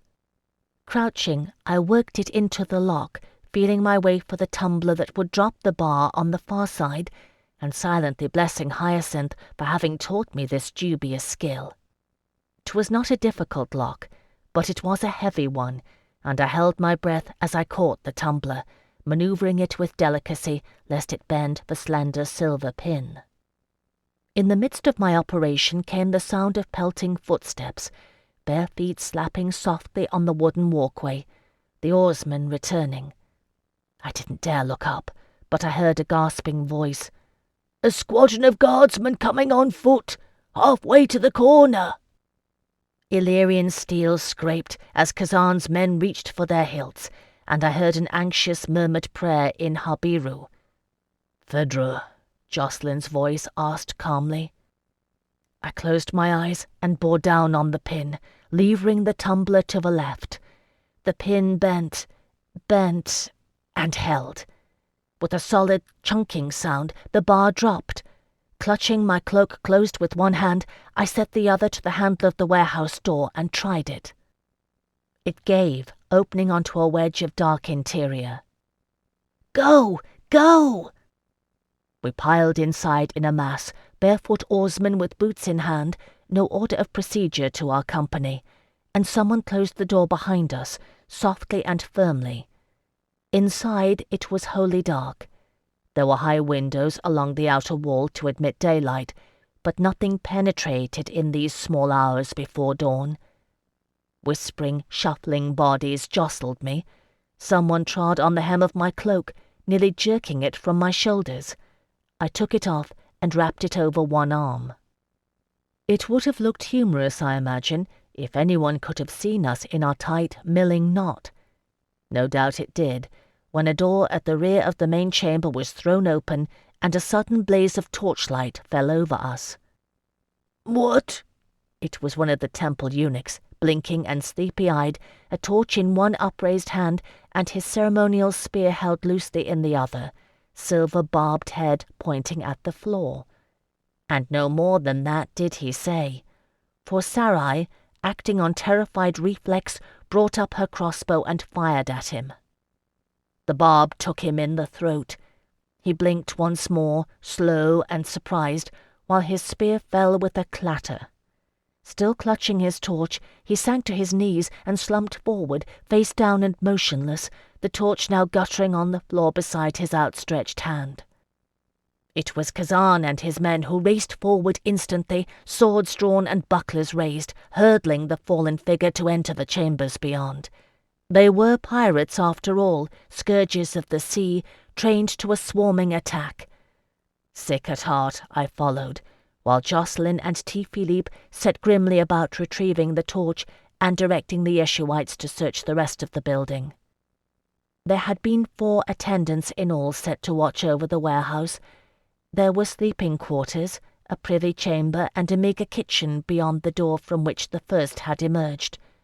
2 more were dead by the time I got there, slain half-naked in their beds, and Tormos had his sword raised for the killing stroke against the 4th.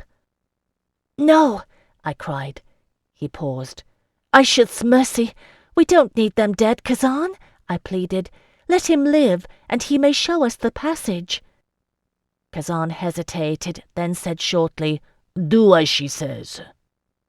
They had been young, the attendants of the warehouse. The survivor was no exception. I guessed him no older than Jocelyn's Yeshuites, though 'twas harder to tell, since he was cut and beardless. He watched with wide, terrified eyes as the Illyrians cleaned their weapons and I drew near. "What is your name?" I asked softly. Chervianus. Shock and fear prompted his stuttering answer. "Chervianus, aid us and you will live, I promise. There is a passage below the canals to the temple of Ashirat. I need you to show us." His eyes darted this way and that, and his throat moved as he swallowed audibly. But for all his terror he was no coward. "I know of no such passage." "Do you fear to betray the goddess?" I asked him, and his eyes fixed on my face, pupils dilating. "Chervianus, I swear to you, Ashirat of the sea has already been betrayed by one who stands high in her favour, and this night's doings are the fruit of that betrayal. Although I serve another, I have come to avenge her." Some of Kazan's men grumbled. They had come to kill Serenissimons. I ignored them. No coward and no fool, Chervianus. He licked his lips, trembling. "And if I do not aid you, what then?" "You will die," I said, "and we will find it anyway." He closed his eyes briefly. "It is in the underchamber. The door is hidden. Let me put on clothing, and I will show you." The Illyrian stepped back, allowing him to rise. Trusting to Kazan to keep order, I returned to the warehouse space. Jocelyn and the others were waiting. There had been no one else present, only rows of oil jars and stacks of dried goods, as Sarai had claimed. She was pale-faced and shaky, and Micah was attempting to soothe her. Jocelyn met my eyes as I returned. "She killed a man in cold blood," he said. "It takes one hard." "I know," I said.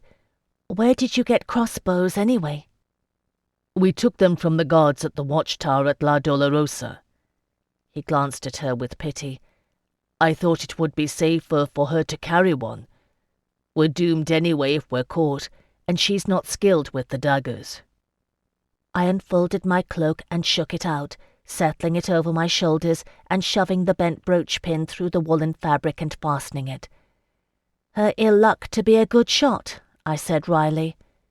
"Mayhap 'tis better they know such things before they choose to battle their way to the Northlands. Prophecies never name the blood price they exact." "No." Jocelyn roused himself with a shake. "The others?" "Dead, but for one," I said. "He's agreed to show us the passage. I promised him his life for it." "Let's go, then." Another torch and a few lamps had been found and kindled, and by their light, Chervianus led us to the rear of the warehouse. He had donned the deep blue tunic of Ashirat's attendants, the emblem of her starry crown worked in silver thread on the breast, rich and gleaming amid the Illyrians who surrounded him, but his eyes looked like dark holes in the mask of his face. "It is there," he said faintly, pointing at a mammoth clay vessel shoulder-high to Kazan. "Beneath the jar." With a doubtful grunt, Kazan set his shoulder to the jar and shoved. It tilted beneath his force, being empty, and two others joined him in rolling it carefully to one side. Chervianus had spoken the truth. Beneath lay a trapdoor, set flush into the stones of the floor. Jocelyn grasped the iron ring and hauled up on it. With a faint screech of hinges, the door opened to reveal a gaping square of darkness below, smelling of stale air and mildew. There were worn stone steps leading downward, the first few visible by torchlight. "And this leads to the oracle's balcony in the temple proper, yes?" I asked Chervianus. "Yes." He turned his hollow gaze on me. "Beneath the canal." And the oracle does not preside from thence over the ceremony of investiture? No. Chervianus hesitated and shook his head. Only twice a year, at the Fatum Urbanus. I do not know for certain. I am only a junior attendant, and the Doge has never been invested in my lifetime, but... But they would have told you were the tunnel to be opened for the oracle's usage, would they not? I asked gently, that you might make ready to receive her until she could return unseen. Yes. He stared at me with bitter hatred in his shadowed eyes. I did not blame him. It is our duty to keep the inventory and ward the passage. They would have told us. So, Jacqueline knelt beside the open trapdoor, holding a lamp and peering into the darkness below. Are there guards within the tunnel or at the other end? There are no other guards. Chervianus spat out the words in fury. It was our duty, our sacred duty. No one knows of this passage. 1,000 and more years ago, the masons who built it were slain to keep it secret. Charming, Jacqueline murmured.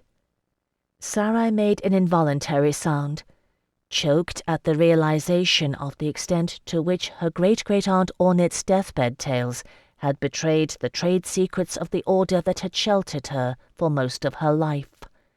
I sat on my heels, thinking. Chervianus, I asked, what is happening in the temple now? He gave a sullen shrug, then winced when Kazana Trabiades prodded his ribs with a dagger. The priestess of the crown and her 6 elect hold a vigil, praying that Ashirat of the sea will accept the people's choice as her beloved, and a true bond may be forged. So I am told. At dawn the preparations begin, and when the sun strikes the crown of her image which overlooks the harbour, the procession will begin from the Doge's palace to enter the temple. Then, I said, we had best make ready.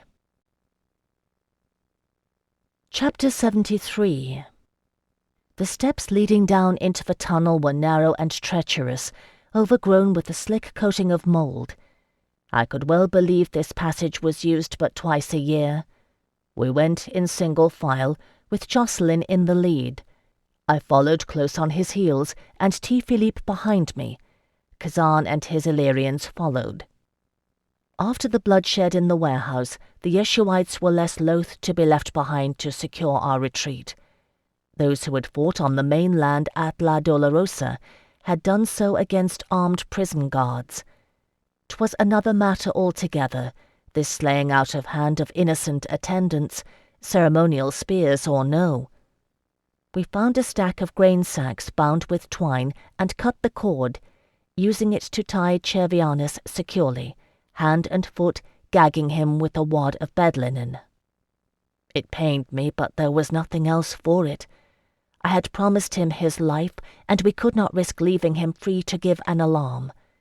The gag cut sharply into the corners of his mouth, and his sunken eyes continued to glare hatred at me. I spoke to him before we left. For what it is worth, I said to him, I spoke the truth to you, Chervianus. I am sorry for the deaths of your companions. His expression never changed. Kazan, passing, caught my arm. Do not waste such pity on him, he advised in a grim tone. If we had not taken them by surprise, The Catamites would have killed us, yes. You heard them speak of the tunnel, They do not hesitate to kill for their goddess. It was true, and yet I knew beyond doubt that if I lay coiled once more enduring the agonies of the Thetalos, I would endure the blood guilt of their deaths. So be it. I had made my choices, knowing full well I must live with the consequences. 'Twas only pain, after all, and who better equipped to bear it than I? Surely, I thought, though it never be given us to know, the tally of the living must outweigh the dead. If we did not fail. Down and down and down went the stairs, growing ever more slippery. Once my heel skidded, and I put out a hand to catch myself, finding the walls green with slime, moisture seeping between the solid blocks of stone. We were beneath a city built on water. By the time we reached the floor of the tunnel, the air had grown increasingly dank. The flame of Jacqueline's oil lamp guttered, and I felt my lungs working for sustenance. The passage is open at our end, I reminded myself. Surely air must be moving in it. Jacqueline held up his hand and waited patiently for the flame to steady, growing brighter. Massed behind us, the Illyrians muttered superstitiously, falling silent at Kazan's harsh order. We proceeded. I do not know how far it was, that stone-sealed journey beneath a city built on water. Not far, I suppose, a mere city block, as the architects would reckon it. Outside I had seen the domes of the temple and shuddered at their nearness. Below ground it seemed a world away. The dense sodden stone absorbed the sound of our footfalls until we seemed a line of shuffling wraiths. I felt a weariness born of dampness and chill and stone, the never-ending dark eye of the tunnel opening on and on before us. It came almost as a shock when Jacqueline stopped in front of me and gazed upward, lifting the lamp. Another set of stairs, equally steep and narrow, leading upward to vanish in darkness. "This is it," Jacqueline whispered. "Phèdre, the plan is yours. What do you will?" I gazed up at the stairs, straining eyes and ears, but I could not penetrate the darkness, and no sound filtered down to us in the tunnel. "Let me go first and see," I whispered back. "If the priestesses of Ashirat are the only danger, I'm best equipped to avoid it." His face tightened. "And if they're not, you're the worst. I'm coming with you." "Will you stay 3 paces behind and wait on the stair for my signal?" Jacqueline paused, then gave a curt nod. "Good." I turned to the others. "Wait here. We'll investigate and send word." T. Philippe let out a sigh of resignation. He knew better than to try talking me out of anything. Kazan frowned. "I do not like it any better than he does, he said in a low voice, jerking his chin at Jacqueline. "That you should walk first into danger, no. Better one of us." I smiled in the dim lamp-lit tunnel. "You named me rightly when you named me a spy, my lord, long ago on Dobrek. This is what I am trained to do. I would no more allow you to go in my place than you would allow me to lead your men in battle." Someone at the rear, Volos, I thought, offered an Illyrian jest under his breath regarding the nature and extent of my training. I was glad of the dim light hiding my blush, and doubly glad that Jacqueline spoke not a word of Illyrian. Kazan's mouth twitched in a reluctant smile. "Then be careful, you," he said aloud. I nodded, took a deep breath, and began to ascend the stair. It is harder to move silently in utter blackness, which is what I found myself in once the sharply rising walls cut off sight of the tunnel below. All sounds seem magnified, and one is prone to a vertiginous unsteadiness without vision's markers. As well that Delaunay made Alcuin and me train at such things blindfolded. I let my fingertips trail along the slimy walls and climbed steadily, step by noiseless step. True to his word, Jacqueline followed several paces behind me. He did a fair job of stealth. Carcelines are trained to move with grace and balance and discretion, all of which stood him in good stead, but I could hear him clearly enough. An occasional scrape or creak of leather, the faint sound of his breathing. Then again, I am trained to hear such things too. As it happens, our stealth on the stair was unnecessary. 'Twas sealed at the top with another door. I felt at the slick, mossy wood with both hands and pressed my ear to it, grimacing with distaste. Faintly, very faintly, I could make out the sound of voices beyond, a low rhythmic chanting. In the temple, I thought, not near enough to be immediately on the other side of the door. I tried the handle cautiously. It was locked, of course. "The eunuch may have a key." Jocelyn spoke at my ear so quietly, his breath scarce stirred my hair. "And he may not," I murmured in reply, reaching for my brooch. "'Twill be quicker this way." I found the lock by touch, working the pin in blindly. It does not matter for such a task. The faint scratching sound rattled loud in my ears. "I am sorry," Jocelyn said almost inaudibly. "We never found a way to free him." So he thought of Hyacinth too. "Don't say never. We're not dead yet." The lock gave, and I held my breath at the thundering clatter, going still and listening. "Did you get it?" Jocelyn whispered. He hadn't heard a thing. "Is it open?" I nodded, forgetting he couldn't see. "Stay back!" I turned the handle, opening the door narrowly. Only a dim ambient light filtered through the crack, and I could hear the chanting more clearly now. 4 or more voices. It was hard to discern, in unison, but of a surety it came from a distance, echoing from the dome of the temple. I listened hard for anything nearer, and heard naught. Repinning my cloak, I drew its hood up and slipped through the door, ducking low to crouch with both hands splayed on the floor. Nothing before me, and only the door behind. I was in a low-ceilinged hall that slanted upward toward a tall, narrow archway. It framed a balconied alcove, in which sat a 3-legged stool. To the right and left of the alcove, clearly visible from behind, were openings onto dark chambers, slanted recesses which, like the hallway, would have been nearly undetectable from the front. Lying flat on my belly, I squirmed forward, positioning myself behind the stool to gaze through its legs and the balustrade beyond into the temple. Directly opposite me was the massive visage of a Shirat of the sea, wide-eyed and staring, a crescent moon adorning her brow. Old this goddess was, ancient and mighty. I caught my breath, staring back at her, feeling a cold sweat break out between my shoulder blades. "I have come to keep my promise," I reminded her silently. "Have a care for your children's children, O Ashirat." Below, the temple was filled with candlelight and the sweet blue smoke of incense. I wormed my way forward to peer down at the sight. 7 women stood before the stone altar and the mighty image of the goddess. 7 women clad in robes of flowing blue silk, with silver netting overlaying it and shimmering, crystal-strung veils. The one in the center wore a tiara on her unbound hair, with 7 diamonds set in starry silver rays. The priestess of the crown, I thought, and her 6 elect.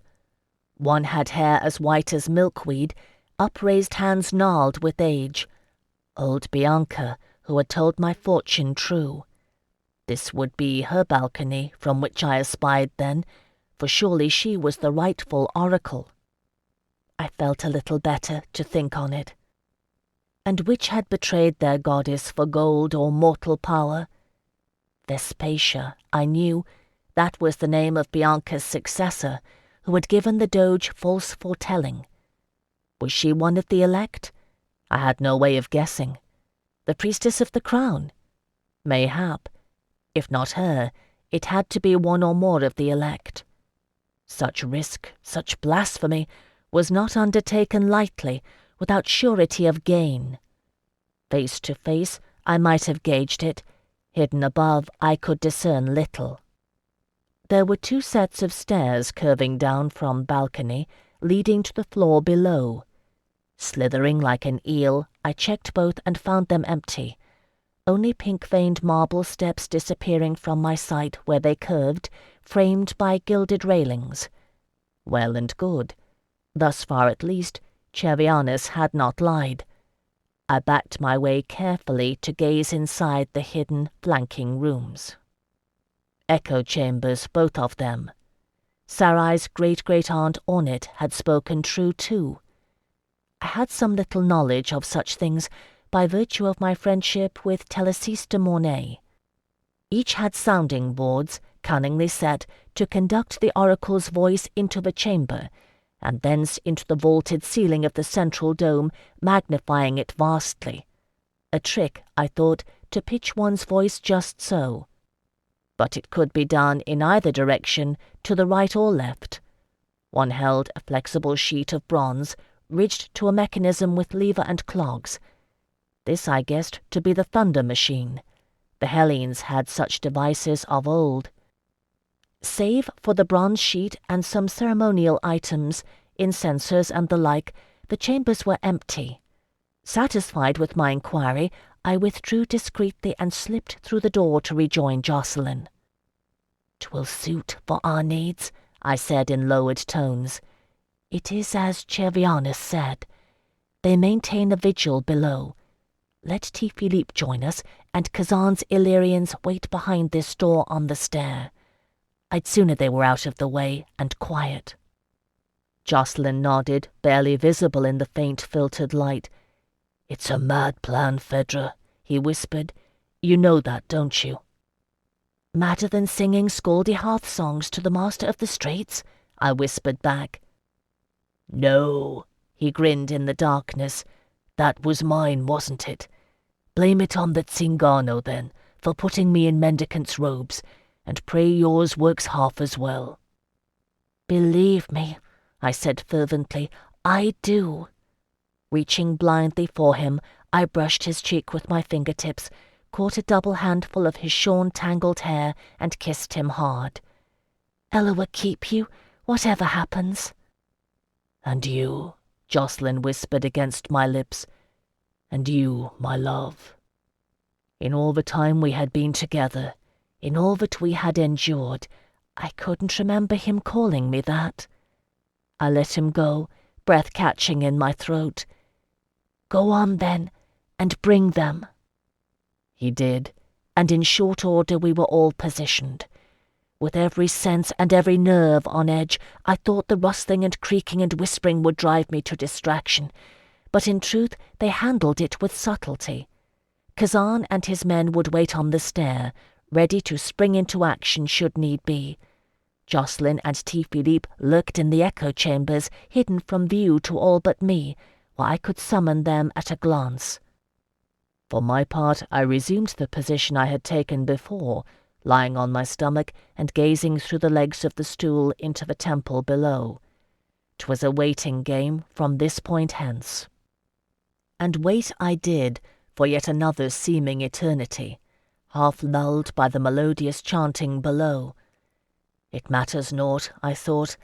I have waited and waited and waited and waited throughout this long sojourn. Waited for information in the city of Eloa, waited for events to turn in La Serenissima, waited on my ransom, waited on the Thetelos, waited on the Archon's answer. For months on end I had done naught but wait. I could wait this while longer. At last the priestess of the crown brought an end to their litany, and she rose with her elect, clapping her hands. Somewhere outside dawn was breaking. I lay hidden, watching as the temple of Ashirat of the Sea scurried to life. Candles were replenished, the incensers refilled, and a great dais of wood brought before the altar in 3 parts, borne by harried eunuchs. Untouched by it all, the mighty image of Ashirat stared forth, hands reaching down to touch the stone-wrought waves. In all the bustle, I took the measure of the echo chamber's pitch, humming softly in either direction until I was sure I had the angle of it. T. Philippe looked at me as if I were mad, though he held his tongue. Jocelyn's eyes glinted with an answering wildness. Once he had committed to a thing, he held nothing back. Whether or not he learned it in his brief tenure with Anarphiel Delaunay or no, we were alike in that. Somewhere, a ray of light struck Ashirat's crown alongside the harbour. I saw sunlight flood into the temple as the great entrance doors opened in the antechamber. I heard the muted roar of the gathered crowd in the Campo Grande outside. I heard it rise as the procession drew near and the Dojal guard formed a double line, protest breaking against a wall of shields and spears. I saw the priestess of the crown take up her place before the altar, flanked by her chosen, while acolytes and attendants made ready to receive the royal retinue. I saw them enter the temple. Ah, Eloa, they were all there, all of them. Cesare Stregazza, still the Doge, and a frail woman at his side who must be his wife. Marco and Marie Celeste, with Saverio proud beside them. Others I knew by sight, knowledge garnered, it seemed, so long ago. Also Latrigan and Lorenzo Pescaro, once contenders for the Dojal seat, defeated by Marco's bid, and others too, members of the 100 worthy families and the Consiglio Maggiore, noblemen from the 6 sestieri, attired in garish splendour, embittered or sycophantic according to their natures. And there were Dongelines. Oh yes, there were Dongelines. It took me aback to see Isandre de la Courcelle enter the temple of Ashirat, to see after so long all the glory and beauty of Terre d'Ange, my homeland, personified in my queen. She wore a gown of pale lavender, with a cloak of green, Eloa's colour, laced with gold brocade, and even from my poor view on the floor of the balcony, I could see the workmanship was exquisite. A simple circlet of gold sat atop her pale blonde hair, and a gold mesh caul bound it, and her profile was breathtakingly pure. I had forgotten somehow that Isandre was no older than me. Along with a handful of Dongeline nobles and a file of men-at-arms who took posts at the rear of the temple, 4 Castelline brothers accompanied her to a place of honour to the right of the Doge and the Doge-elect on the dais. With their ashen-grey attire, hair bound in neat clubs at the napes of their necks, daggers at their waists and swords at their backs, they were nearly identical, all of an age, somewhere betwixt 40 and 50 years, I guessed. Any one of the 4 might have been David de Rocaille, or none. And then Prince Benedict's party entered. I hadn't been sure until then if Melisande would dare it. I should have known that she would. She came in on the arm of Benedict de la Courcelle, tall and hale in the blue and silver of his house, his erect carriage belying his age. Her gown of deep blue velvet matched his doublet, and her head was lowered modestly, the shining veil of Ashirat hiding her features. But behind, her hair hung loose and unbound, falling in gleaming blue-black waves to the small of her back. "Melisande," I thought, laughing silently, tears in my eyes. "Oh, Melisande." When all was said and done, there was no one to match her. My heart beat quickly in my breast, and my breath came hard and fast, making my mouth dry. Desire beat in me like a pulse, remembering her hands, her mouth, her scent. But I had been Narmar's servant for a long time too, twice dedicated, and I knew what it was to endure yearning as fierce as pain. A coterie of guardsmen surrounded them, clad in the livery of House Courcelle. I marked their faces well, and saw many of the veterans of Tralemont among them as they took their place amid the jostling throng of noble retinues at the back of the temple.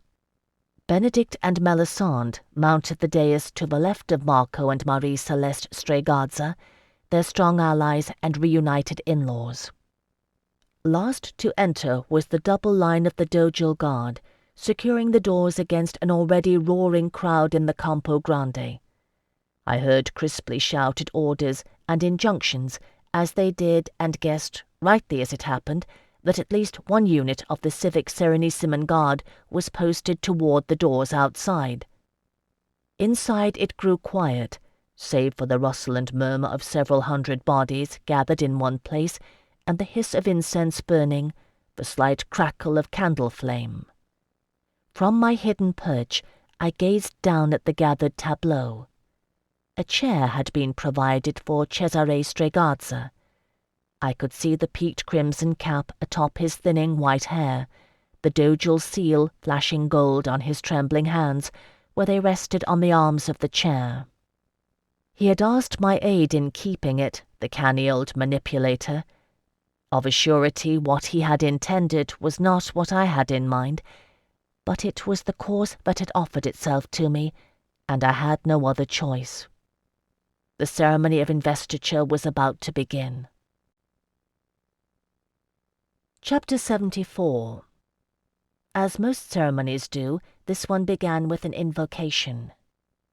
Raising both hands to the effigy of a Shirat of the sea, the priestess of the crown uttered a prayer beseeching the goddess to lend her blessing to this day's proceedings, while her elect came forward with offerings, gleaming ceremonial vessels, gilded baskets of fruits and grains, brown eggs in a silver bowl, a jewel-bedecked wine chalice, all of which were set upon the altar. I was glad there was to be no blood sacrifice. A difficult thing to choose the perfect moment. I considered seizing upon the priestess of the crown's invocation, which would have been apt, and yet it lacked drama. Better it should come at the crux of the matter, when those assembled already watched with bated breath. I wished I could see their faces rather than the backs of their heads. Once the invocation and the offerings were given, the priestess of the crown and the elect turned toward the crowd. 'Twas not their expressions I wished to see. In the litany that followed, the priestess of the crown cited the ancient history of La Serenissima and the role of the Doge within it, enumerating his duties, which were given voice in a call-and-response style by the 6 elect. It was a pleasant enough ceremony, if one were not watching it from a hiding-place aquiver with tension. I strained my ears to listen to the noise of the crowd in the Campo Grande, faintly audible at times. It had not reached a breaking point. No, I thought, nor will it, not until Marco Stregazza wears the dogal seal upon his finger. He'll take no risk of having his investiture disrupted. It must be a done thing before chaos is loosed. Even from above, I could read as much from his posture, at once relaxed and eager. I wondered if Allegra Stregazza had gotten my message, and if her husband Ricciardo had responded by rallying the Scoli. It went on for a considerable time, this ceremony, until my attention nearly began to wander. I caught myself worrying. If I were distracted, how much more so were Jocelyn and T. Philippe, and Kazan and his Illyrians hidden behind the door, who were not trained to attend on tedium. And then the priestess of the crown addressed herself to the Doge elect, and my focus sharpened. "Marco Plotius Stregazza," she intoned, giving him his full name. "You have heard here enumerated the sacred charges given unto he who would give himself unto the hand of a Shirat of the sea, and take up the throne of the Doge of La Serenissima. By the will of the people, the vote of the Consiglio Maggiore, and the consent of the Temple of Ashirat, you have been so appointed. Is it your will to make this vow?" "It is," Marco Stregazza said firmly, stepping forward. "Do you swear on pain of death to execute these charges faithfully?" "I do." She bound him then in a long and complicated oath, which I failed to commit to memory, and which Marco repeated letter perfect, and then summoned him to the altar to announce his brow with chrism, which I watched in an agony of indecision. Should it be now? It must be done before the sacrament was complete. "Your Grace," the priestess of the crown said to Cesare Stregazza, not quite inclining her head, "before a Shirat of the sea, the appointed hour has come. It is time for the dogal seal to pass to another." I watched his crimson-capped head bow in defeat, his crabbed hands rise from the arms of the chair as his trembling fingers fumbled at the massive gold seal. Now, yes. The moment was now. Easing backward, I rose to my knees, the very breath shivering in my lungs, rehearsing the Kerdiki words, the pitch and intonation in my mind. Ashirat, I thought, glancing at the image of the goddess, for this you saved me. Lend me now your aid. Elowa's child I am, Kushiel's chosen and Narmar's servant. But you plucked me from the depths of the sea and raised me upon your bosom, that I might be here today. If it is your will, then use me now. In memory I heard once more the mourning, maddening dirge of the winds of La Dolorosa, the sound I had endured through countless days, numberless black nights in my tiny cell, the grieving of a goddess bereft. Loss, endless loss, Ashirat's grief for her slain son, Eshmun, commingling with my own. Jocelyn's face by wavering flames, despairing, a torch falling like a star. Kazan's brother, dying at the end of Kazan's sword. The cavern of the Temenos, the blood guilt I wore like shackles. A curse undone and cast anew in bitter guise. A lost son, a lost lover. Bright and gleaming gold, the Dojal seal slid over Cesare Stregazza's gnarled finger. Kneeling on the balcony, I pitched my voice toward the echo chamber. Oh, my beloved, why do you forsake me? They had wrought well, those masons who died to keep the goddess's secrets. My own words startled me, vast and resonant, echoing from the vaulted dome itself into every corner of the temple. Somewhere an earthenware vessel dropped and shattered. I think there was no one in that instant who did not raise their eyes to the apex of the dome, seeking the presence of divinity. And in that moment 2 years' worth of careful planning, 2 years of hard-won allegiances bought and sold, began to unravel. It is a sign, Cesare Stregazza cried in his quavering voice, shoving the Dojal seal back onto his finger and curling his fist on the chair arm. A sign. It is a trick, Marie Celeste Stregazza hissed, whirling in her finery. I could only guess how her gaze scolded the priestess of the crown, the gathered elect. A trick, I say! Find it out and make an end to it! I had guessed aright when I guessed her the cunning one of the pair. The priestess of the crown, 2 of her elect, heads turning, seeking the balcony, slow dawning comprehension on their features. Others followed their gazes. Reacting slowly, the Dojal guardsmen began to move indeterminately, still unable to see me. "What trick the truth, Serenissimons?" I called down to them. "Whom the goddess has chosen she does not relinquish living. You are here under false prophecy, Serenissimons.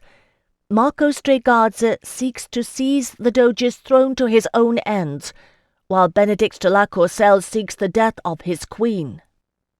And with those words pandemonium was unleashed. It was the priestess of the crown who reacted first, swiftly, casting out her arm to point at the balcony. "An intruder dares blaspheme in the temple of Ashirat," she cried. "Get her!" There was a pause, and then the temple eunuchs moved to obey her, several on each side mounting the curving stairs, ceremonial spears held tentatively before them. "Now, Jocelyn," I murmured over my shoulder, rising fluidly to my feet. With a grim smile he emerged from the echo chamber, T-Philippe on the other side a mere step behind him. Each of them took a post at the top of the twin stairs. Narrow, winding stairs defensible from above by a single armed man. The attendants halted at the first curve, untrained to combat and fearful. Stepping into the balcony and laying my hands on the railing, I gazed down into the temple. Let them see me now. It no longer mattered. In the milling crowd, the divisions nonetheless showed clearly.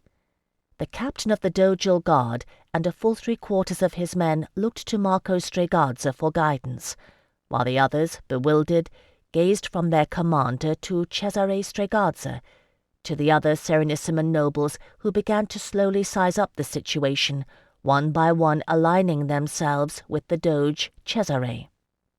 Isandra stood tall and erect, her face pale as her Castelline brothers formed a square around her, vambraces and daggers crossed to defend. The D'Angeline nobles fell in behind, men-at-arms fanning out to protect them. The old blind priestess Bianca raised 2 trembling hands to the effigy of a Shirat, her lips moving in prayer. With a shudder, she turned her sightless face to the priestess of the crown and began backing away from her, and 3 others of the elect followed. And the D'Angeline guardsmen of the little court shifted as if on cue into a tight knot around Prince Benedict and his lady wife, Melisande. She had turned and stood motionless, veiled features lifted toward the balcony, and I knew behind the crystalline shimmer that her eyes were fixed upon my face. I stared down at her, shuddering, my fingers clenched on the marble balustrade. "Phèdre?" It was Isandra's voice, at once sharp and perplexed. "What in Elowa's blessed name are you doing here?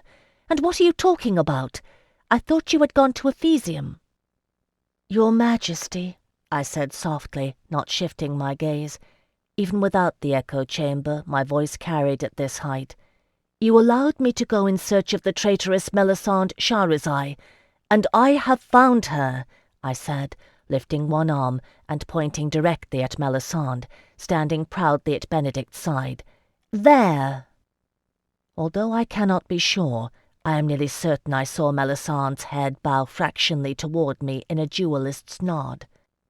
I am certain that I saw her left hand move in a covert gesture, taken up by Marie Celeste Strigazza and relayed to the priestess of the crown, who nodded in the direction of the antechamber. Easy to see from above, for one trained to it. Still there was naught I could do.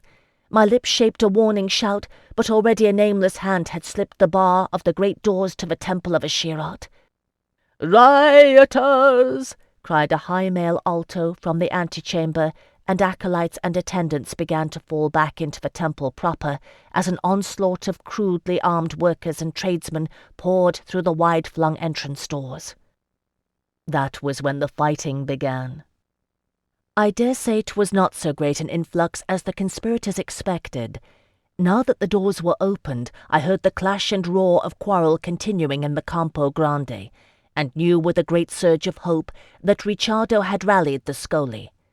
Still there was a determined core who penetrated the temple, and 'twas enough to set violence erupting. Enemy or ally, who could say? I watched it all unfold from above, concentrating on Isandra's Castellines, even as 2 sets of attackers stormed the balcony stairs below me. The first, rioters with clubs and homemade weapons, Jocelyn and T. Philippe turned back easily. The second was the Dogal guard, and not so easy to disperse. "Pirate!" Jocelyn cried over his shoulder, dodging in narrow quarters and catching a sword thrust on his crossed daggers. "Now!" With a whoop of exultation, Kazan Atrabiades led his Illyrians forth from concealment, and they pushed their way past Jocelyn and T. Philippe, bucklers and short swords carving a path down the curving stairs. Blood was flowing, spattering marble and stone. I heard pushing and shouting, the groans of the wounded. One of the Illyrians went down. Cursing, Kazan waded through the fray, shoving one of the Serenissimons and forcing him over the railing of the stair. And in the centre of the temple, a wedge of armed tradesmen drove steadily toward my queen's retinue, Dogal guardsmen loyal to Marco Strigazza falling back carefully before their onslaught. I marked the skill with which they fought and the well-worn swords they bore, and guessed that these were not bribed rioters, but mercenaries with orders to attack Isandra's party. The attempt was coming. No one was watching, though it was happening in plain sight. Marco Strigazza was shouting, trying to make himself heard over the clamour, but my accusation had had its effect. Support was beginning to ebb away from him and growing steadily around Cesare. "The Doge!" a voice bellowed, others taking up the cry, "Rally to the Doge!" 4 Castelline brothers, a pair fore and aft, moving with uncanny fluid grace, a space around each where steel wove deadly patterns around them. I watched them fixedly, and Jacqueline joined me on the balcony, following my gaze, while Kazan's men held the stairs. We both heard it the moment Marco cut his losses, gathering his breath and shouting loud enough to quell the fighting for an instant. "Serenissimans, we are betrayed. I have been deceived. Benedict de la Courcelle has betrayed me." In the pause, the members of the Dojil Guard ceased fighting among themselves and exchanged uncertain stares, their sundered loyalties reunited by Marco's defection. It didn't take long. With grim resolution, the Serenissimans turned as one against the entourage of the little court, and the surge of violence began anew. To his credit, Benedict de la Courcelle was no coward. He had been a hero once, and a valiant warrior, eldest hero of the Battle of Three Princes, where his nephew Roland had lost his life.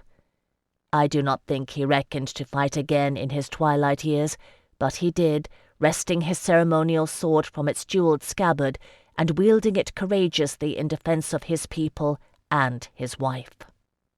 Forgotten, the Illyrians lowered weapons on the stairs, catching their breath. Those rioters, the true sons of the Scoli, with work-stained hands and bewildered faces, began to retreat or flee, sensing their cause abandoned.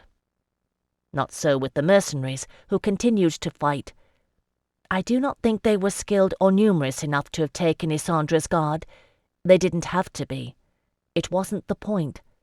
They were enough to press the Dongelines, engaging them, even the Carcelines, who had not yet drawn to kill. They wouldn't, in a Serenissimon temple, not without the Queen's order, unless her life was truly threatened. It was enough to maintain a cordon of safety around her. Issandra's face was taut with fear and anger, mostly anger. Across the temple I stared at her Carcelines. One by one I stared at them all, my gaze returning again and again to one in particular, in the forward left position, as I remembered an afternoon in the Hall of Portraits, where there hung the image of Isabelle L'Envers de la Courcelle, my Lord Delaunay's enemy, the mother Isandre so resembled.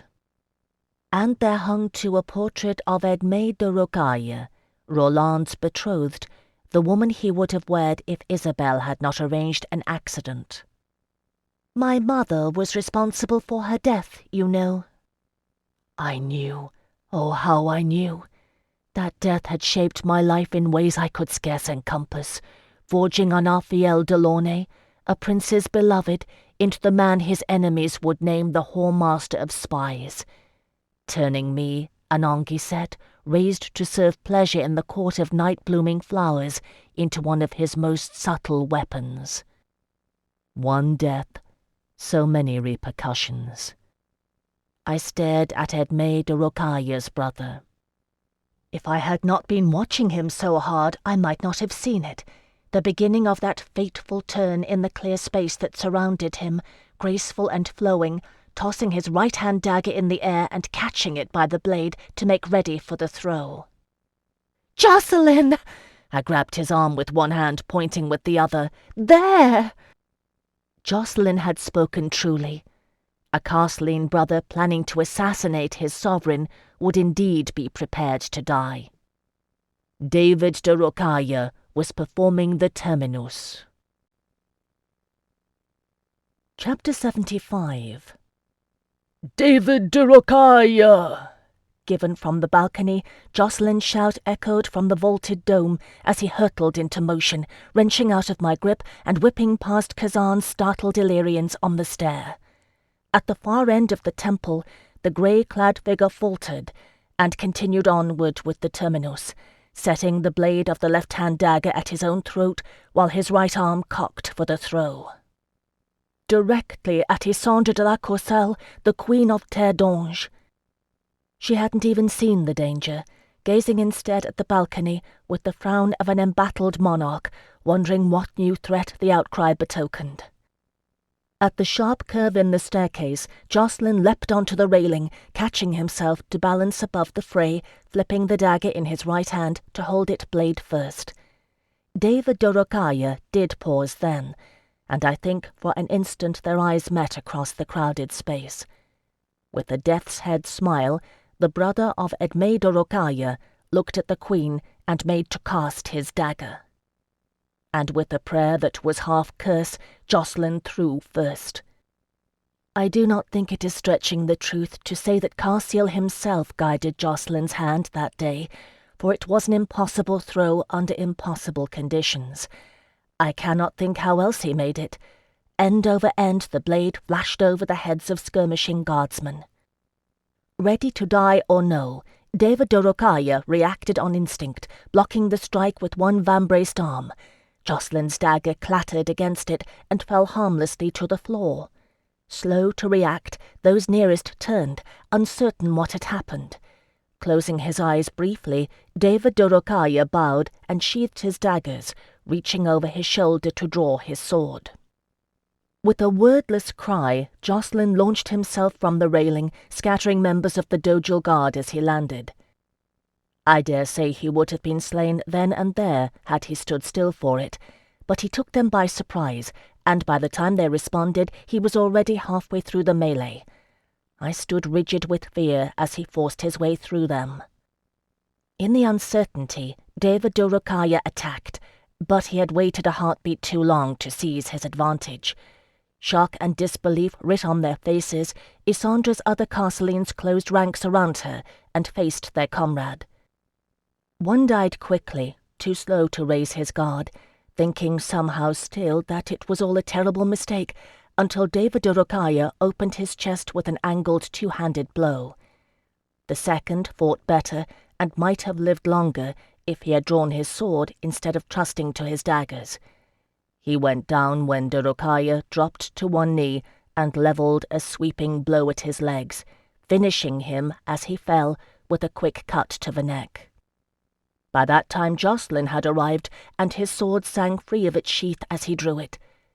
"David Dorokaya," he said softly, "turn and face me." The remaining Castelline backed slowly away, covering Isandra's retreat. In the stillness, David Dorokaya turned to meet Jocelyn Verai.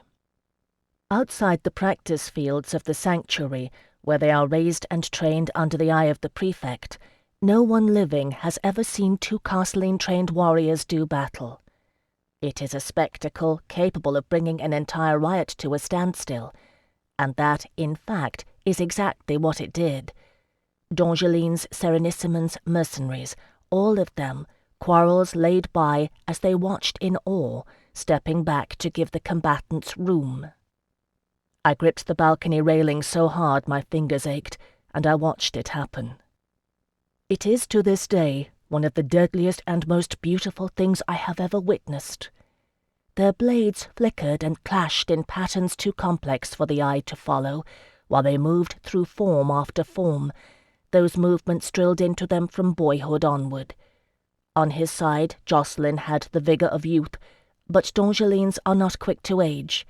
Dorokaya was a man in his prime, his strength not yet faded, fighting with nothing to lose. "Anathema!" he hissed as their blades locked. "You betrayed the Brotherhood for one of Nama's pets." "I honour my vow to Kushiel," Jocelyn said grimly. "How will you answer for yours, Oathbreaker?" David Dorokaya answered him with a clever twist, slipping his blade loose and stepping back to aim a great blow at Jocelyn's head. Jocelyn ducked and spun, Dorokaya's blade passing harmlessly above his half-shorn hair, striking on the rise at his opponent's midsection. The other parried ably, and they fought onward, whirling and dodging. It was an odd-looking match. David Dorokaya, the model of austerity and competence in his grey Castelline garb, and Jocelyn in rough-spun attire, his tangled locks still streaked with walnut dye. In that disparity, however, lay the other difference between them. For all that Dorokaya had 20 years on him, the bitter wisdom of experience was Jocelyn's. David de Rocaya had spent his life waiting attendance on the regents of Terre. He had never drawn his sword to kill. Jacqueline had.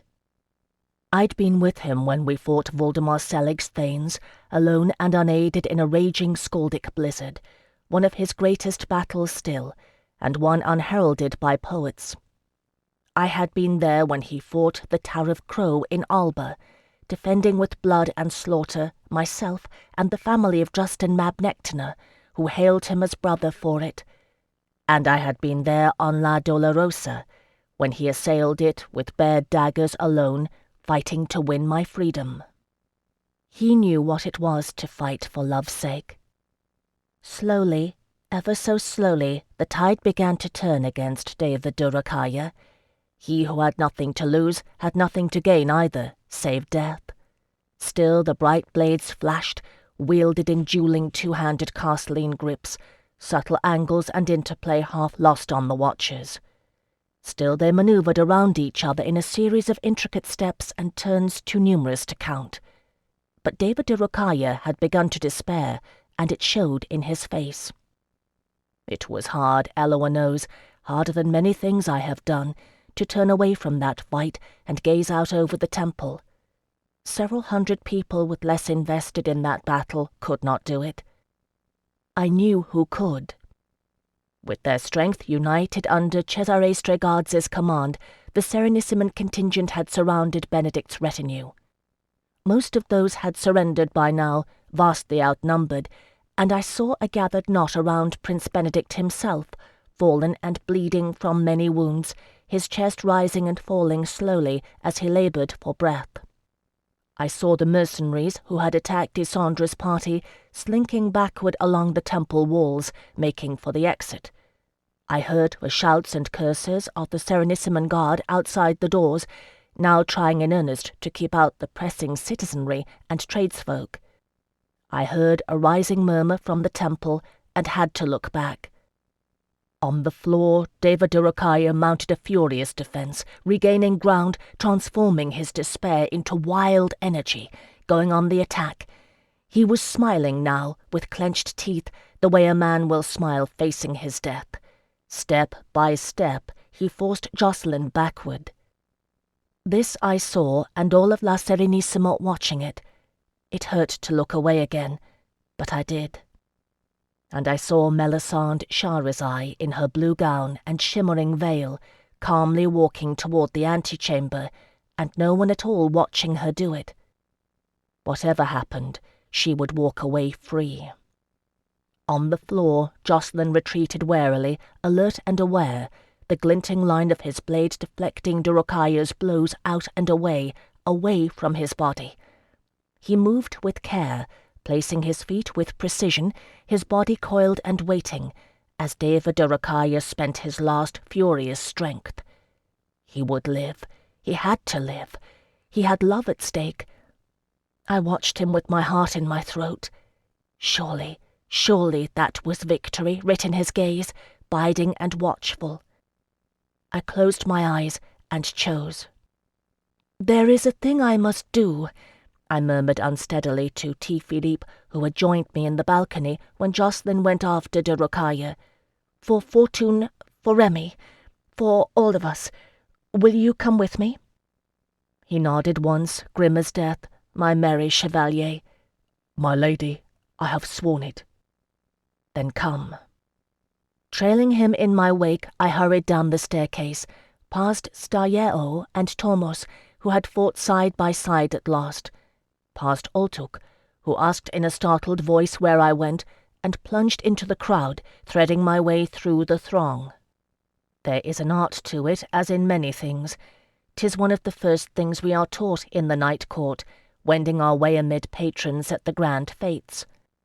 I took an indirect route, following the openings between tight-pressed bodies, ignoring exclamations as I passed.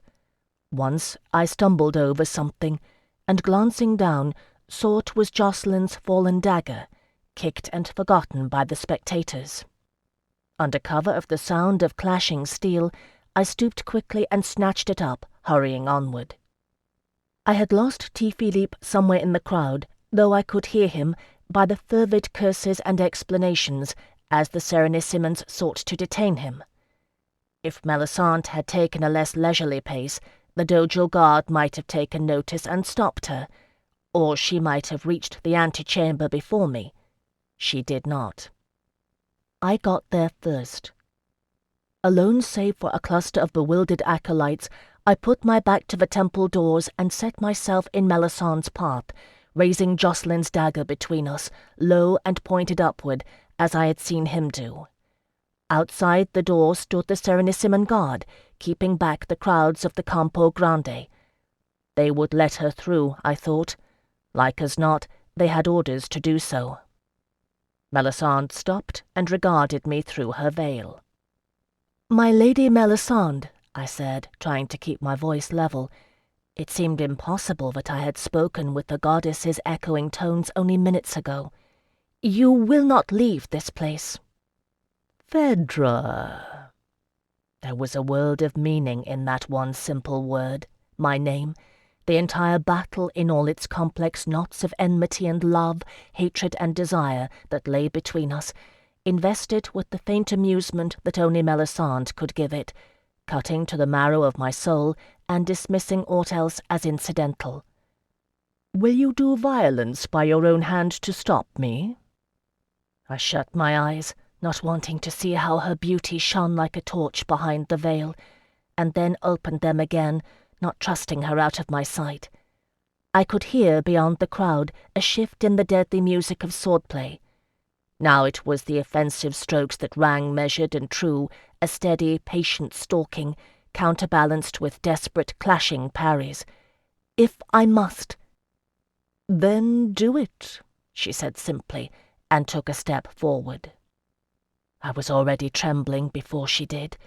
I have killed one person only in my life in my own defense, and he was not Melisande. She reached out one hand, caressing the naked steel of Jocelyn's dagger, fingers sliding up to cover mine where I clutched the hilt. "Will you?" she asked again, glorious eyes grave behind the veil as she twisted the dagger in my grip, turning my strength against me, my knees weakening at the touch of her hand. My breath came in white flashes, and I felt my heart beating over hard, and cursed my own ill-starred birth that shaped me to give in to the will of Kushiel's most splendid scion. "Will you truly?" Somewhere on the temple floor, Jocelyn was pressing his attack. I knew it, knew the sound of his blade strokes, quickening toward victory. But it was very far away, and my world had dwindled to the scant inches that separated me from Melisande Shahrazai. His dagger rose between us, her hand guiding mine, the dagger no longer pointed at Melisande. My limbs did not answer to my wishes, surrendering to hers with a languor against which I struggled in vain. Gently, inexorably, the dagger rose, gripped hard in our linked hands, until its point rested beneath my chin, pricking the tender skin. "Yes," I breathed somewhere distantly, appalled at my own response. Her scent surrounded me, rousing my desire, the warmth of her body devastatingly near. I raised my eyes to hers, feeling the dagger's prick, promise of the final consummation between us. I thought of Anafiel Delaunay lying in his own gore, of Alcuin, raised as a brother to me. I thought of Fortune and Remy, Phèdre's boys, slain for their loyalty.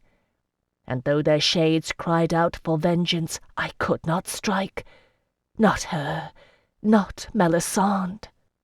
In the end I was what I was, Kushiel's chosen. Strength was not my weapon, only surrender. Was Melisande's freedom worth Kushiel's torment to her? I tightened my grip on the dagger beneath her hand, raising my other hand to cover hers, forcing the sharp tip hard beneath my chin, willing to complete the terminus, begun so long ago on the fields of Toilemont. "Will you?" It took only a moment's hesitation. Melisande hesitated. "Immortale!" The name of the nobleman's club rang like a battle cry, and I knew the voice that uttered it. Severio Strigardza, bursting through the gathered ranks of Serenissimans to enter the antechamber with a grinning T. Philippe and several of his fellows in tow, swords drawn. "Drop the dagger," Severio said grimly, "and step away from her, Principessa. You have dealt enough poison to my family to last a lifetime. Sully it no further." At the same moment, a wild-eyed Ricciardo Strigardza convinced the Serenissiman guard to admit him through the temple doors, backed by an army of tradesmen. And somewhere, at the rear of the temple, a great cry arose as Jacqueline Carey's sword entered David de Rocaille's flesh, making an end to a battle I have always regretted missing. With a gesture of infinite grace, Melisande loosed her grip on the dagger and took a single step backward. It left me, terribly obviously, holding a dagger beneath my own chin. I cast it down hastily. Mercenaries and rioters fled, an assassin thwarted, allies rallying. Benedict defeated, and Marco turned. I drew a long, shuddering breath. "Thank you," I said to Severio. "I am in your debt, my lord." "Credit your fast-talking chevalier," he said shortly, and then nodded to Ricciardo. "Hello, uncle. Aren't you supposed to be under house arrest?" Ricciardo was breathing hard. I learned later that he'd fought a pitched battle to win past the guards at his estate. "The riot in the Campo Grande is contained," he said, ignoring the question, "and the instigators in custody. Severio, I'm sorry, but they will swear to your father's part in it." After a pause, Severio nodded curtly. "You tried to warn me. Thank you." He turned to his fellow Immortali. "Escort my maternal grandfather's wife to his side," he said with loathing. "Let her offer comfort in his agony, since she has brought him to this impasse." Melisande said naught to him. I remembered well his bitterness at Benedict de la Courcelle's regard for his half-breed children and grandchildren. 'Twas that cruel regard that Melisande had turned, drop by drop, into the poison of treason. She would find no sympathy here. Without a second glance, she went of her own accord. T. Philippe bent to retrieve Jocelyn's dagger, thrusting it in his belt. "My lady," he said to me, "I think it is time we saw our queen." Whatever else was true of him, Cesare Strigardza had the stuff of command in him. By the time we made our way to the centre of the temple, he had established the semblance of order. Marco and Marie Celeste knelt at his feet, pleading clemency for their part in the conspiracy, claiming they had been deceived by Benedict and his treacherous wife. His withered eyelids flickered. He did not give an inch. "Is it true?" he demanded of Melisande, who stood tall and straight beside the bleeding form of her royal husband. "Not in the least, your grace," she replied calmly. "Your daughter-in-law herself bribed the priestess of the crown to ensure the false prophecy and see to it that the rioters were admitted to the temple. 2 votes in the Consiglio Maggiore, I believe, was the price. I would not stoop to blasphemy." Marie Celeste Strigardza drew a hissing breath and made some sharp reply. I did not stay to hear it, for I had won through at last to Issandra's retinue. And there... "Jocelyn!" I flung my arms around him, assuring myself that he was alive and whole, and so he was, save for a few minor wounds about the arms. He laughed at my onslaught, holding me off only long enough to kiss me. "You make a dramatic entrance, near cousin," the Queen of Terre said wryly. Horrified, I let go of Jocelyn and knelt swiftly to her. "Your Majesty, forgive me." "Oh, Phèdre, get up." There was a familiar impatience in Issandra's voice, only a trace. "I'm sorry I doubted you. You were right, and more, and we will speak of it at length later. Come, you have earned the right to bear witness to this encounter." I would rather not have gone, but one does not refuse an order from one's sovereign. The throng of Serenissima nobles and guardsmen parted as Isandre de la Courcelle made her way to her kinsman's side, and even the Doge fell silent. My struggle lay with Melisande, always Melisande. I had nearly forgotten that Benedict de la Courcelle was Isandre's great-uncle, her nearest living kin on her royal father's side. She took his betrayal hard. "Why?" Isandre asked, disregarding Melisande, to kneel beside him. "Why have you done this thing, uncle?" Benedict's eyes rolled in his head, his lined features worked, a bloody froth appearing at the corners of his mouth. They had laid him on a cloak of cloth of gold, and he was not long for this world. His roving eye fell on Saverio Strigazza, standing close at hand, and contempt suffused his face. "Barbarian! Blood tainting Eloa's line," he spat. "Bad enough here. There! Blue-painted barbarian Picty in your bed!" It was enough. Isandre straightened even as he seized convulsively, her face hardening. "Tend to him," she said sharply to the Isandine chirurgeon who travelled with her. "If he lives, he will face our justice." Her gaze fell on Melisande, who had drawn back her veil at last. For a long moment neither spoke. "Your life," Isandre said at length, expressionless, "is already forfeit. As for your son—" she paused. "As for your son, I will adopt him into my household and raise him as a member of my own."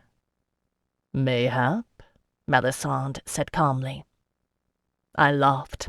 I couldn't help it, a short, choked laugh, and Melisande Shahrazai turned her glorious, unveiled gaze on me, raising her graceful eyebrows.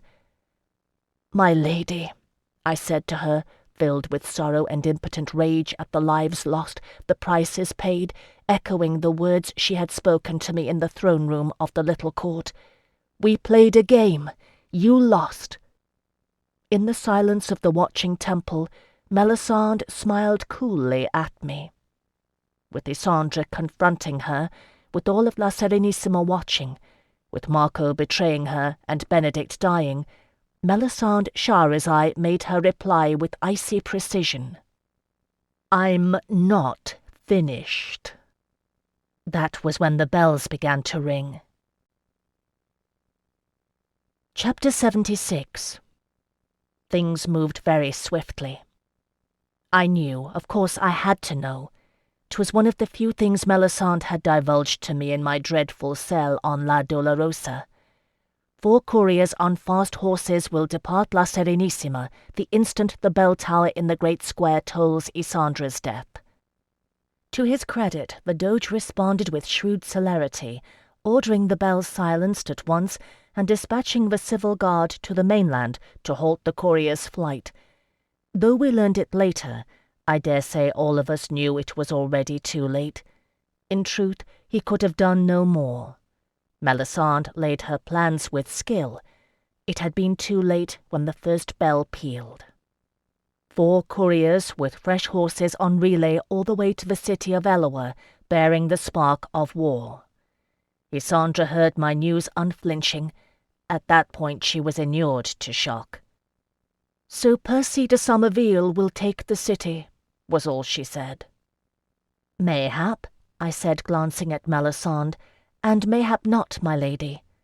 I thought of my own counter-move, my Cretan missive yet to play out, and kept silence for now. "My dear queen," Cesare Strigazza offered, "I am grievous sorry at what has befallen here. What may be done to punish those responsible?" His quavering voice hardened. "Will be done, though my own son pay the price for it." "I ask only those born to Terre d'Ange for my justice," Isandre said grimly, "and the woman Melisande Shahrazai in particular." "It shall be done," the Doge promised. Melisandre's cool defiance had altered not a whit. "And will you violate the sanctuary of a Shirat of the Sea, your grace?" she asked him, lifting her chin and regarding him. "For such has been granted to me." Someone swore. Later I learned it was Lord Amory Trent, who served as Isandra's commander of the guard on the Progressus. "Elo's balls! Surely you jest, lady." "No." It took courage for the elect priestess who spoke to do so. Although she was pale and quivering, she held her ground. Not one of those who had stood with the priestess of the crown, but one who had recoiled in horror at her blasphemy. "The lady speaks the truth. We granted her sanctuary upon her arrival in La Serenissima. She claims it now, in Ashirat's holy presence. I do swear it upon my vows. Her claim is valid." Cesare Stregazza, still by the grace of Ashirat the Doge, supported her claim, though it pained him to do it. He had little choice after what had transpired. Profanation of the temple had brought down Marco and Marie Celeste. The Doge could not indulge in it. Isandra heard him out stone-faced. "While you linger here, you live," she said to Melisande. "Do you set foot outside Ashirat's grounds, your life is forfeit. Your holdings, your possessions, your son, all forfeit. Do you understand?" "Perfectly." Melisande inclined her head with a faint, secret smile. It gave me the chills. By now the situation was well in hand. The Dogil Guard had escorted its Dongeline prisoners away, and physicians had arrived, tending to the wounded. Ricciardo Stregazza and his tradesmen provided invaluable support that day, quietly and efficiently seeing to much that needed doing. And I was glad to see Saverio working at his side. Their esteem rose that day in the eyes of La Serenissima, and rightfully so. The body of David de Rocaille lay face down, blood seeping onto the marble floor. I learned later how it had finished. He had known himself beaten at the end, and stepped into the killing thrust himself. Better if he had lived to be questioned. I dare say he knew it. Jocelyn had asked him how he would answer for his oath. He had answered with his life.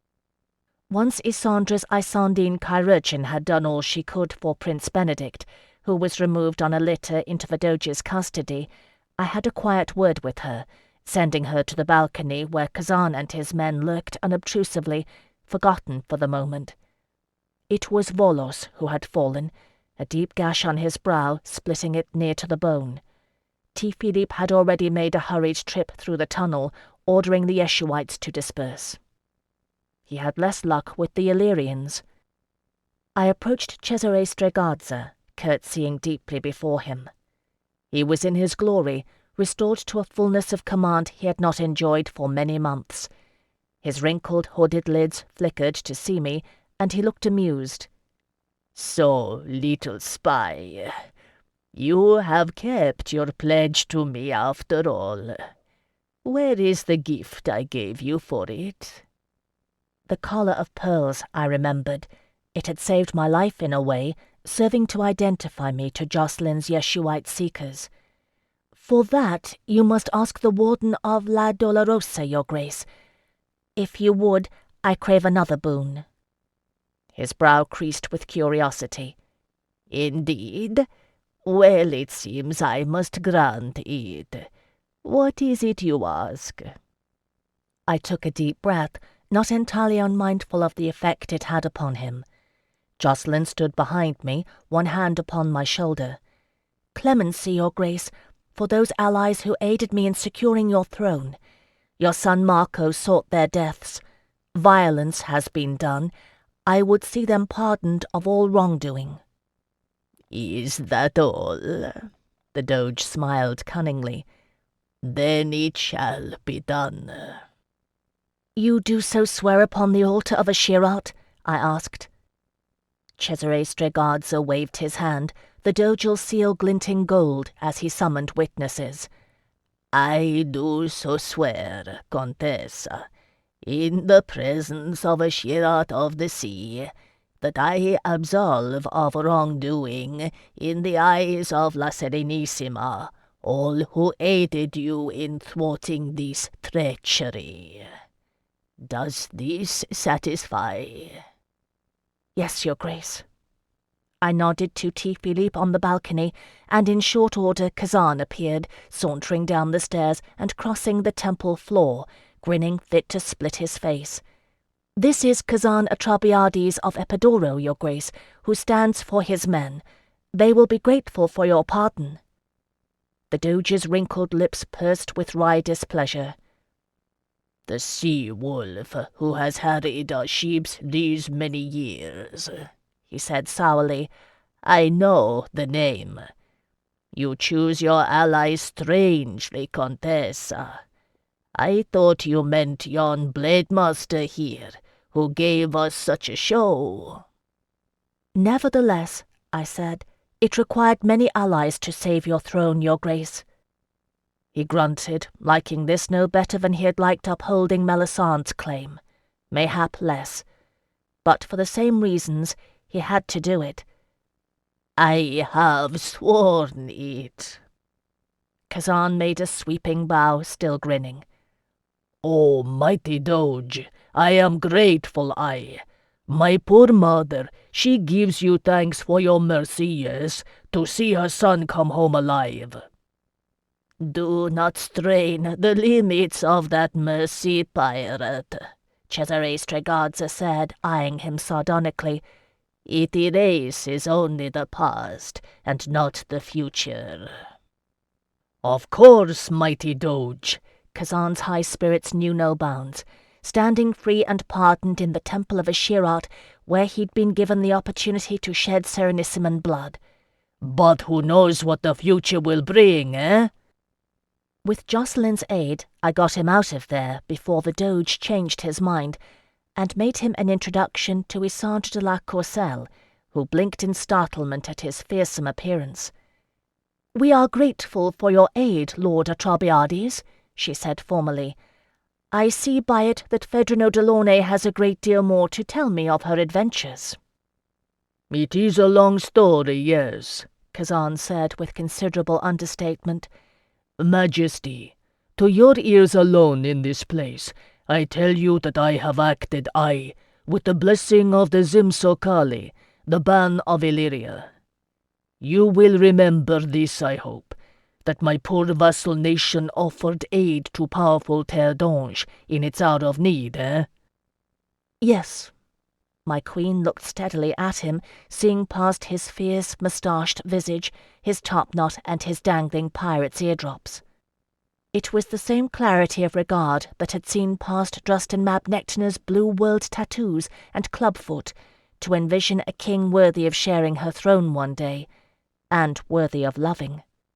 Bearing the weight of a close kin's betrayal, a near assassination, and a realm threatened by siege, Isandre de la Courcelle stood unfaltering and inclined her head to him with dignity and gratitude.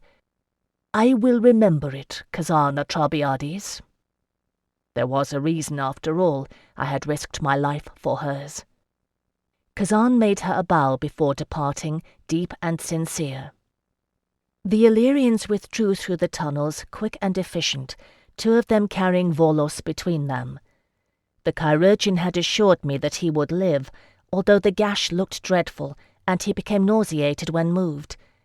I did not envy them that trip, though I was glad that they would ensure the Yeshuites had well and truly left, and that they would free the poor eunuch Chervianus. I made Kazan promise me he would be freed unharmed, since he could do us no damage now. We said our farewells then and there. I would seek him out at the Illyrian ambassador's residence if I could, but I feared we would be departing La Serenissima in swiftness, and my duties to Isandre would keep me well occupied until then. It had all changed so quickly now that I was back among Dongelines, despite our politically precarious position.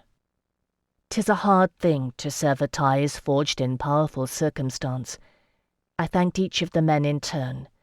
Romantic Epiphras, sea-loving Ultuk, the ever-quarrelling Staieo and Tormos, Ushak with his jug ears, and poor Volos, who mustered a sickly grin, and gave them all the kiss of parting. And then Kazan looked wryly at me, running a lock of my hair between his fingers. "Stars caught in the night sky, eh? Isn't that what that smooth-tongued son of Minos said? It has been a journey since I plucked you from the waters, Phèdre no Delaunay. I will not forget you soon, you." "Nor I you, my lord Atrobiades," I said softly. "Not soon, nor ever." "So it ends." He dropped his hand and glanced toward the tunnel. "Best I go. If I do not see you again, may your gods keep you safe. They and that tall Dongeline, eh?" He flashed his irrepressible grin. "Now that I have seen him use his sword, yes, I think maybe it is not impossible." At that I laughed, and Kazan bent his head to kiss me farewell. Straightening, he took his leave, disappearing into the tunnel without looking back. For a moment I heard Illyrian voices echoing in the dark passageway, and then they moved onward, fading. I turned back to the temple and my own people. Marco and Marie-Celeste Stregadze had been escorted out by members of the Dogal Guard, whose loyalty had never faltered, under the watchful eye of Lorenzo Pescaro, who bore them no love. They were to be confined in their quarters until such time as the judiciary tribunal could meet. As for the priestess of the crown and her two allies among the elect, Ashirat's servants would take care of their own, meting out their own justice. I glanced at her towering effigy and shuddered. I did not think Ashirat of the Sea dealt mercifully with those who betrayed her. But Melisande Charizai was under her protection. A bitter irony, that. In one quarter of the temple, Isandre de la Courcelle held an impromptu war council with her commander of the guard and the rest of her retinue. Jocelyn was there, although T-Philippe was nowhere to be seen. I learned later that he had slipped back to the Nameless Isle to confirm that the Yeshuites had gotten safely away. The plan under discussion was the taking of the little court and our swift return to Terre d'Ange. For that, I learned, was Isandre's intention. To send her own royal couriers hard on the heels of Melisandre's emissaries, to secure the little court and custody of Benedict and Melisandre's infant son, and thence to proceed in all haste to Terre d'Ange and the city of Eloa, lending proof to her courier's proclamation that she yet lived, and dealing with Percy de Somerville's insurrection. Word had returned by now that Melisandre's couriers had gotten away clean. With relays already in place, they might gain as much as a day's lead on pursuers. "It won't be easy if de Somervilles encamped the royal army within the walls of the city." Lord Trent's expression was grim. "He only needs a few hours to take it by treachery, and once it's done his men might stand by him even with your return, your majesty, if it's a choice between that or hanging." "And if we offer clemency to all who were duped?" Isandre inquired thoughtfully. Lord Trent shrugged. "Mayhap. De Somerville will claim 'tis a trick, and without an army at hand we'll be hard-pressed to get close enough to give the lie to it. They'll be wary. They'll have Barkiel L'Enver's blood on their hands." I cleared my throat. "My lady, it may prove otherwise. Eloa Grant it arrived. I sent a message to your uncle the Duke, bidding him hold the city against all claimants, including Percy de Somerville.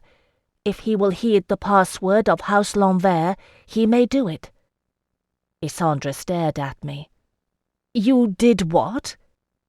I repeated my words, adding, "It would have been delivered first to the Lady of Marsilicos, by way of a courier ship from the Archon of Phaistus, my lady."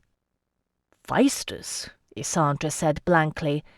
"Phaistus is a city, is it not, on the Isle of Crete?" "Yes, my lady." I felt a fool, though there was no reason for it. "Do you think he will honour the L'Envers password?" Isandre's lips moved soundlessly. "The password," she said at last. "Where did you— No, never mind. Yes, he might. He should. It will make him harder to kill at any rate. She stood a little straighter, as if the burden on her shoulders had lessened. Amory, how many men will it require to secure the little court? 100 more than we have here, Lord Trent replied promptly. Good. We shall ask the Doge, and then, the Queen said, we shall proceed. With the situation under control, Cesare Stregazza willingly lent the aid of several squadrons of the Dogal Guard, and it was with these that Isandra's forces swept the little court, securing it from top to bottom. I was there along with Isandra's ladies-in-waiting and other non-combatants, because in the end there was no place in La Serenissima anyone reckoned safer, and we had Jacqueline to ward us. It was a small garrison that held the palace. Many had accompanied their lord and lady to the ceremony of investiture and were already under guard. Although I saw none of it, some of Benedict's Dongelines fought and were slain. It was a clean death, I suppose, which is why they chose it. Others surrendered, placing themselves at Isandra's mercy rather than submit to the Doges. These were held in secure quarters in the little court, which included a dungeon cell outfitted as a luxurious pleasure chamber, with tapestried walls, plush pillows strewn on thick rugs, and a well-stocked flagellary. I went to see it. I had to, although I could not say why. Jacqueline went with me and looked at me without speaking, as I stood in the hallway and shivered, watching as 6 guardsmen were herded inside. This was meant for me, I said eventually. Melisande, he said it quietly. I nodded. But she sent you to La Dolorosa instead. Yes. I gazed at the torchlight gleaming on rich fabrics, soft, pleasurable textures, in order that this would seem paradise by comparison. And it would have. I touched my bare throat where her diamond had once hung, and shivered again. I'd made up my mind to take her offer, Jacqueline, the very night you came. This is what you spared me. Wisely, he said nothing more, but only took my arm and drew me away. Once the palace of the little court was safely held, a pair of royal couriers were dispatched to be carried by swift gondolini to the mainland, where another smaller portion of the Queen's retinue was encamped and the horses pastured. Still, the search of Benedict's palace continued, supervised by Amory Trent. Even after the Dogal guardsmen were dismissed with thanks, the search continued, until at last Lord Trent reported to Isandra, now ensconced in Prince Benedict's throne room. I had returned from my sojourn to view Melisande's dungeon, and waited attendance on the Queen, along with Jacqueline and a handful of other Dongeline nobles. I saw the taut futility etched into Lord Trent's face as he made his report, shaking his head. "I am sorry, Your Majesty," he said, "but the babe is not here." Chapter 77.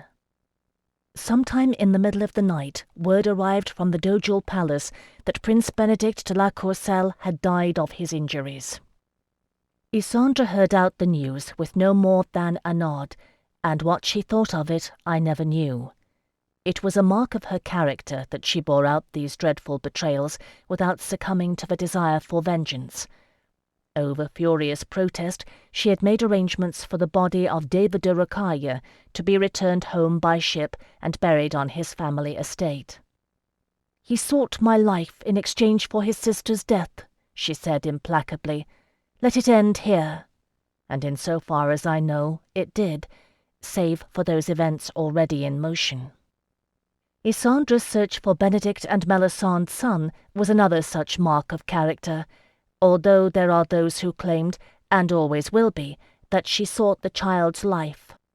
It was not so. At a little over 2 years wed, Isandra and Drustin had not yet conceived. With Prince Benedict dead, and his daughters by his Serenissimine wife disgraced, the lines of succession were clear. Barchiel-Lanvert, However much she trusted him, whatever his ambition, had not a drop of Kushiel blood in his veins, and House Kushiel held the throne of Terre. Until the queen conceived, the infant Imriel de la Kushiel was her heir. I do not think Isandre intended him to inherit. She was young, and had every hope of yet bearing children of her own. But she had spoken truly in the temple of Ashirat of the sea. Rather than allow another blood feud to fester, she would take the child into her household and see him raised with honour and respect, thwarting whatever hopes Melisande Shahrazai harboured of her son eventually cleaving House Kushiel in twain. It might even have worked. The babe's nursemaid gave her testimony in stammering D'Angeline over and over. All she knew was that she'd been given orders to see him made ready to be taken to the ceremony of investiture, fed and rested ere dawn, and swaddled in cloth of silver. One of the princess's attendants, a man she knew by sight but not name, had come for the babe, and she'd given him into his custody. Neither man nor child was seen again. We had a clear description of the infant from numerous sources. A babe of some 6 months' age, with fair skin, a dense crop of black hair, and eyes the hue of blue twilight. By all accounts, Imriel de la Kushiel was a beautiful babe, unmistakably his mother's son. But just as unmistakably, he was missing. The following day bore strange, familiar echoes of the aftermath of the Battle of Trois-le-Mans, as the denizens of the little court were brought before Isandre for hard questioning. A few were detained, but most appeared genuinely ignorant of Melisande's identity and Benedict's betrayal. None of them had knowledge of the missing heir. Last time I had faced questioning too. This time I stood beside Isandre's throne, watching and listening for the telltales of a lie. In the matter of the child I saw none. Melisande's contingency plan was cloaked in secrecy. T. Philippe returned quietly in the small hours of the morning, reporting with weary relief that all the Yeshuites had gotten out safely. I was glad to hear it, and Jocelyn all the more so. One day, a party of Serenissim Yeshuites would indeed depart for the far northern lands, where the sun never sets in summertime, but shines day and night upon the snowy vistas, and they would be led by a young man named Micah ben Zimmon, who fought with crossed daggers that shone like a star in his hands. But that is a story for another day, and not mine to tell. I was just glad it was not Jocelyn's.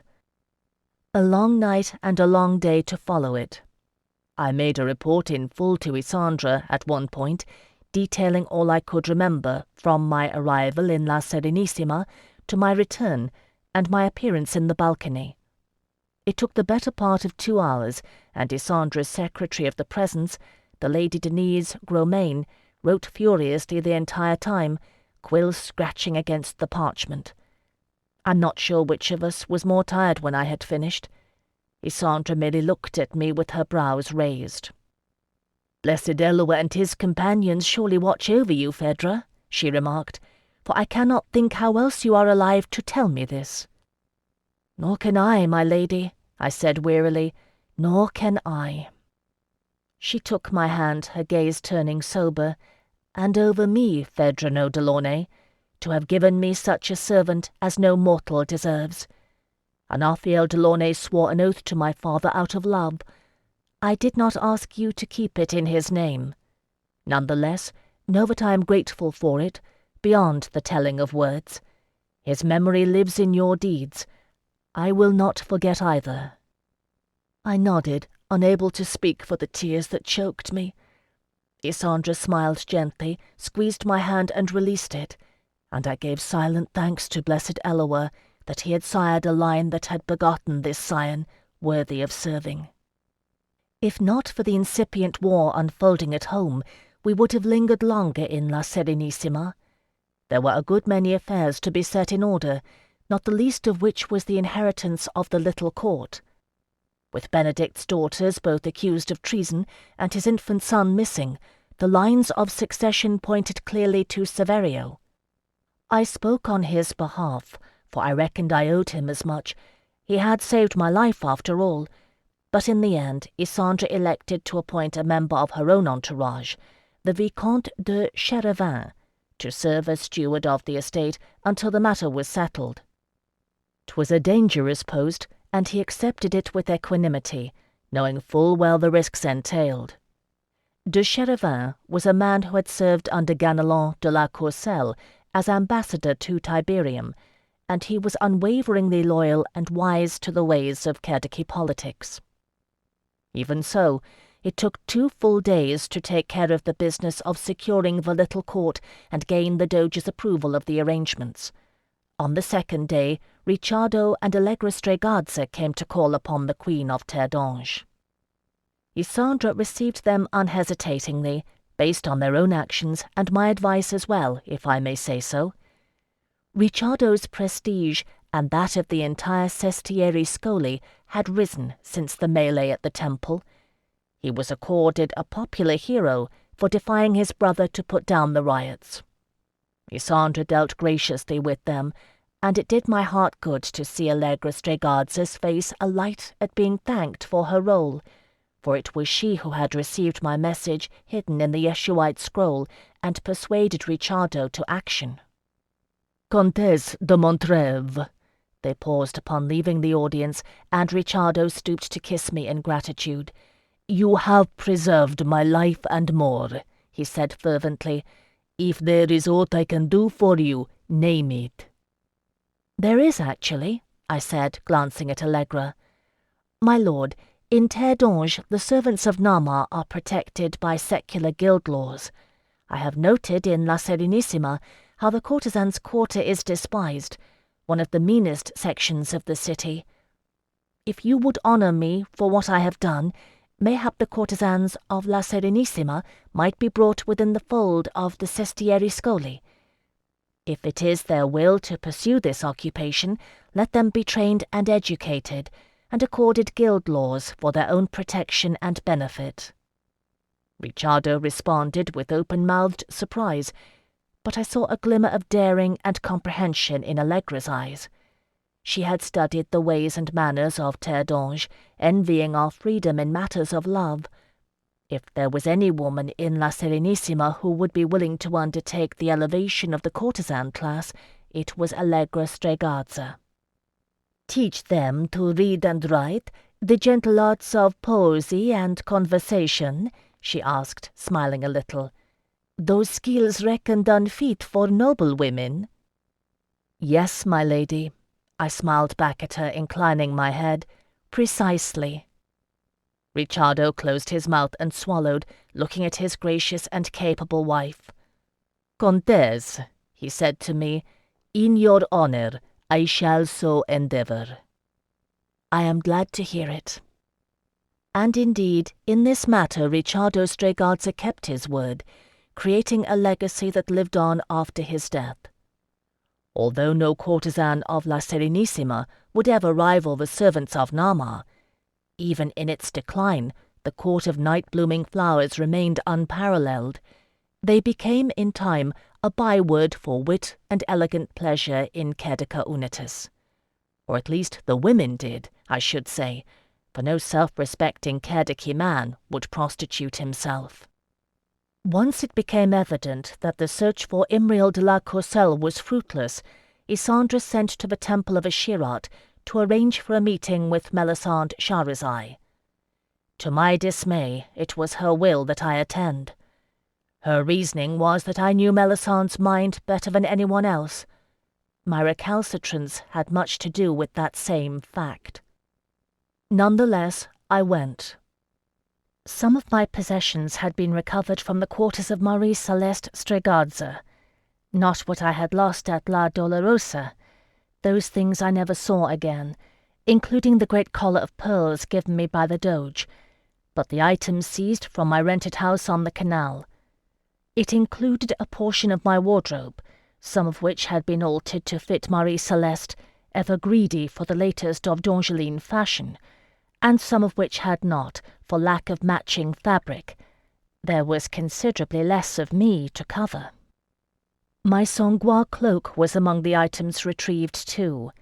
That I did not wear, but folded carefully at the bottom of my trunk. I could no more bring myself to discard it than could Marie-Celeste Stregazza. Anyway, it had been a gift from Delaunay. Also included was the signet ring of Montrève, which I reclaimed with no little relief, not so much for its own sake as for the memory of my Lord Delaunay, who never wore it as was his right. It was fortunate that I never wore it either, the ring being too massive for my finger, or it too would have been lost at La Dolorosa. The ring Marie-Celeste had kept out of practicality and not greed, using it to set my seal to a handful of forged letters, such as the one, I had learned, which convinced Isandre that I had gone to Ephesium in pursuit of the rumour of Melisandre's presence. T. Philippe had a jeweller in the little court repair the chain on which Jocelyn's K pendant had hung, and had the signet of Montrève strung on it, that I might wear it about my neck. I wept when he showed me what he'd done. Thus was I garbed in my own attire, one of those splendid gowns made for me by Favrielno Eglantine, and bore the insignia of my title against my skin when I faced Melisande Charizai. It helped a little to remind me that I was indeed the Comtesse de Montrève. Not that it mattered much where Melisande was concerned, but it helped. The mood within the temple was sombre, and well it might be, for we had heard the rumours filtering through the little court. The priestess of the crown and the two elect who had aided her in blasphemy were dead, executed in accordance with temple ritual. Shirat's vengeance was swift and sure, and their blood had darkened her altar. Passing her effigy, I averted my eyes. By their laws it was just, but I did not like to think on it. We were escorted into a salon within the rear of the temple, a pleasant room set about with couches, with a small fountain lending the sound of falling water. Flanked by priestesses and attendants, adorned in blue robes and the shimmering veil, Melisande received us like a queen in her own right. Isandre de la Courcelle took a seat opposite her without being asked. The rest of us, which included myself, Jocelyn, Lord Trent, Lady Gromaine, two guardsmen and Isandre's surviving castellan, remained standing. "Your Majesty," Melisande made a graceful gesture of acknowledgment, her tone pleasant and unconcerned. "To what do I owe this honour?" "I want the child," Isandre said calmly. "What have you done with him?" "Ah." Behind the veil Melisande smiled, and I knew her face was alight with intelligence. "My son. He is safe, Your Majesty. I thank you for your concern." "I am not playing a game, Lady Charizai." The Queen's voice hardened. "I am not playing your game. I am acting in the interests of the realm, no more and no less. Where is the child?" "The realm," Melisande said wryly. "Indeed. Is it in the interests of the realm that a single monarch hold the throne? Blessed Eloa did not think so. 'Twas his companions who parcelled the realm in jealous pieces. You seek to hold a prize given you by accident of birth, Isandre de la Courcelle. I seek to claim it by right of the wits with which I was born. Even the doges of La Serenissima can point to the mandate of popular election to justify their power. Do not tell me you do not play my game." Isandre paled. I do not think she had truly crossed wits with Melisande before. Nonetheless, she retained her composure. "I have neither the time nor the will to engage in sophistry. If it was your wish to reform the D'Angeline system of governance, you have gone about it in a passing strange manner. The penalty for what you have done you know full well. I am offering to spare your son the taint of it, and see him raised to the honour that is his due." "My wish? No. I merely observe that what we seek is not so different. Now you seek to claim my son for your household." Melisande leaned back against the couch, relaxed. "And what do you offer for him, your majesty? My freedom? The restoration of my titles and estates?" The Lady Gromaine's quill scratched on parchment as she recorded their exchange. Amory Trent made a noise deep in his throat. "No," Isandra said finally. "Neither." Melisandre's brows rose beneath her veil. "No?" she asked, mocking. "You offer nothing? Then does it surprise you that I offer nothing in response?" "Do you care so little for your own flesh and blood?" Isandra asked harshly. "You are bound here until you leave or die, Melisande Charizai, and it is already decreed that those things are one and the same. I will make no bargains with condemned traitors. And yet you are a mother, are you not?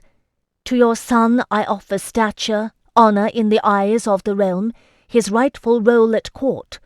Will you damn him to a lifetime as a pawn? Will you hide behind a Shirat's altar and watch while he is made a playing piece for lesser hands, seeking to seize the same prize you sought?" Her mouth curled in contempt. "Love as thou wilt. The precept of blessed Eloa is lost on one such as you." "Do not presume to teach me to love." There was an echo of power in those words, sending a jolt the length of my spine. I took a sharp breath, glad of Jocelyn's hand resting on the small of my back, steadying me. I was aware, horribly aware, of the way Melisandre's veiled eyes flashed with passion. "Do you truly think I would allow you to raise my only child and turn him against me, Queen of Terre d'Ange?" she asked softly, rising from her couch with deadly grace. "No. Oh, no. There has been no animosity between us. I have always understood, if you have not, that we played a game. Do you take my son, we become enemies." Isandra drew back, but did not quail, answering steadily. "You have sought to tear the realm asunder, Melisande Charizai. I have always considered you an enemy." "Have you?" Melisande gave her a cutting smile. "For 2 years I have held your life in my hand. If it was only that I wanted—" Turning her head, she reached out to touch the breast of Isandra's surviving Castelline brother with elegant fingers. "I could have taken it at any time. But I sought the prize, your throne, and for that I needed to choose a time when I could control the events that followed." Her smile froze in place. "Believe me, your majesty," she said, "you do not want me to regard you as my enemy." The Castelline, whose name was Brisno Rinfort, breathed hard, hands twitching above his daggers, sweat beading his brow as he struggled to remain impassive. Like Jocelyn, he had witnessed one of his brethren betray his oath in the most incredible fashion, and he knew full well Melisande was the reason, if not the cause. "Let him be!" Jocelyn's sword rang free of its sheath, and he pointed it full at her, yes, grim and implacable. "I have faced damnation from more angles than you can number, Kushiel, scion. One more is of no account. Leave be." "Castelline." Melisande regarded him coolly, fingertips still resting on the brother's heaving chest. "Have you faced the loss of your beloved Phèdre's affection? For surely you will earn it if you take my life." He looked at me, they all looked at me, even the priestesses and attendants, and I could not think for the clamour in my head, the sound of my blood beating in my ears. I pressed my fingertips to my temples and shouted, "Sit down!" No one sat, but Melisande took a step back and lowered her hand, gesturing for me to speak. Brisno Rinfort exhaled. The secretary's pen scratched. Isandra watched without speaking. I looked at Melisande. "My lady," I whispered, "you know what we seek. Is there any price not named that you will accept?" I had not planned it, this offer. If I had thought on it, I would have faltered, and yet it was a bargain that had lain on the table between us since those dreadful days and nights when I languished in the prisons of the Black Isle. They treated her as royalty here in the temple of Ashirat, and how not? For she was noble-born, with a courtier's deadly skill, and a mother bereft of her son besides. I had spent many a dark night on La Dolorosa. I knew the extent of Ashirat of the Sea's grief. I knew what it meant to those who served the goddess. They would shelter her for so long as she desired, and they would accommodate her if she wanted me. Not a small price, no, but mayhap worth it if it brought peace. It would bring an end, at last, to the chain of blood guilt I had seen my life's course forging in the cavern of the Thetelos. There was that. Slowly, regretfully, Melisande Shahrazai shook her head, setting the blue-black curtain of her hair rippling down her back. "No," she said softly, "not for this. Not for my son." I heard Jocelyn release a long-pent breath, and I straightened, turning to face my queen. "You have asked." My composed voice sounded like a stranger's to me. "You have been answered, your majesty. Will you hear my counsel?" "I would," Isandra said.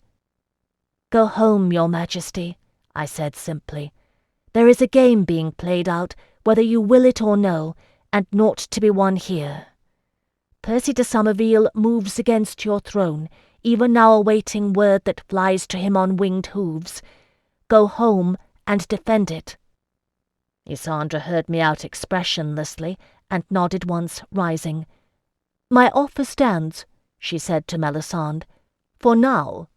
Remember that I have made it." And without waiting for a response, she swept out of the salon, members of her retinue falling in behind her.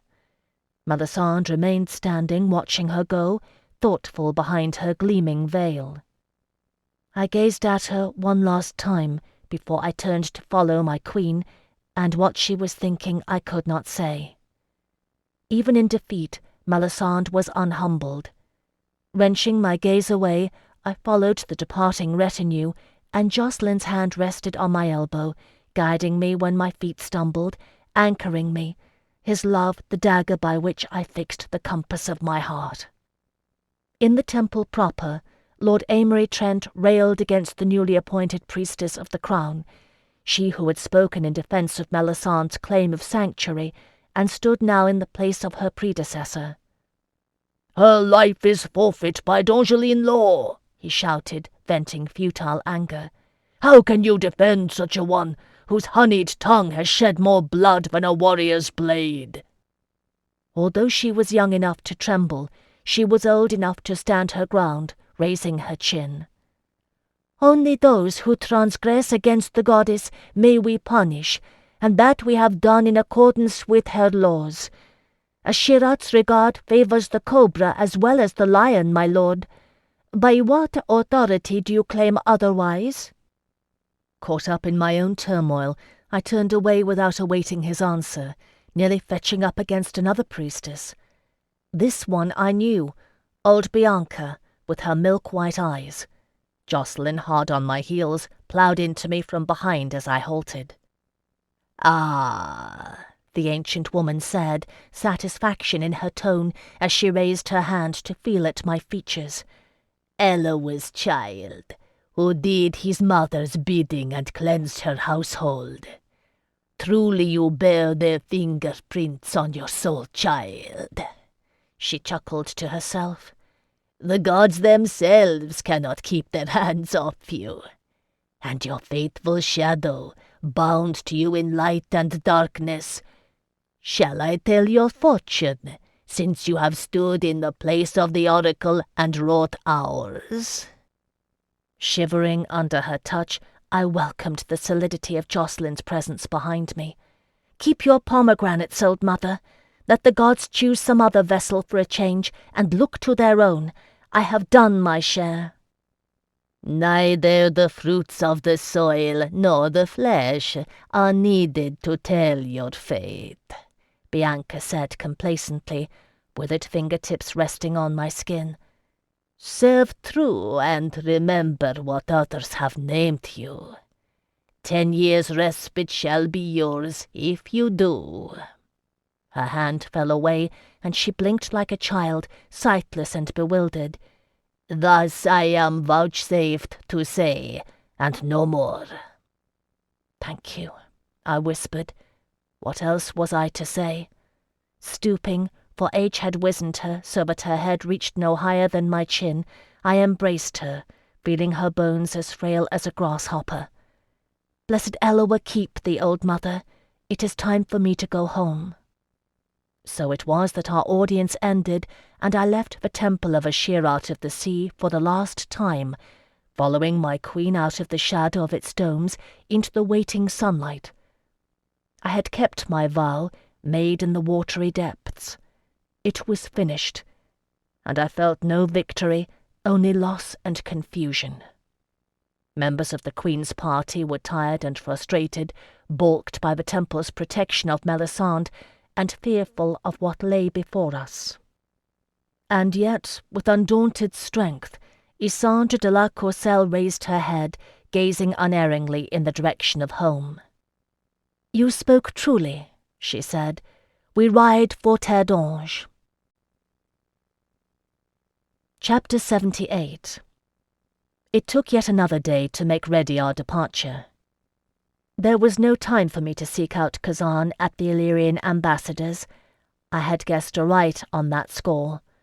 I did see Saverio Strega, who was present at the little court, to consult with the Vicomte de Cherevin. Although Isandre had deferred judgment on the matter, it was tacitly assumed that the claim would eventually be settled in Saverio's favour. It was an awkward meeting, though I was glad he requested it. "I cannot exactly thank you for bringing destruction to my family, Phèdre no Delaunay."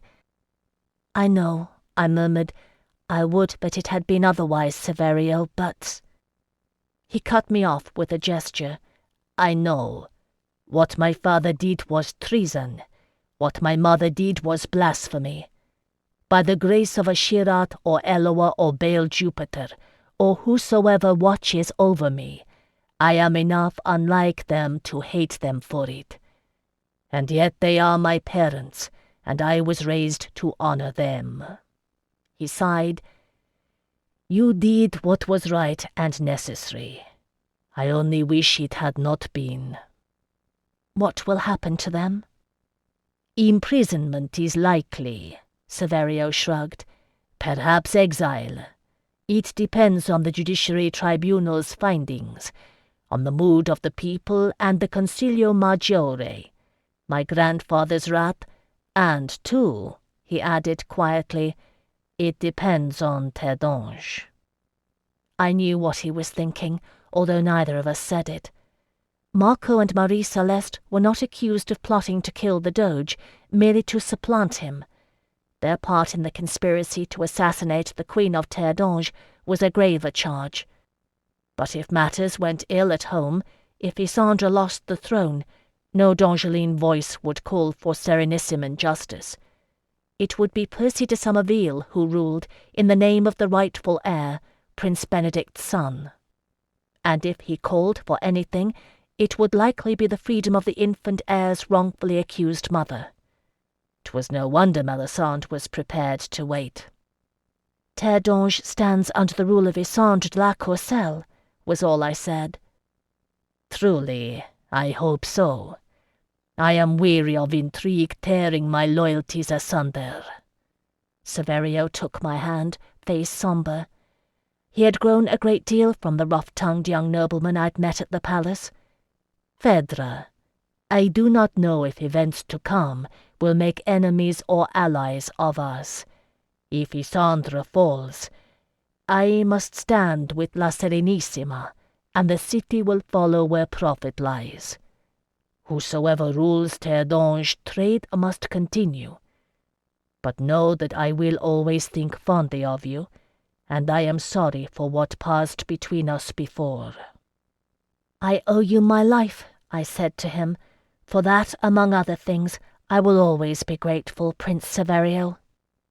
At that he smiled a little bit. "You taught me to be proud of my Dongeline heritage, Phèdre no Delaunay, and to gaze at those parts of myself I despised without fear. It would not, I think, have been so ill a marriage." Bowing, Severio released my hand. "Luck to you, my lady," he said softly, "and warn your queen not to look to the Doge overlong for support. Once she's left Serenissime soil, grandfather will wait to see how matters play out." I'd never doubted it, but then Severio was a slow learner in the family business of intrigue. I prayed he remained thus, for he was a better person for it. "Thank you, my lord, and blessed Eloa keep you in his regard." This was my final farewell in the city of La Serenissima, for we departed the next day at dawn, escorted on the Doge's mighty ships to the Dongeline encampment on the mainland. My heart swelled to see the bright silken tents with all their pennants fluttering, glossy-hided horses at pasture, hundreds of Dongeline faces waiting expectantly. So many, and yet so few, when one reckoned the odds. The entourage of the Progressus Regalis numbered a mere 700, of which nearly 200 were household attendants, cooks, grooms, seamstresses, hairdressers, poets, musicians, and the like. 24 noble peers, men and women alike, accompanied the Queen, the number set down in ritual centuries ago. Some had brought their families and men-at-arms. It made me nervous to see children in the entourage, for there were several, knowing the danger we were leaving behind and the danger that lay ahead.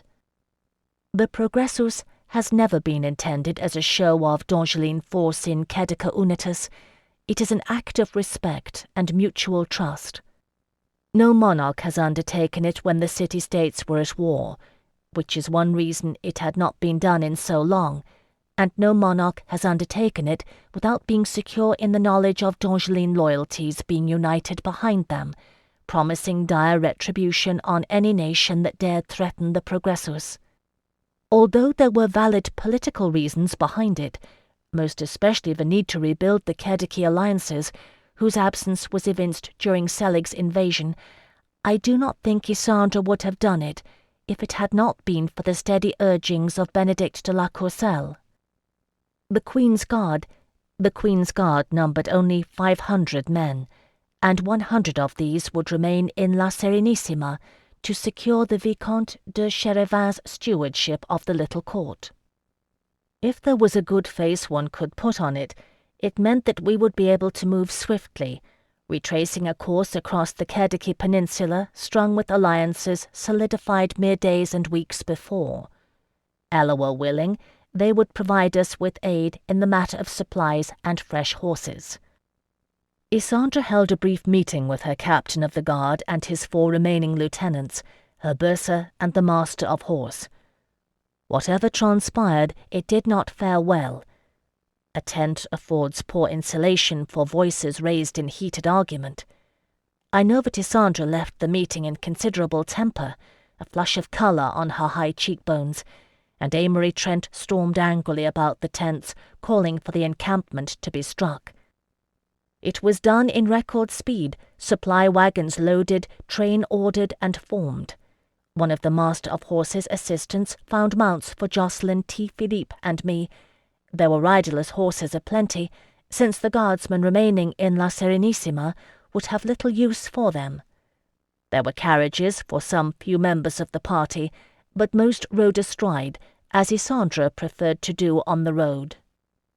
We were assigned a position in the ranks of peers behind the Queen, surrounded by a cordon of her guard.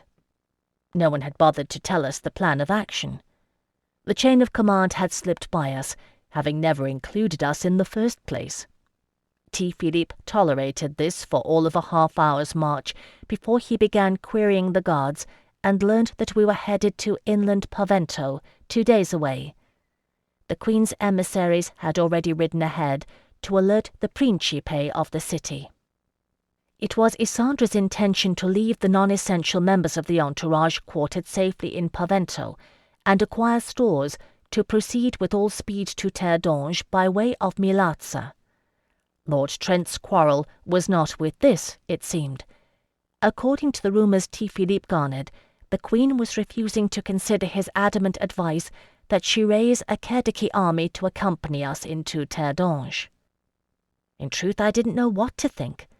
I was glad enough, for a change, to have no decisions on my head. We travelled briskly along the well-built Tiberian road, wrapped in cloaks against the autumn chill. Despite everything, I could not help but feel a certain joy. I was young and alive, and I had Jacqueline and T. Philippe at my side. As much as we had lost, and I grieved anew every time I thought of Remy and Fortune, none of us had thought to set out on this homeward journey. Whatever lay at the end, every step of it was a blessing. For Isandre de la Courcelle, it was another matter. "It will be a risk just crossing the border," Jacqueline murmured to me that night as we lay together in the small soldier's tent allotted to us. There was a sufficiency of those, too. "With 400 men, it wouldn't take much for de Somerville to lay a trap." "De Somerville doesn't know she's alive," I reminded him, though I wouldn't put it past Melisande to have thought of it anyway. "No." He propped himself up on one elbow, regarding me in the faint light our campfires cast through the oiled silk of the tent.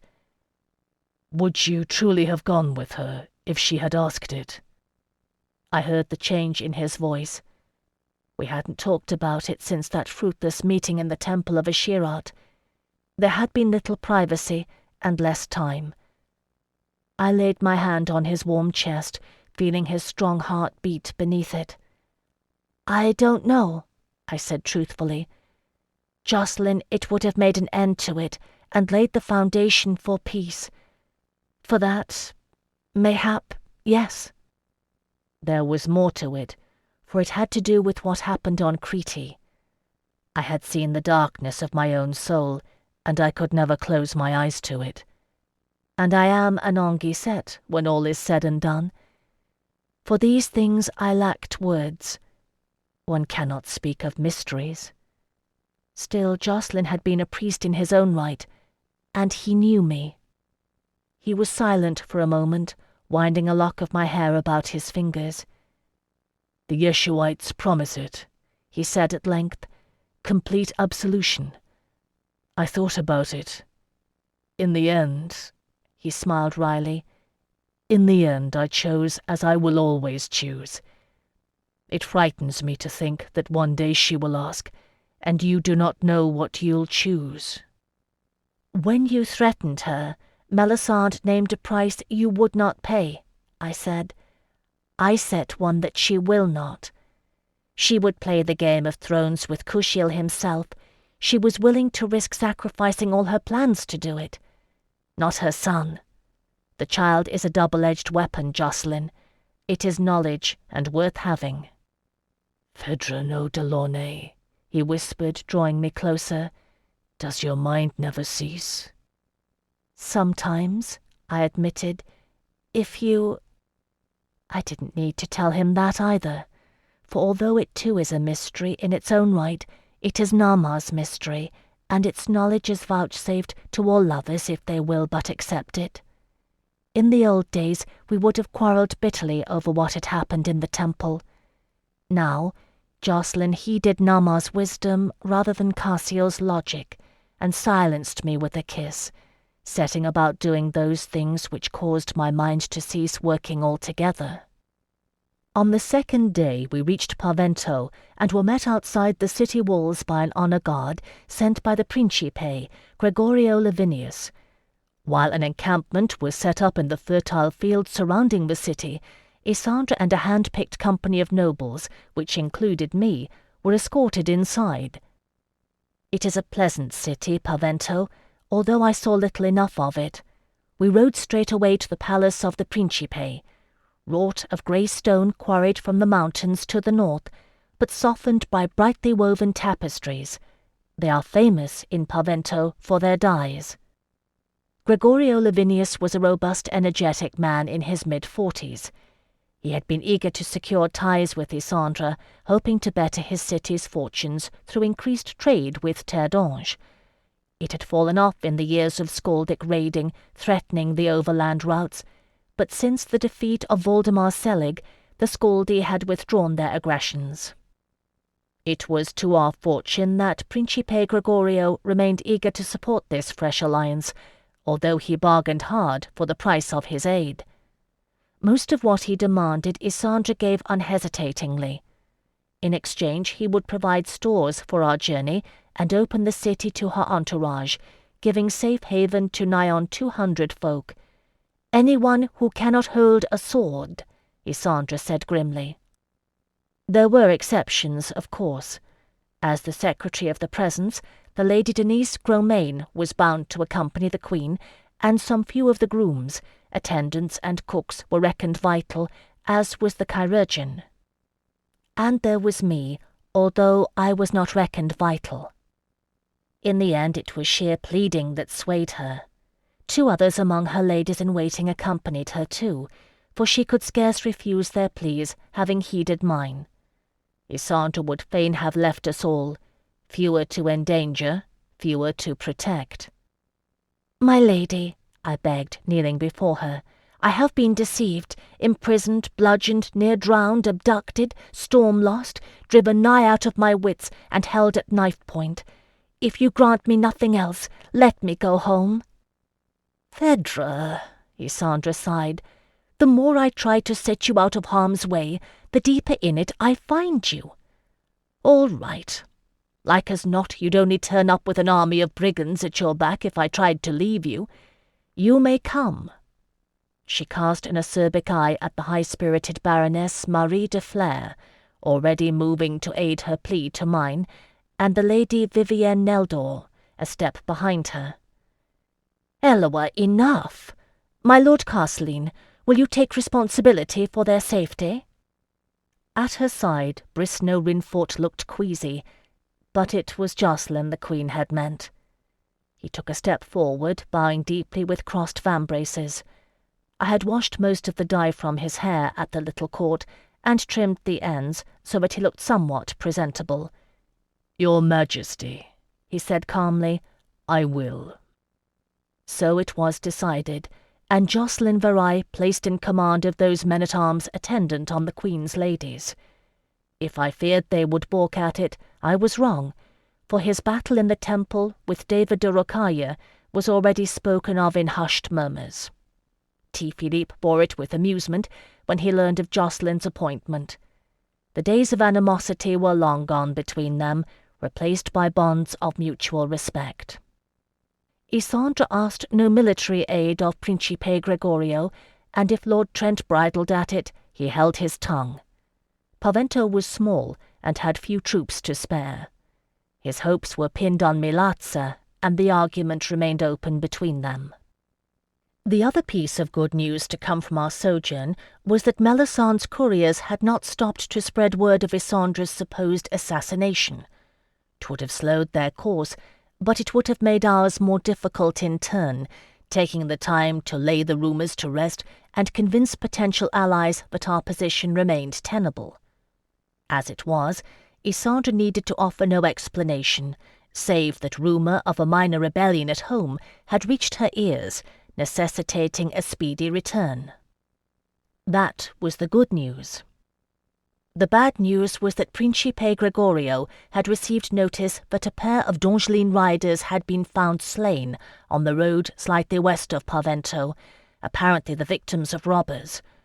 Although they had been stripped of their belongings and apparel, we knew them by description. Royal couriers, the both of them. Plans within plans, and traps within traps. Melisande had anticipated well. No one bore word ahead of us, save her hand-picked couriers. And their lead had lengthened to a good 5 days. Chapter 79. We left Pavento in haste, unburdened of wagons and carriages, pushing our mounts as fast as we dared go.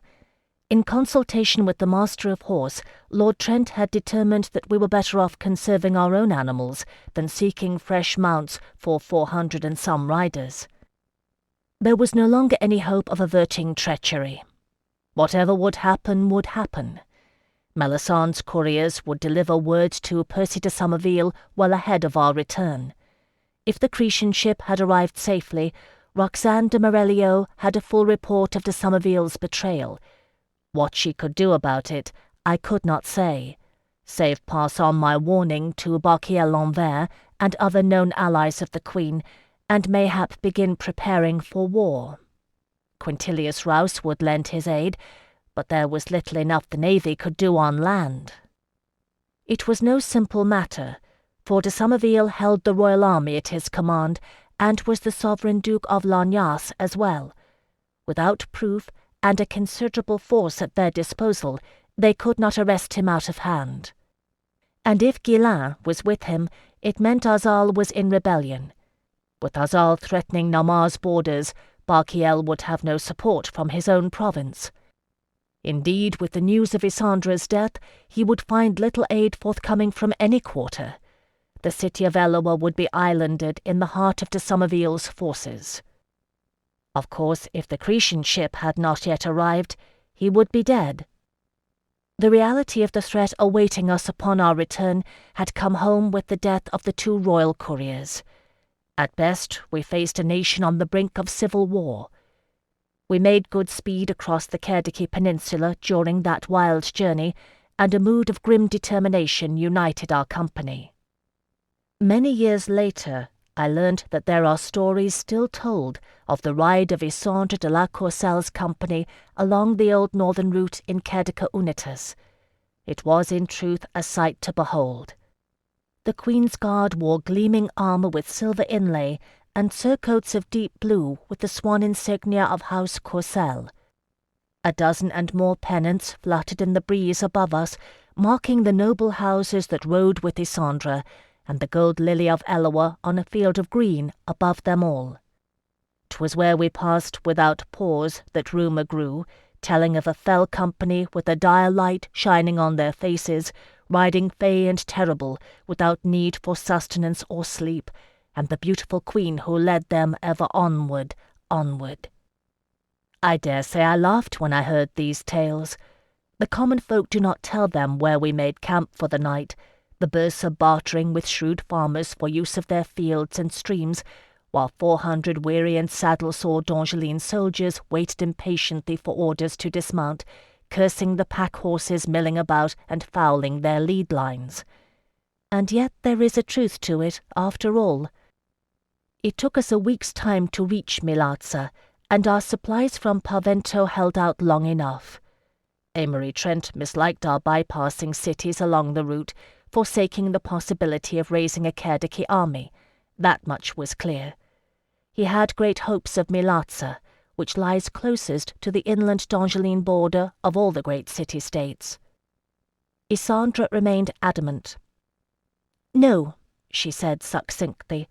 "Whatever else I do, I will not bring a foreign army onto D'Angeline soil, Amory." He dishevelled his hair, frustrated.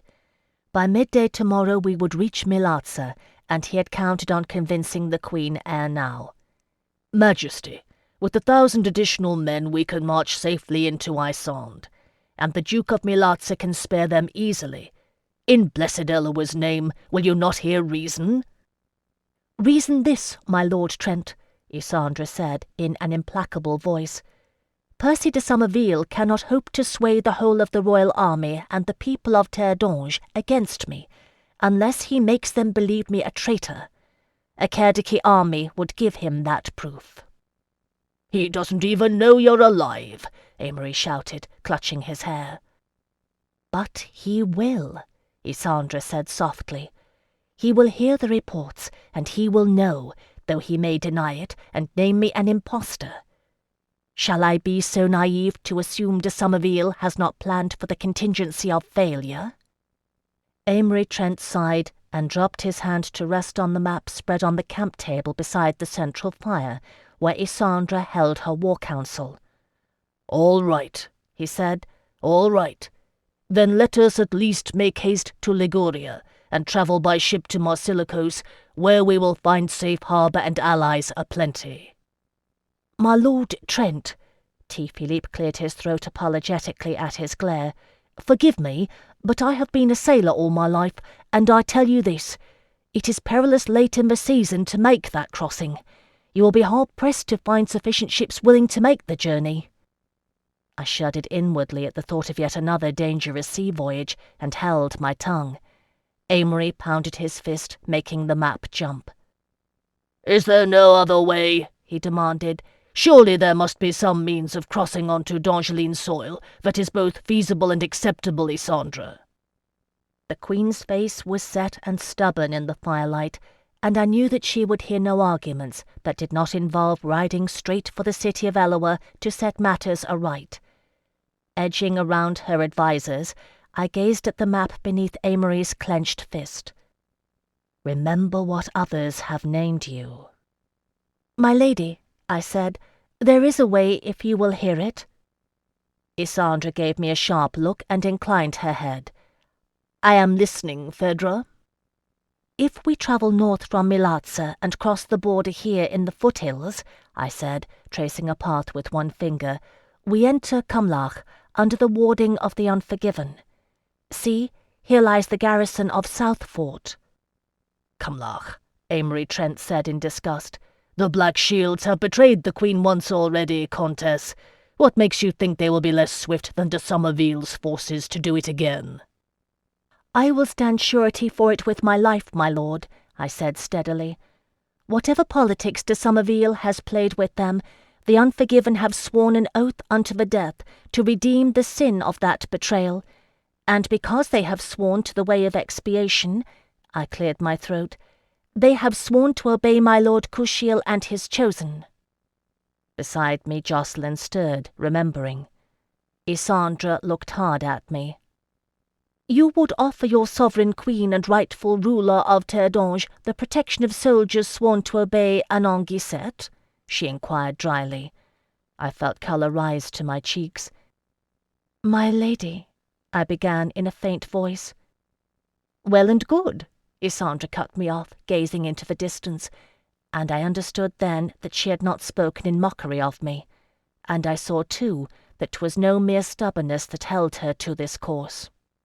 It is said, at times, the scions of Eloa could hear his call. I do believe Isandre heard it then, calling her home to his city. "It is my pride and folly that has brought us to this pass. If I had heeded your fears long ago, I would not have gone trusting to La Serenissima. Let us choose the way of expiation, and place ourselves in Kushiel's hand. The Unforgiven shall form our point guard, and escort us to the city of Eloa." "The Unforgiven have sworn on Camille's sword to ward the borders of Cumlach for all time," Amory Trent sighed again. "And you granted them that right, Isandre.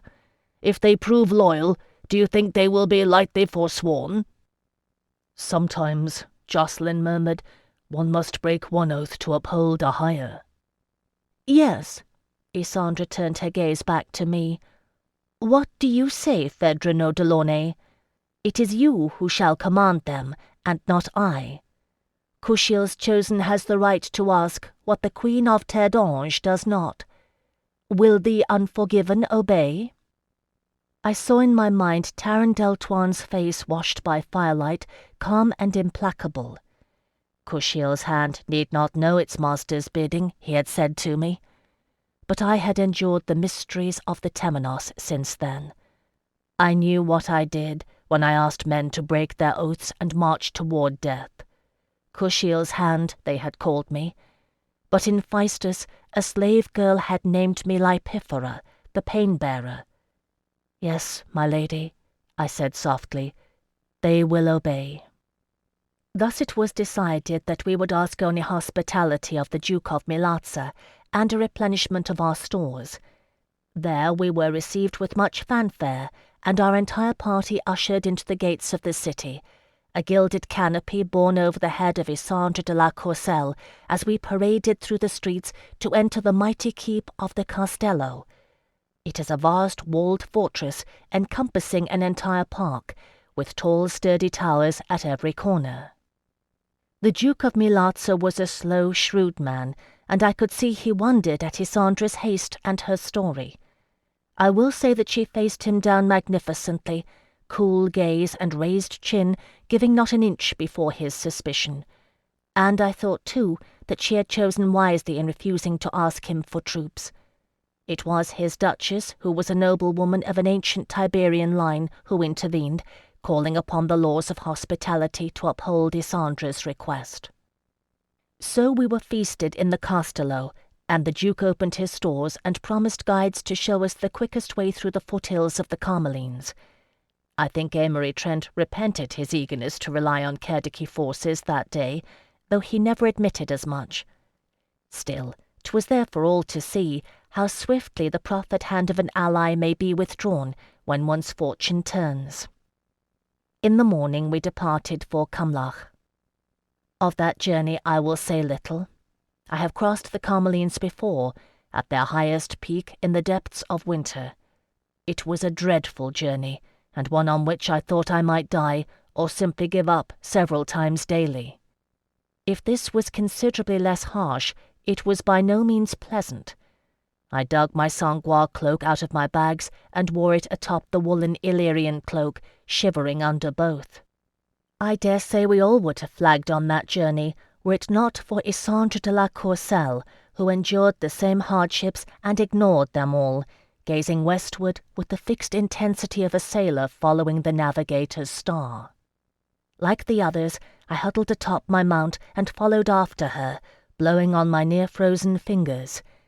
I'd have laid down with Selig himself for a pair of scaldy mittens on that journey. Jocelyn, of course, was bright-eyed and alert, breathing in the mountain air and looking about him. He was born and bred to the mountains of Cioval, which are at least as rugged as these foothills. I hated him a little for that, and took comfort in knowing that T. Philippe did too. Our Milatzen guides, hill folk themselves, fur-clad and silent, melted away as we drew near the border, pointing out the last pass with quick bows. Isandra's bursar tossed them some silver coins, which they caught adeptly before disappearing. We filed through the pass in a long line, our tired horses stumbling. Terre d'Ange, I thought. I was home. No matter what else happened, we had at least come this far. Others felt the same, for I heard more than one voice offer a breathed prayer of thanks. It was only minutes before a lone sentry spotted us. Amory Trent rode after him, shouting, but too late. The sentry mounted at lightning speed and set off on his fresh horse. Lord Trent was soon left wallowing in his wake and drew up.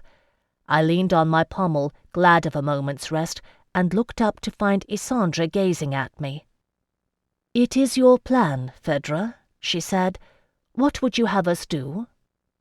"Follow him," I replied wearily, "and let me ride at the fore, my lady. I have promised to stand surety for this plan."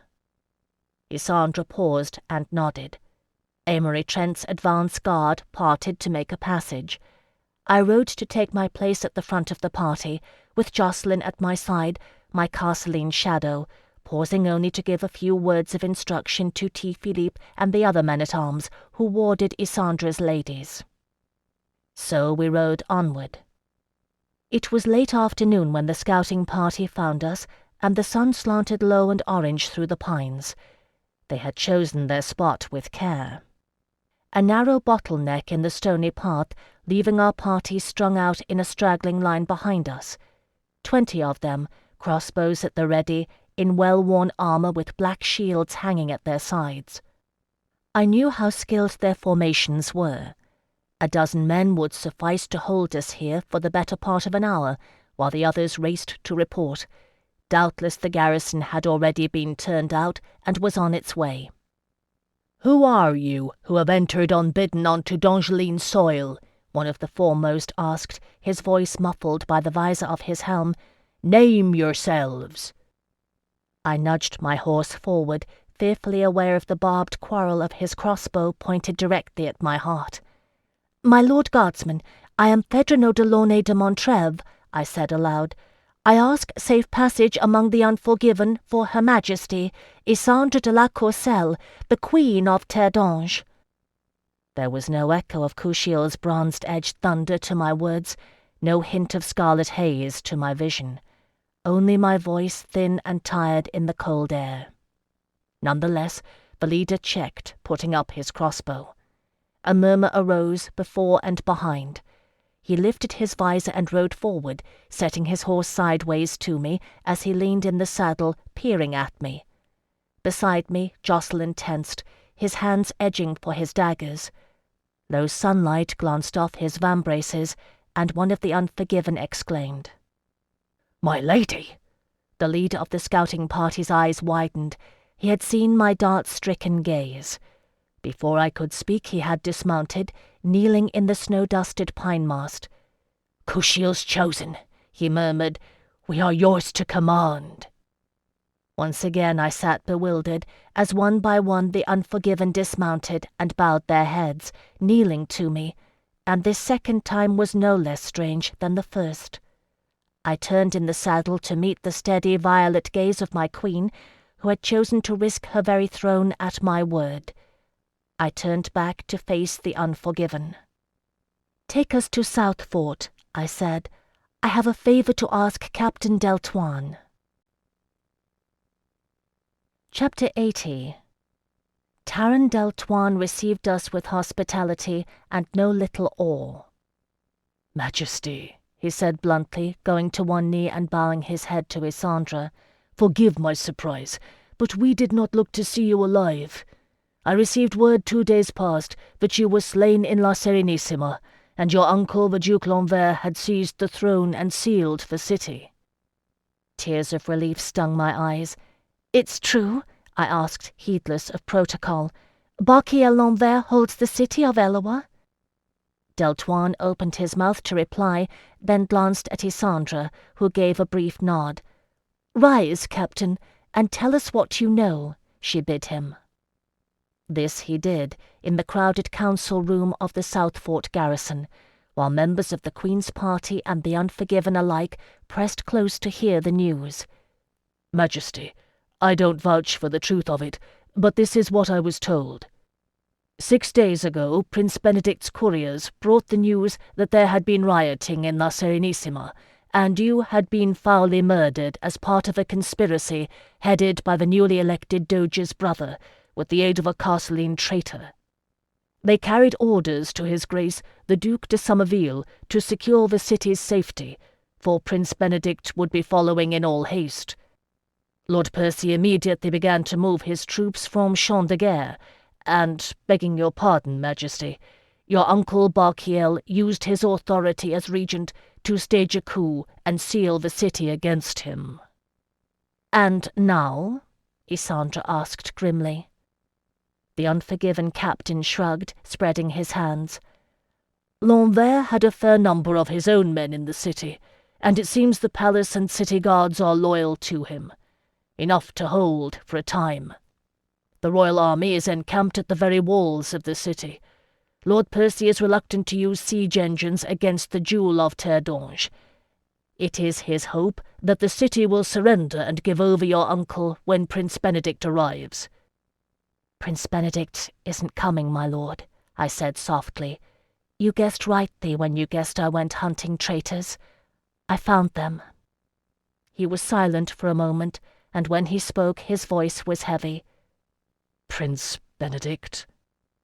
"Yes." I felt pity for him.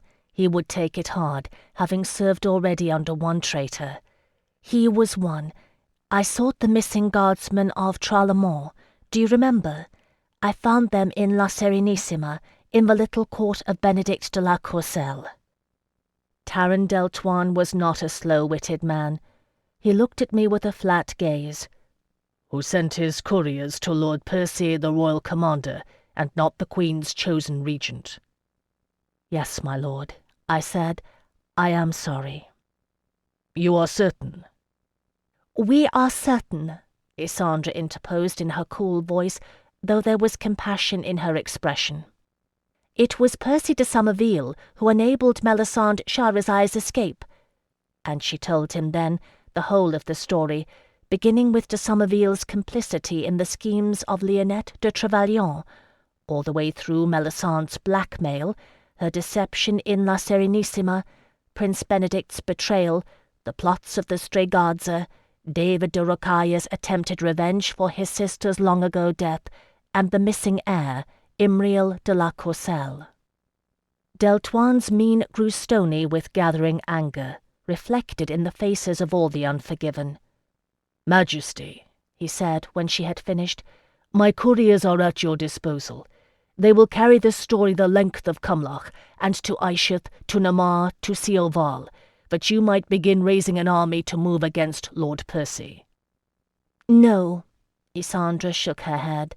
"While I am queen, I will not instigate civil war in Terre d'Ange. I ride to the city of Eloa, Captain, to claim my throne." He stared at her. Behind me I could hear Amory Trent heave a sigh. "What would you have me do, Majesty?" Deltoine asked, bewildered. I stepped forward. "My Lord Captain," I said formally, "you told me once that the unforgiven had sworn to obey Kushiel's chosen. This thing I ask in Kushiel's name, that your company lead Her Majesty the Queen to the city of Eloa." "Leave the borders?" Taran Deltoine blanched. "Countess, we have sworn an oath to Carmille as well, to ward the passes against the Scaldi for as long as we shall live. Do you ask us to abandon this trust?" "You have other recruits to man the garrisons, and the Scaldi have retreated far from our borders," I said to him. "The threat to the realm lies now at its heart, my lord, and the path to your redemption lies in facing betrayal, not the Scaldi." He looked away from me, murmuring, "What you ask is hard, Anguissette." "Yes." Though I ached for his pain, I did not waver. "I know." For a long moment he said nothing, then gave at last a brusque nod. "Majesty," he said to Isandra, "grant me a day to assemble the unforgiven. We will escort you to the city of Eloa." So it was decided, and riders set out within the hour, racing north to carry word to the garrison's relay stations. I knew well how swiftly the Black Shields could muster. For our part, we took our ease as best we could in the confines of Southfort and beyond, establishing a campsite for the bulk of Amory Trent's guard.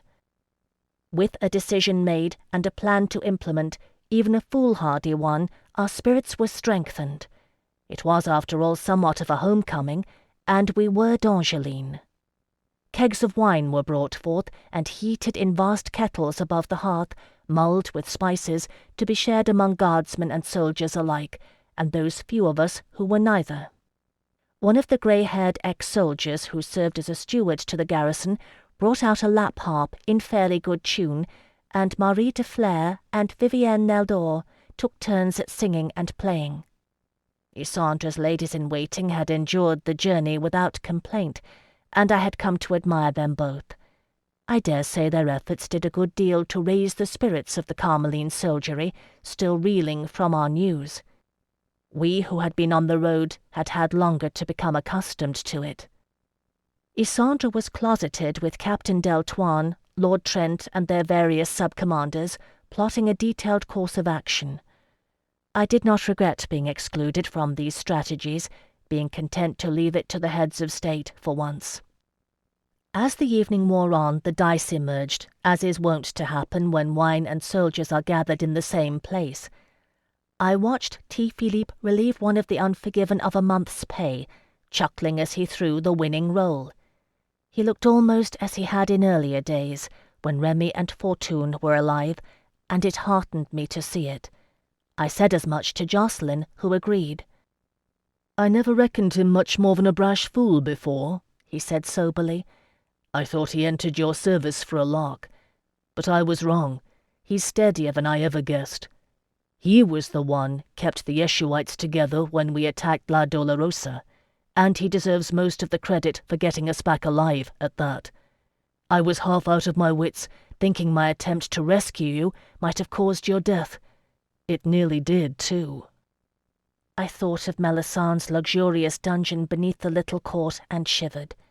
Saved me from a fate worse than death, more like. Elowen knows what would have happened if you hadn't come that night. I don't, and I'm glad of it."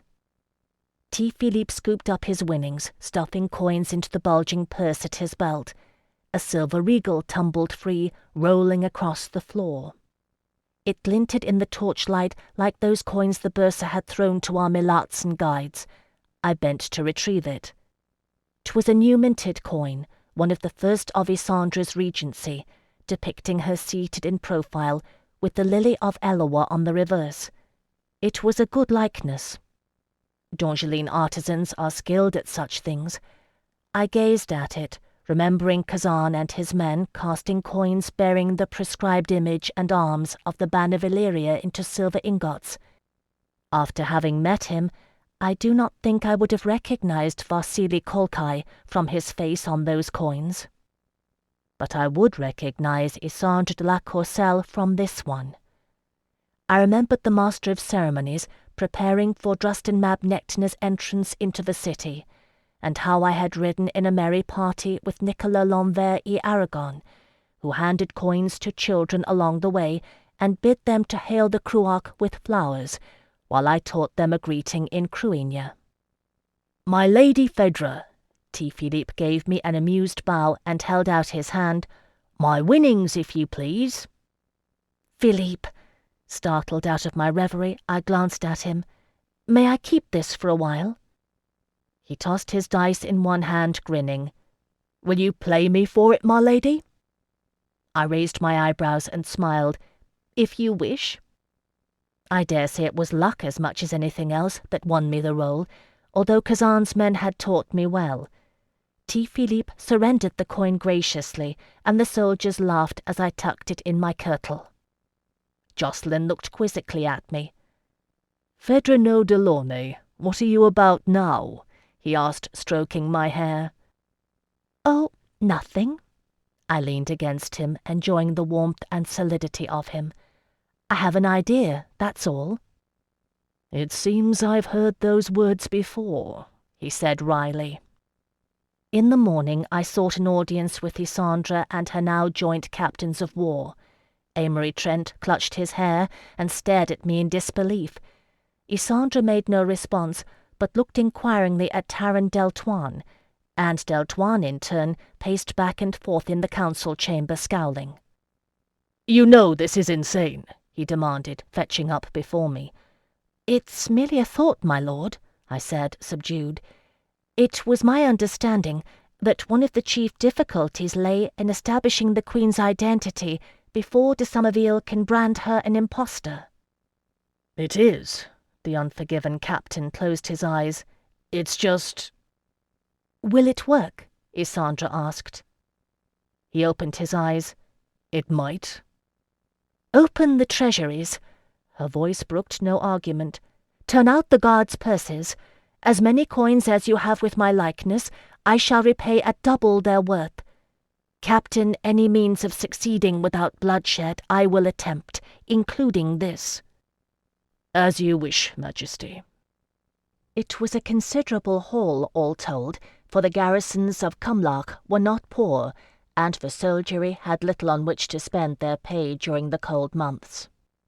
I felt a little sick watching the preparations, for this was wholly mine own idea. If it failed, I could not blame it on the promptings of any god. Then again, if it failed, likely enough we were doomed anyway.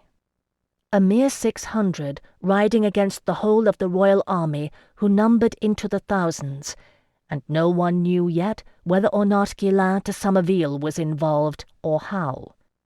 The Unforgiven had no news out of Azal. For all his protests, Lord Amory Trent implemented Isandra's orders with dogged efficiency, and I could see why she had chosen him as captain of the guard for her progressus. Isandra was never one to seek unquestioning obedience, merely loyalty. He had that, and to his credit, not one of his guardsmen faltered in following, though I am sure many of them thought it folly. I worried more about Brisno Rinfort, her Castelline guard, who followed her like a haggard grey shadow. David de Rocaille's actions had shocked him to the core, and I did not think he had recovered from it. Those who are too rigid in their beliefs will break rather than bend with fortune's blows. I know it worried Jacqueline too, but there was naught he could say that the man was willing to hear. By contrast, the unforgiven grew steadily firmer in their resolve, as more and more of them poured into Southfort during the day, ultimately accepting the dire news and the hard task I had set them with fierce Carmeline determination.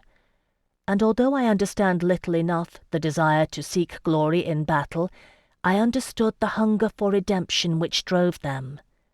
My lord Kushiel is a harsh master, but his worship has ever served a purpose. Tarendel had his day, and when the sun rose on the following day, the full company of Black Shields had assembled at Southfort. It was in itself a heroic effort, though they have their own means of communicating and travelling at speed through the foothills of the Carmelines, a system laid down by Isidore de Glamore when he formed the allies of Cumlach.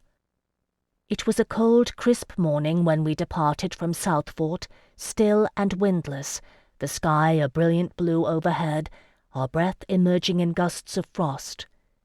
Isandre de la Courcelle gave a short speech ere we departed, seated astride her favourite grey palfrey, her purple cloak flowing over its haunches, and the morning sun gilding her fair hair. "It is our purpose to ride hence to the city of Eloa and reclaim the throne to which we were born," she said in her clear, carrying voice. "Not for power nor wealth do I seek to do this thing, but for love. Blessed Eloa bid us love as thou wilt. Terre d'Ange, my first and greatest love, is threatened by those who would tear her asunder to possess her. As I am a scion of Eloa's lineage and the rightfully crowned queen of Terre d'Ange, I will not permit this to come to pass. Let no man or woman among you set forth this day by aught save his or her free will. Let no one among you ride with me save for love of blessed Eloa and this glorious nation he begot." We cheered her then until our throats were ragged, and the unforgiven pikemen hefted the points of their weapons heavenward. Isandre's face was flushed and brilliant, and I think that all there assembled that day saw what I had seen outside Milatza, that the bright shadow of Eloa lay upon her like a mantle. Thus did we depart. Chapter 81. It was 4 days' ride to the city of Eloa, and rumour raced before us like a brush fire. We had known it would happen, indeed we encouraged it. Even in the small villages of Cumlach, they had heard that the Queen was dead, and Percy de Somerville and Barquier l'Anvers strove for mastery of the city. D'Angelines are not known to sit idle on news of such moment. I am happy to say that word that Isandre de la Courcelle yet lived was received with overwhelming joy. I had seen it when I rode to Southfort in the spring. Terre d'Ange had prospered under Isandre's rule, and her marriage to Drustin Mab Nectina had brought further wealth and trade to the nation.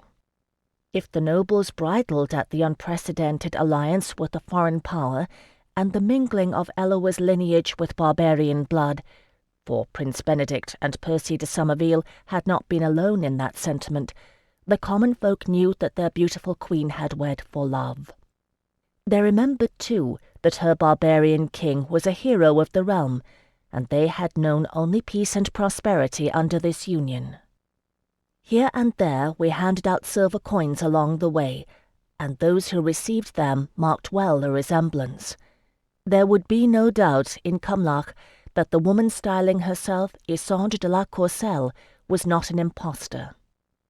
In Lagnas it grew more difficult. There was no way to prevent the spread of rumour unless we marched day and night, and both Tarendel and Amory Trent had reckoned that mere folly. Thus had we chosen to exploit it, letting word race ahead from village to village whenever we paused for an evening's rest. If the citizens of Terre d'Ange awaited us with hope and joy in Cumlach, some few leagues into Lagnas we encountered rebounding denial. Word of Isandra's survival had reached Percy de Somerville's ears, and he had responded in the only manner he could, naming her an impostor.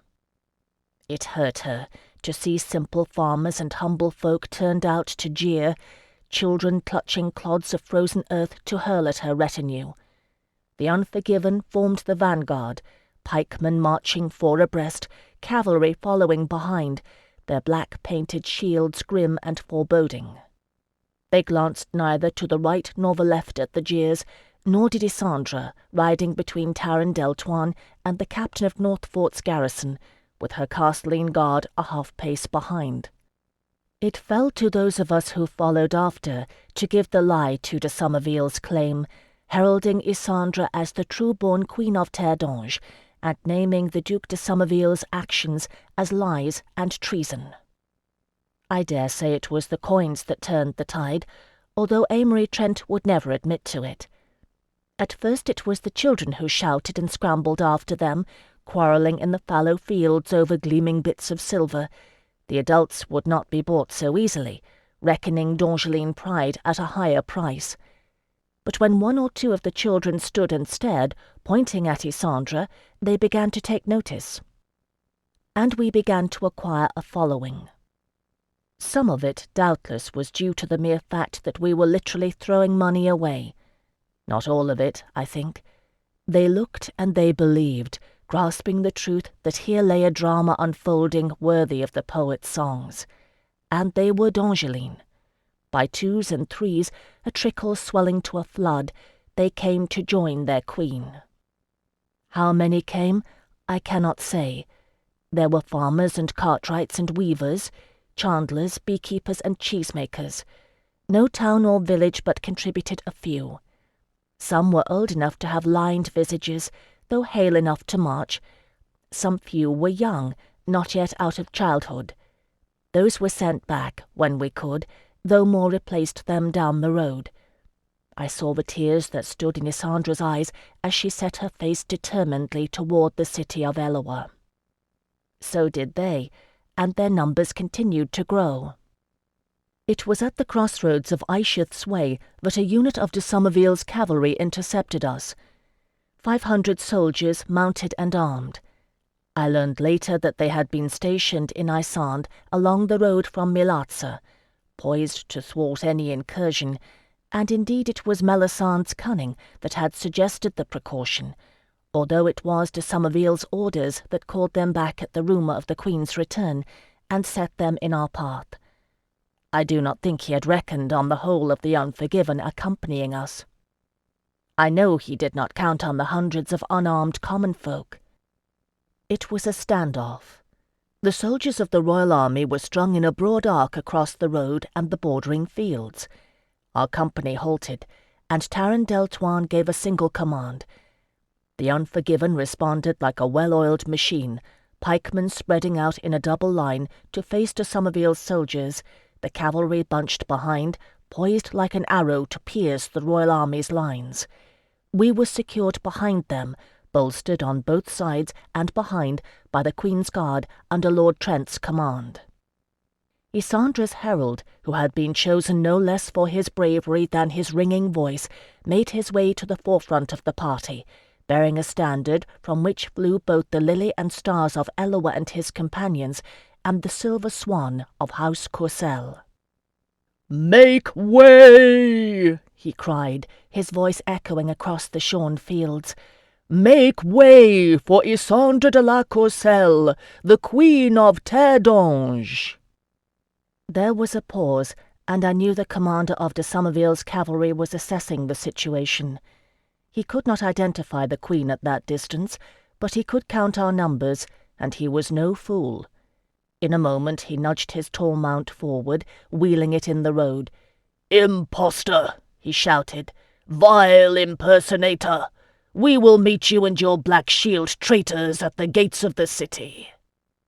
With that he raised one hand and uttered a command, and the outspread wings of the Royal Army cavalry collapsed, folding in upon themselves as they whirled in an ordered retreat, showing us the flying haunches and tails of their mounts.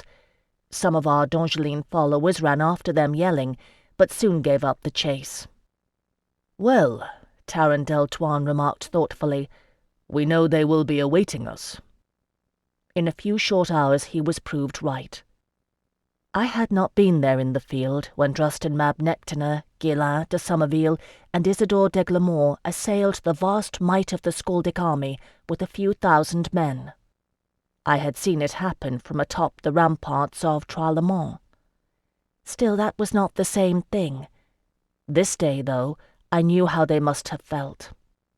The white walls of the city of Eloa gleamed in the distance, and between us and the city lay the whole of the royal army. Although the standing army was only 4,000 strong, we numbered a mere 600, and the odds were much the same. Percy de Somerville would not make Voldemar Selig's mistake. He kept a portion of his troops in reserve, relentlessly guarding the egresses from the city.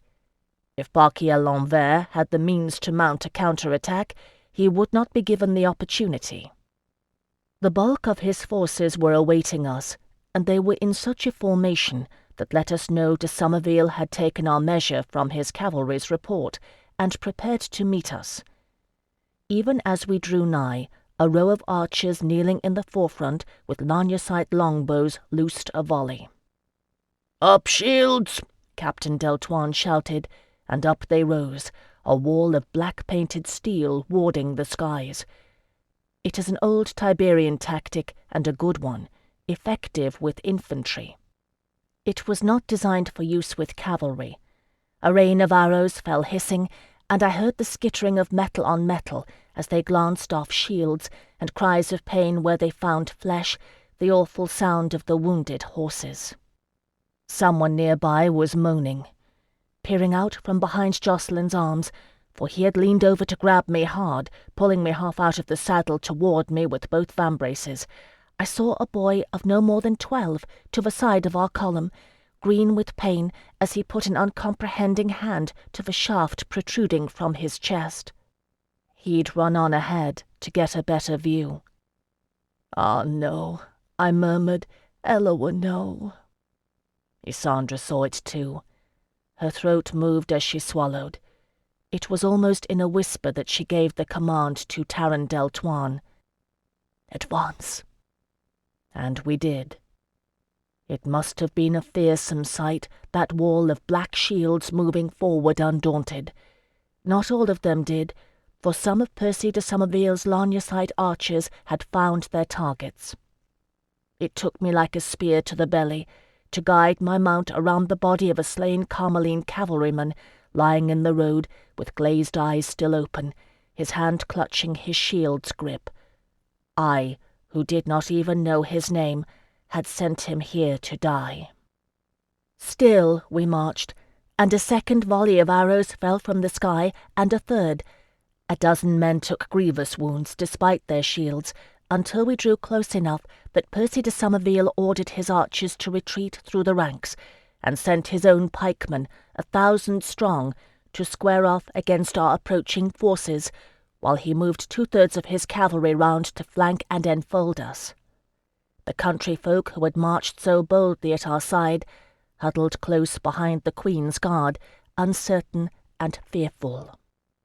Somewhere, on the distant white walls of the city of Eloa, there was shouting and the sound of horns, but it was faint and far away, and our tiny company was islanded amidst de Somerville's soldiers, a bristling forest of pikes facing us. In the stillness, Isandre de la Courcelle gave a silent prayer, only her lips moving. "Herald," she said faintly then, "give the proclamation." The inner ranks of the unforgiven shifted, allowing him a space in the vanguard from which to deliver his message to the royal army. He drew a breath that must have strained his lungs to bursting, shouting, "Make way for Isandre de la Courcelle, the Queen of Terre d'Ange!" With a roar, the pikemen of Percy de Somerville's army attacked, surging forward in a vast wave, surged forward and broke, against the implacable wall of black shields, the unforgiven of Cumlach. All around and behind us it was chaos, de Somerville's cavalry forced into milling confusion by the presence of unarmed citizens fouling their course. Isandra! Isandra! The pikemen of the Unforgiven drove a wedge into de Somerville's infantry, and the cavalry pushed from behind, widening it, and the Queen of Terre rode into the gap. Amory Trent, shouting orders, paused to glance around wild-eyed. "Queen's Guard!" he cried. "Now!" They had fewer coins left than I would have wished, but enough.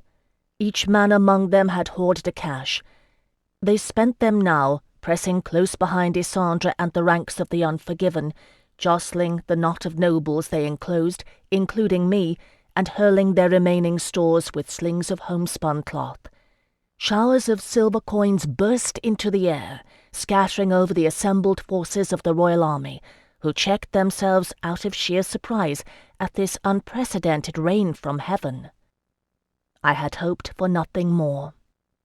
In the startlement that followed, Isandre de la Courcelle's party pushed forward, surrounded by the riders of the Unforgiven, and the ragged chant of the villagers began to make itself heard. "Isandra! Isandra!" At the outer edges of our company, the skirmishing slowed to a halt. The hurled coins, the cries of the common folk, and the black shields of the Unforgiven had opened an aisle into the heart of the royal army. "I cannot do it!" It was Brisno Rinfort who spoke, the castellan, his voice strung tight and frantic. His hands trembled on the reins, and his mount shifted nervously beneath him. "Your Majesty, I have failed you once. I will fail you again. Do not ask me to do this thing." "Stand down, castellan," Isandre said gently. "I do not ask it." I heard Jocelyn's indrawn breath. He caught my eye, deadly sober. I nodded. We had learned to speak without words, he and I, a long time ago. I knew what he intended. "Your Majesty," he began. "No," Isandre held up one hand. "No, Jocelyn," she said quietly. "It is mine to do alone." He checked himself, pausing. The Unforgiven held their position, faces grim with resolve. A murmur like a swelling current passed through the vast forces of the royal army, drawing near to the ears of Percy de Somerville. Brisno Rinfort dismounted on shaking legs and pressed his face against his horse's neck. Jocelyn bowed from the saddle, vambraced arms crossed before him. Like the others, I watched. And Isandre de la Courcelle rode forth alone between the ranks of the Unforgiven. The Queen of Terre. It was a broad aisle the Unforgiven had opened for a single rider, and Isandre traversed it slowly, an eternity of suspense in every step her palfrey took. Her chin was upraised, her violet eyes wide and seemingly fearless. I heard Amory Trent, somewhere near me, muttering prayers and love words like a curse. The dying and the wounded moaned with pain, and the soldiers of the royal army stood curiously still, staring past the black shields. When Isandre was 2/3 of the way down the cordon, Taran Deltoine gave the command, a single clipped word, "March!"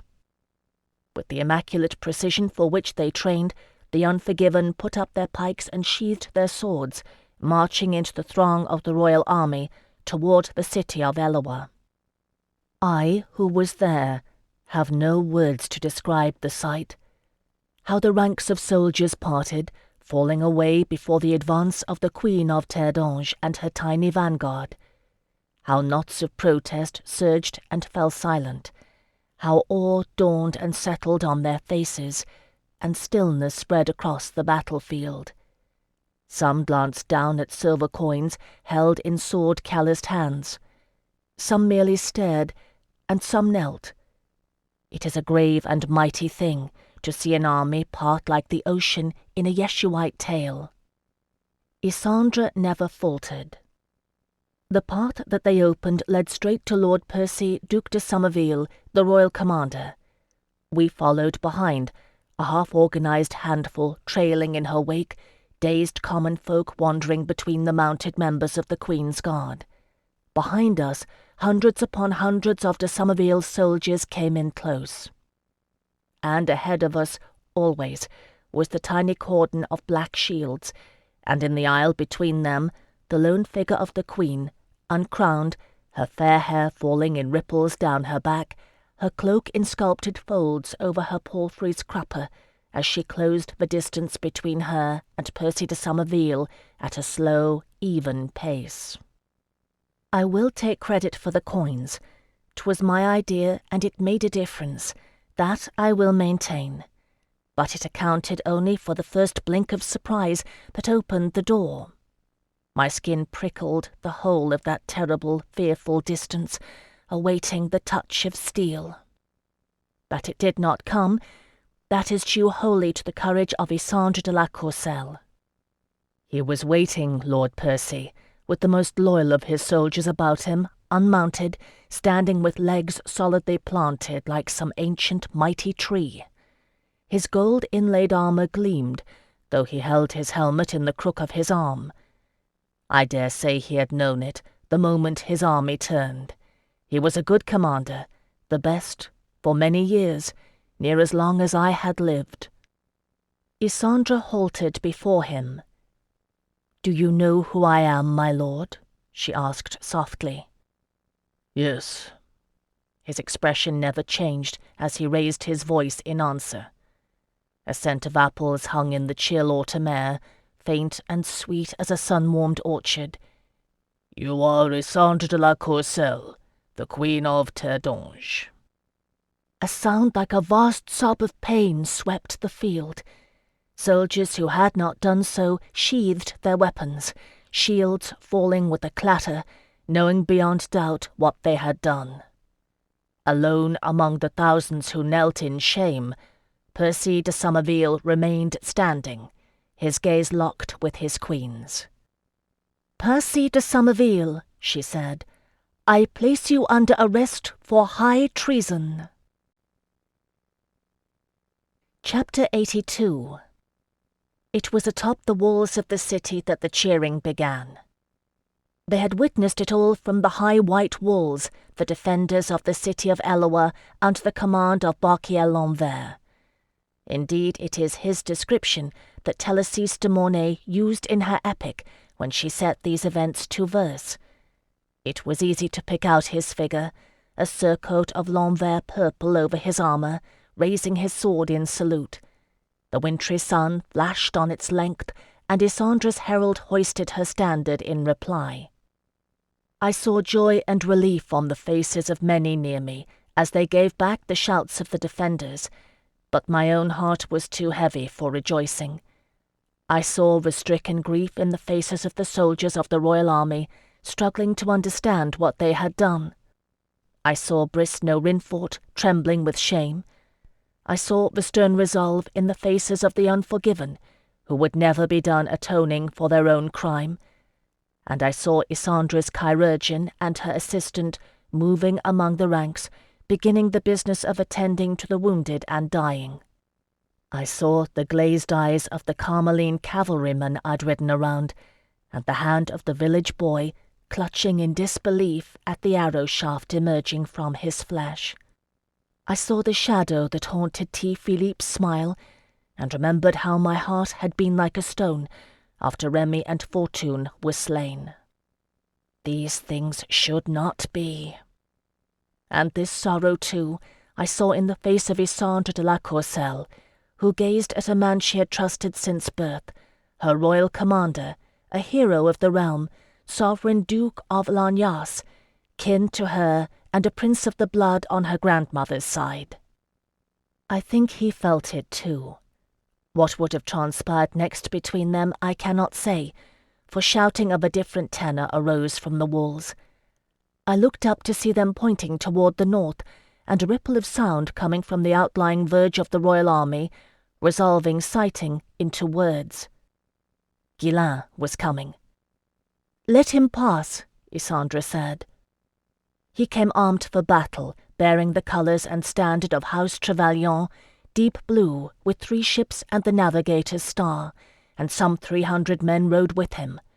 The royal army parted ranks to allow his company through, as he rode unerringly toward us. Isandre watched him calmly, ordering the unforgiven to stand aside. They had ridden hard, their horses lathered and near spent.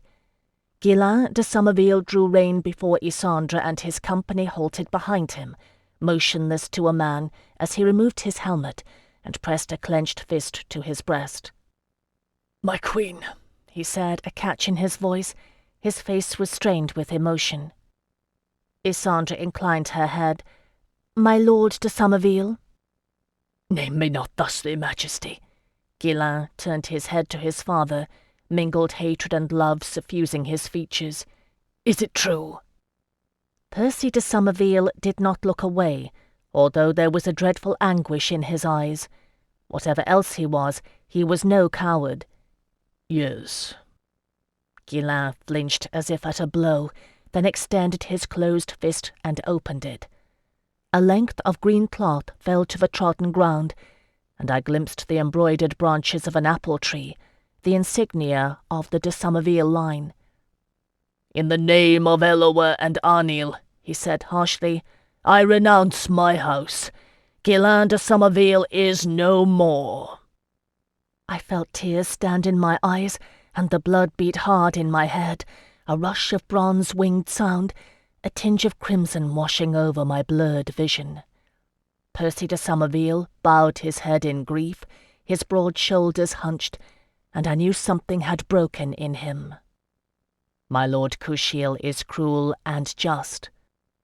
"It is heard and acknowledged," Isandre said quietly, and there was compassion in her gaze. "My lords and ladies of Terre, let us go home." Barquiel L'Envers met us at the gates of the city, where something of a sombre mood had begun to settle after the initial rejoicing. There would be no triumph to celebrate this victory, only a low murmur as they exchanged the kiss of greeting. I do not know what words they spoke. When they parted, L'Envers glanced at me, a trace of the old familiar irony glinting in his eye. "Delaunay's en guisette," he acknowledged me. "You send a timely message." "I am glad you heeded it, my lord," I said politely. "Your wording was rather persuasive." He raised his brows. "Isandre, will you reclaim your throne? I find the stewardship of it an onerous task." Thus did the Queen of Terre return to the city of Eloa. The streets were thronged with people, and many of them wept openly as she passed. They had believed her dead these many days, for de Somerville had kept the rumour of her return from reaching the beleaguered city. It is a profound testament to the will and leadership of Barquiel L'Envers that he managed to maintain order in the city and hold the loyalty of the palace and city guards throughout the siege. My Cretan message had arrived scant days before Melisandre's couriers, but it had come accompanied by a contingent of Isandine troops sent by Roxane de Merelliot, who urged him in strongest terms to act swiftly to secure the city. This he had done, sending to Namur for a company of his own Acadian-trained men, and setting a watch on the Champ de Guerre. When the royal army began to mobilize, L'Envers' spies fled to the city at breakneck pace, and the gates were closed and sealed. All these things I learned over time. Then there was simply too much to be done for the stories to unfold. Percy de Somerville was taken into custody, along with his chief lieutenants and sub-commanders, for of a surety some few of them must have known. Isandre appointed Barquiel L'Envers to serve as royal commander pro tem, and supervise the military trials of the officers. Being a peer of the realm, de Somerville would be tried before the assembled parliament, like the family of House Trevelyan long ago. It was Marc de Trevelyan, I learned, who had suspected Lord Percy's complicity when word of the Queen's death and the siege mounted against the city had reached Arzal, and it was he who told his son-in-law Ghislain as much. He had known what Melisandre had known, though he'd had no proof of it, that Percy de Somerville had vowed to support Lionette de Trevelyan's bid to place Prince Baudouin on the throne. Would that he had spoken of it sooner, for it would have saved a great deal of grief. I suppose at the time he thought it was ancient history, and would have caused only pain, with his daughter wed to de Somerville's son. He would have been right too, if not for Melisande. Whether or not it ever occurred to Marc de Trevelyan to suspect de Somerville in her escape, I cannot say. He was not there at Trois-le-Mans. He says it did not, and Guillain believes him. After all, he would have had no reason to suspect Melisande even knew of de Somerville's complicity, save the fact that she is Melisande. It would have been enough for me, but then I know her too well. Isandre accepted his word. I do not know if she believed it. Enough to let it rest, I dare say. Isandre held an audience for those Lagnacite villagers who had followed our company, learning their names, thanking each in person. To each one she gave a gift, a gold ducat stamped with her image, sewn in a velvet purse with the Courcelles insignia. There are cynics who claim she did it out of political expedience, for there was bound to be unrest in Lagnac with the arrest of its much-loved Duc de Somerville. But I, who had seen the tears in her eyes when they came to join us, knew otherwise. There was a private ceremony commending the service of the unforgiven. Isandre would have done more, for they were deserving, and too it would aid in restoring the good name of the former allies of Cumlach. But they refused it to a man. I was there when she gave them her thanks and blessing, and offered prayers for the dead. 10 had died, 1 in 20. It had not been an entirely bloodless victory. "Was it well done, Kushiel's chosen?"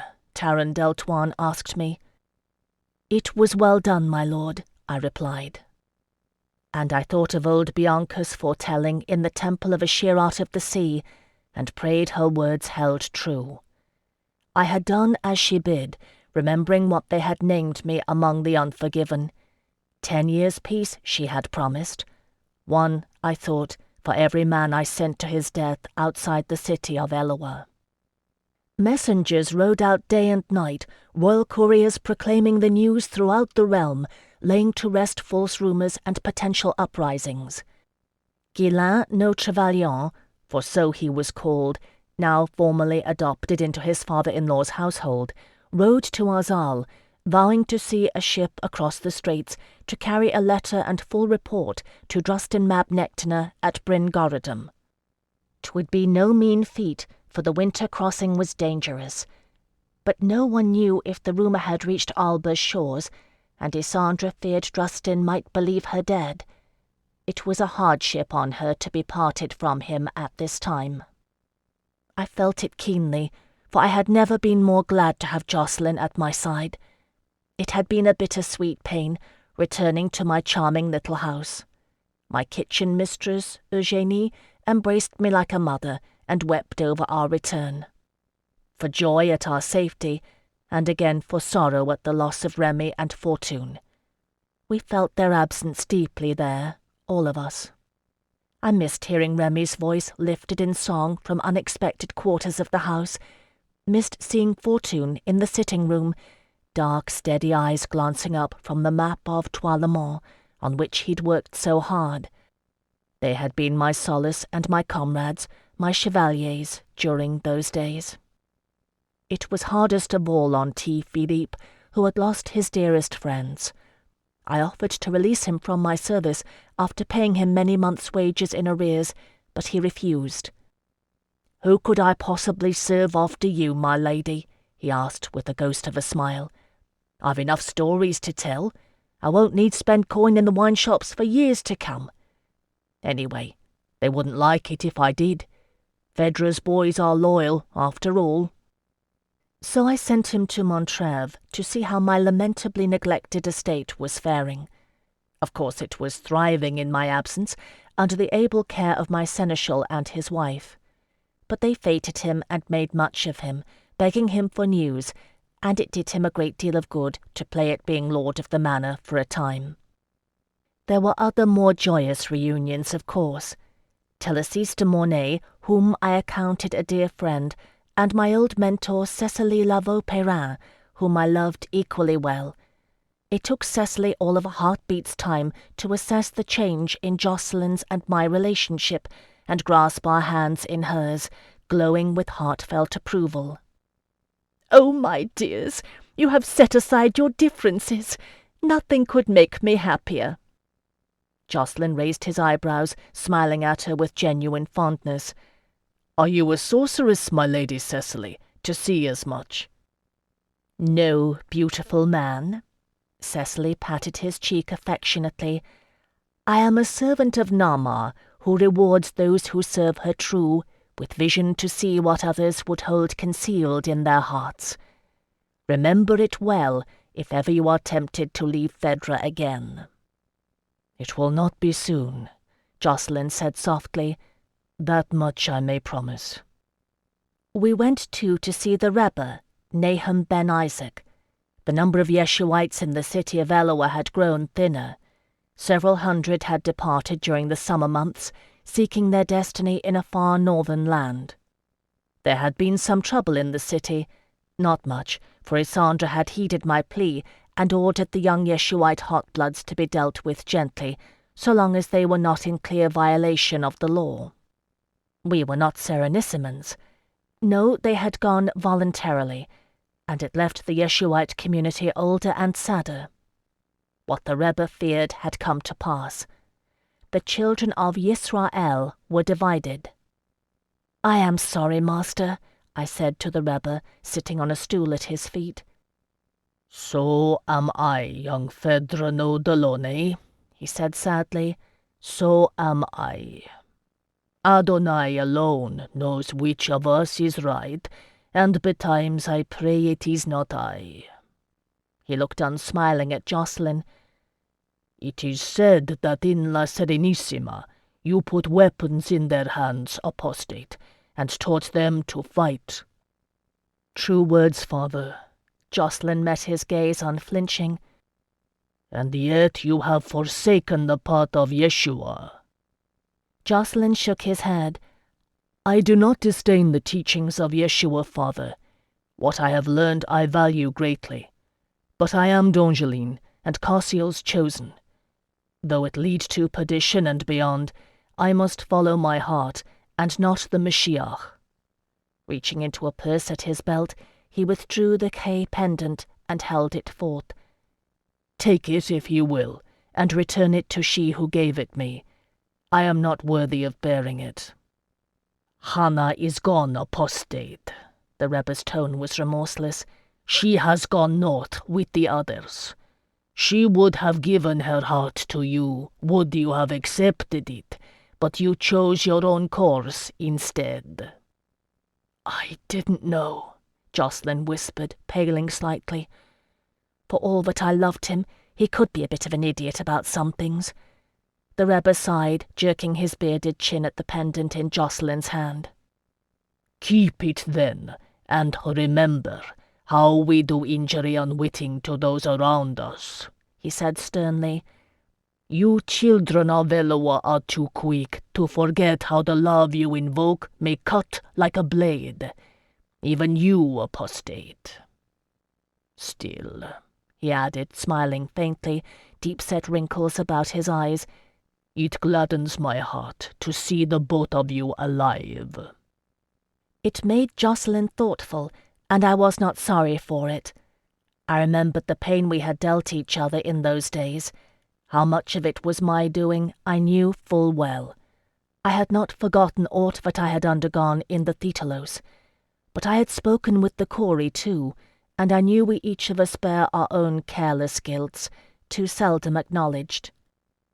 I saw also Quintilius Rouse in the days after Isandra's return, for he had been in Marsilikos when my letter arrived, making ready to winter his fleet.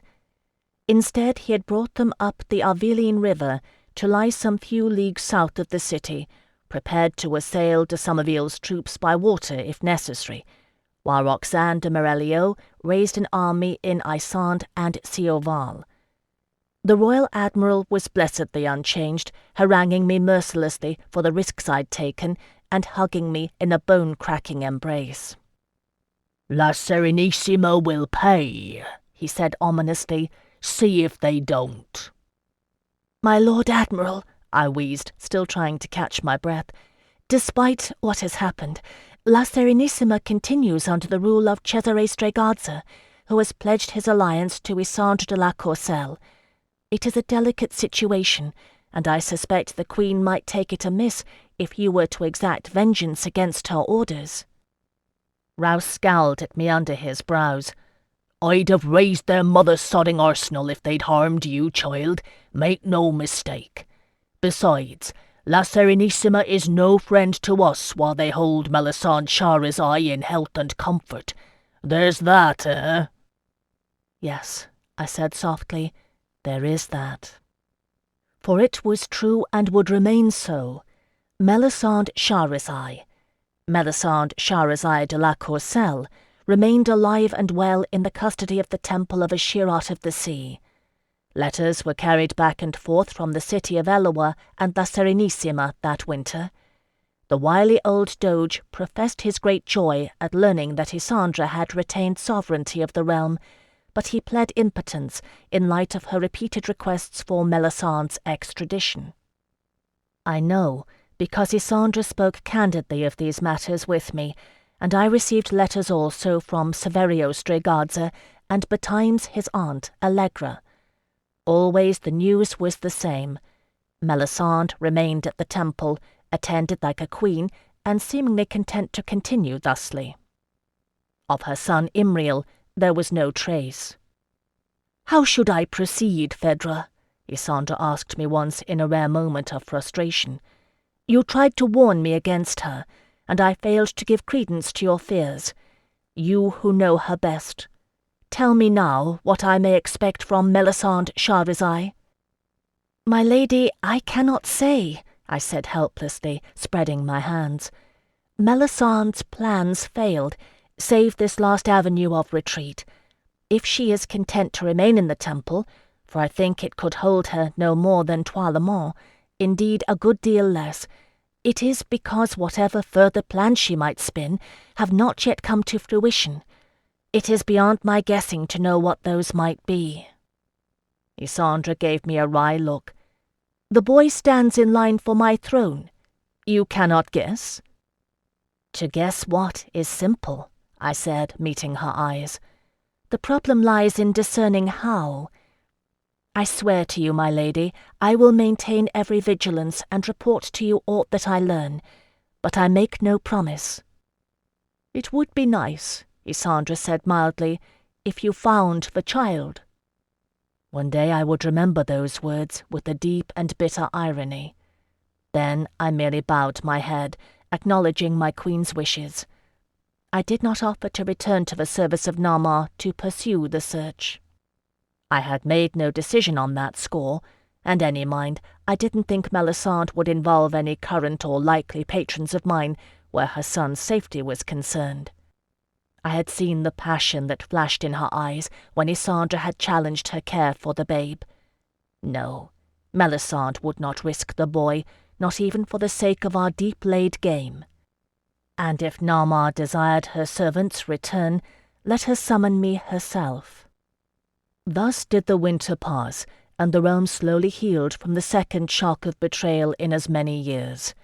Parliament was convened out of season, and a trial held for Percy de Somerville.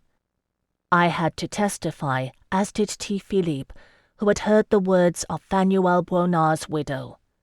The conclusion was foregone, as one of de Somerville's lieutenants had already made a full confession in the military hearings presided over by Barquiel L'Anvers. I have heard some dubious comments about the Duke L'Anvers's method of questioning, but no complaints were filed, and the majority of the army command was exonerated. I held my tongue. Barquiel L'Anvers had earned my forbearance. Like his chief lieutenant, Percy de Somerville was convicted of high treason and sentenced to death, given his choice of means. A good soldier to the end, the one-time royal commander fell on his sword. The city did not grieve for him as it had for Baudouin de Trevelyan, another hero of the realm who had died the same way. That plot had died stillborn, aborted by Melisandre's schemes. This one had hatched in full, and the memory of the royal army surrounding the city of Eloa was too fresh. Still, I do not think anyone rejoiced either. For my part, I was merely glad it was over. Early spring I spent immersing myself in my resumed studies in Habiru law, patiently retracing the steps I had begun a year earlier. I had not forgotten my Prince of Travellers, or given up hope of finding a key to his freedom. I bought some Illyrian books as well, mindful that I did not lose that skill, and practised by composing a letter to Kazana Trabiades. Quintilius Rous would be sailing to Epidoro when the weather cleared, carrying an emissary to discuss trade negotiations. Isandra had not forgotten her promise either. And Rous would be sailing on to Crete afterward, bearing a very generous gift for the Archon of Phaistus. I wrote letters to Demetrius Asterius also, and his cousin Pasiphae, Cori of the Temenos, whom I thought of often. When the last of spring's gales had blown themselves out, the shipping routes were open. Rous's fleet departed from Marsilicos, and once more riders from Azal vied to be the first at the palace with the news that the flagship of the Kruak of Alba had been sighted on the strait. Isandra's face brightened at the news, and when she declared it was time at last for a celebration, I agreed wholeheartedly. "We have had the winter to remember and sorrow, my lady," I said. "It is spring, and a time for joy. I can think of no better reason for celebration than my Lord Drustan's return." "Which we shall do in abundance, but there is one reason yet lacking, near cousin." Isandra looked at me with quizzical amusement. I fear I bewildered her at times, though she loved me well enough. We were very different people, Isandra and I. "Phèdre no Delaunay de Montreuil, it has not escaped my awareness that I owe my life and my throne to you and your companions. I have been awaiting a fitting time to make formal acknowledgment of your deeds. Did you truly think I would let it pass without a fate?" "Actually," I said, "I did." Chapter 83. "But what is she planning to do?" Jocelyn demanded. "I don't know," I retorted, irritated. "She won't say. Make a speech and toast us in front of the assembled peers of the realm, I imagine. Don't laugh." I pointed at T. Philippe, returned this spring from Montreuil. "You're included in this, Chevalier." "Oh, I wouldn't miss it." He raised his eyebrows and grinned. "I want to see the faces of those of your patrons in attendance when they learn the whole of what you've done. I don't think many of them truly reckoned they were bedding a genuine Tales of the Poets heroine." To his credit, Jocelyn merely responded by shying a grape at Philippe's head. T. Philippe dodged it, laughing. A great deal had changed between them since La Serenissima. I thought on T. Philippe's words, which held a certain truth. 'Tis a strange thing to be lauded by one's peers, when a number of them have known one naked and pleading. I never set out to be aught but a courtesan.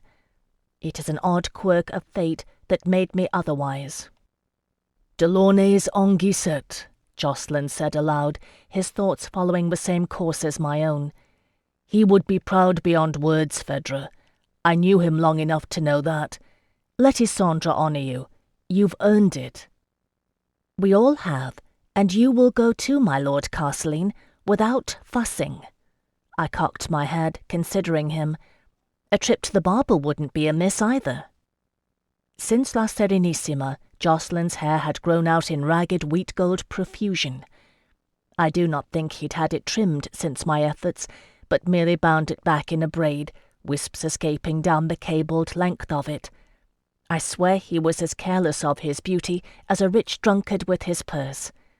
In the end, I ordered him into T. Philippe's custody to be properly shorn, and commissioned new attire for all three of us.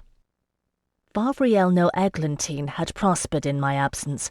Impossible to believe, but her year's tenancy at Eglantine House had already passed, and she had opened a salon of her own in the clothiers' district. It was small but thriving, occupying the ground floor of a building there. 3 assistants she had already, draper, a cutter, and a second seamstress, and looked to add more in short order.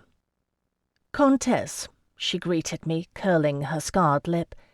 I found myself oddly reassured by her unchanged demeanour. "You come at a poor time, as usual. I have a number of commissions on short order, a good many of which seem to be for your gala. I suppose you think I shall make time for you, merely because I am beholden to you?" "No," I said cheerfully. "You'll make time because it is my gala, and you are a shrewd businesswoman, and because I will tell you in detail what they are wearing in the court of the Archon of Phaistos on Crete. Also, if you wish, about a gown that was made for me based on an ancient poem in Illyria." Phèdre paused, narrowing her green eyes at me. "Tell me." I did while she made sketches and notations, pacing the room, muttering to herself, and hauling out swatches of fabric. When I had done, she called crossly for more foolscap, and sat for a time sketching furiously and dabbling pigment, showing me the results at length. A gown of sheerest green, pleated and gathered under the breasts in the Cretan style, nigh transparent over a close-fitting sheath of deep bronze silk. On paper, the effect was of an ancient Hellene statue veiled in thin drapery. "Very nice," I said, and smiled to see her scowl. "Can you make it in time for the fete?" She could and did, of course. It was too splendid not to, and Phèdre no Eglantine had the pride of her genius. In addition, she had powers of persuasion beyond my ken, sufficient to coax Jacqueline out of his usual drab Carsleen-inspired greys. It took me aback to see him in a doublet of forest green and breeches to match, sober and elegant. As was his wont, T. Philippe wore more festive garb, echoing the same colours, with a close-fitting vest striped green and bronze over dark breeches and a full-sleeved white shirt, and we all of us looked quite fine. The fete was held in the vast palace ballroom, with an immense dining table echoing the banquet depicted on the gorgeous murals of Eloa and his companions at banquet. Truly, Isandra spared no expense. Sprays of blossoming branches laced the slender colonnades, peach, cherry, and apple, and the tiny glass lamps were filled with clear water that night, shimmering with white light. A fountain played in the grotto, lending its liquid music to the musicians' tunes, while finches in gilt filigree cages sang sweetly above it all. I thought that we had arrived late, although it was the hour appointed by the Queen's invitation, for it seemed the flower of D'Angeline nobility had already assembled. It was not until the Chamberlain announced us that I understood. "The Comtesse Phèdre no Delaunay de Montreuil, Messire Jocelyn Varay, the Chevalier Philippe Dumont," he called in ringing tones. Save for the birdsong and fountain, silence fell over the vast space as the music ceased, and then a soft ripple of applause, D'Angeline heads inclined in bows. I had not fully grasped until then that we were the guests of honour, and the fate awaited on our entrance. Isandra received us personally, extending both hands in greeting, Drustin Mab Nectana at her side.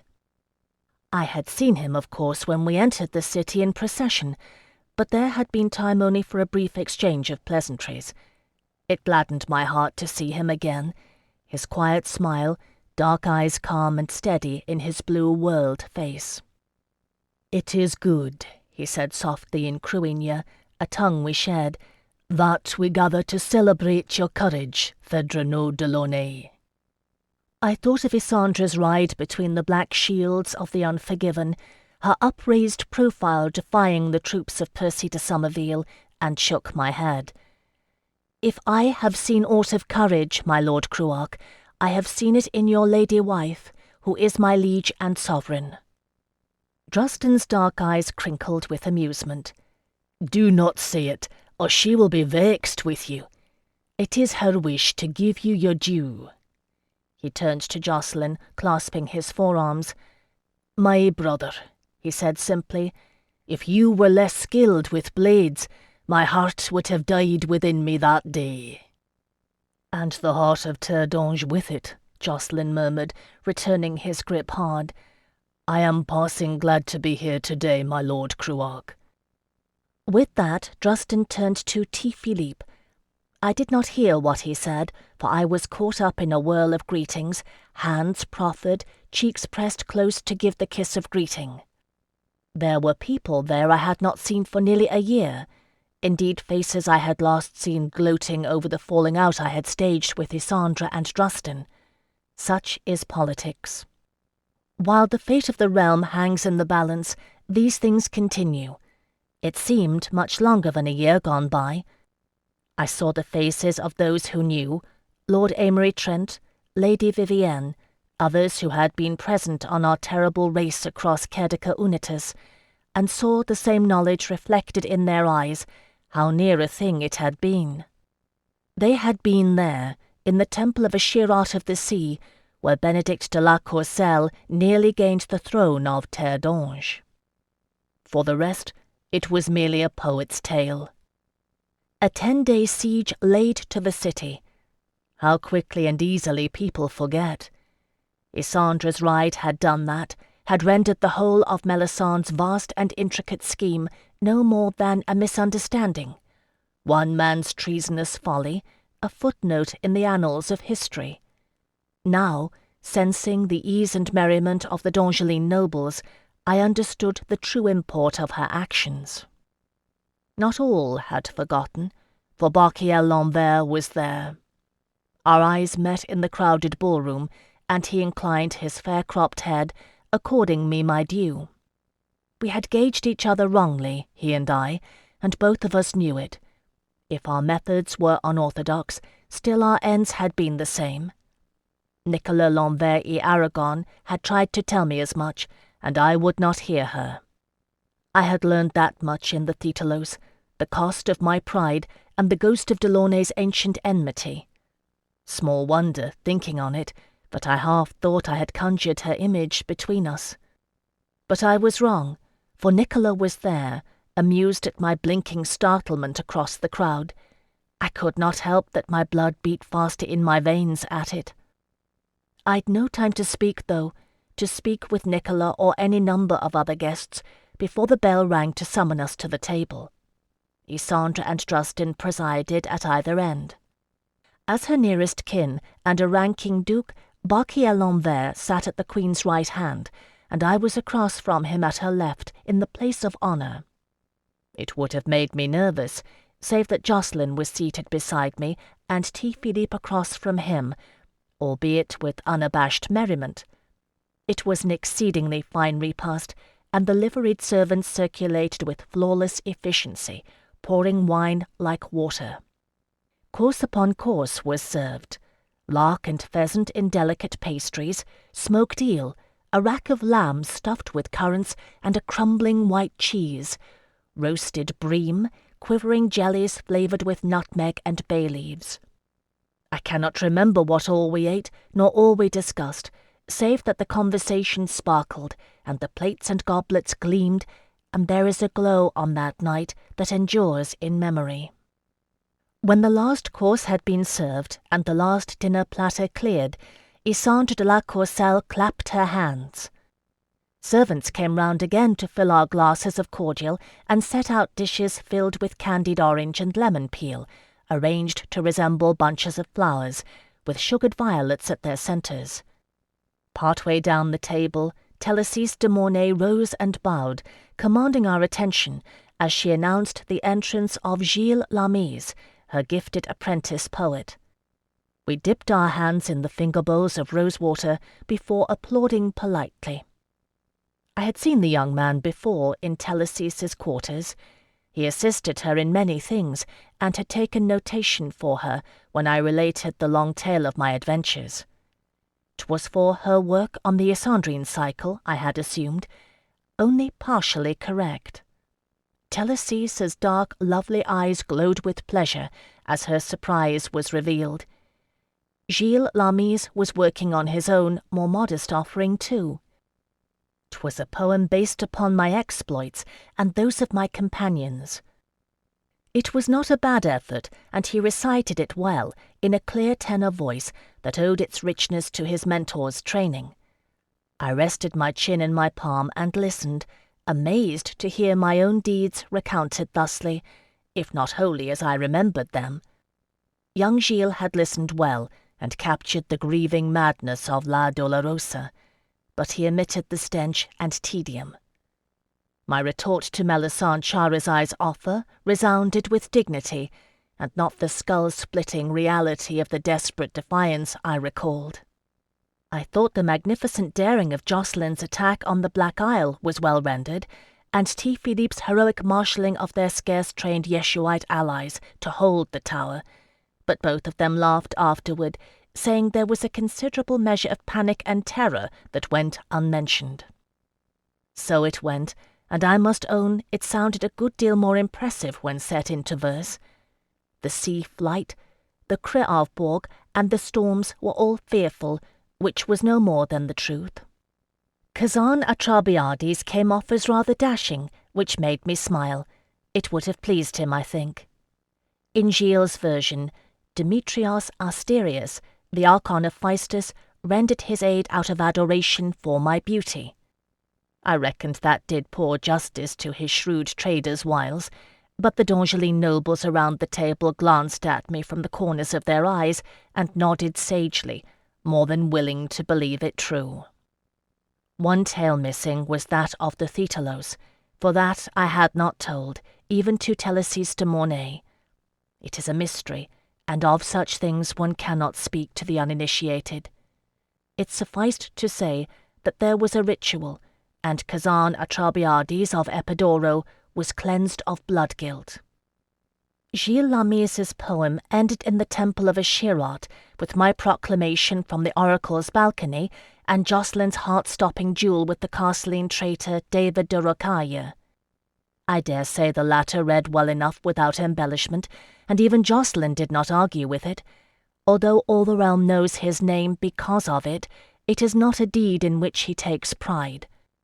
No longer do two Castline brothers attend the ruler of Terre d'Ange at all times. Isandre broke with 7 centuries' tradition after La Serenissima, and Brice Norinfort's defection on the battlefield, dismissing them from her service.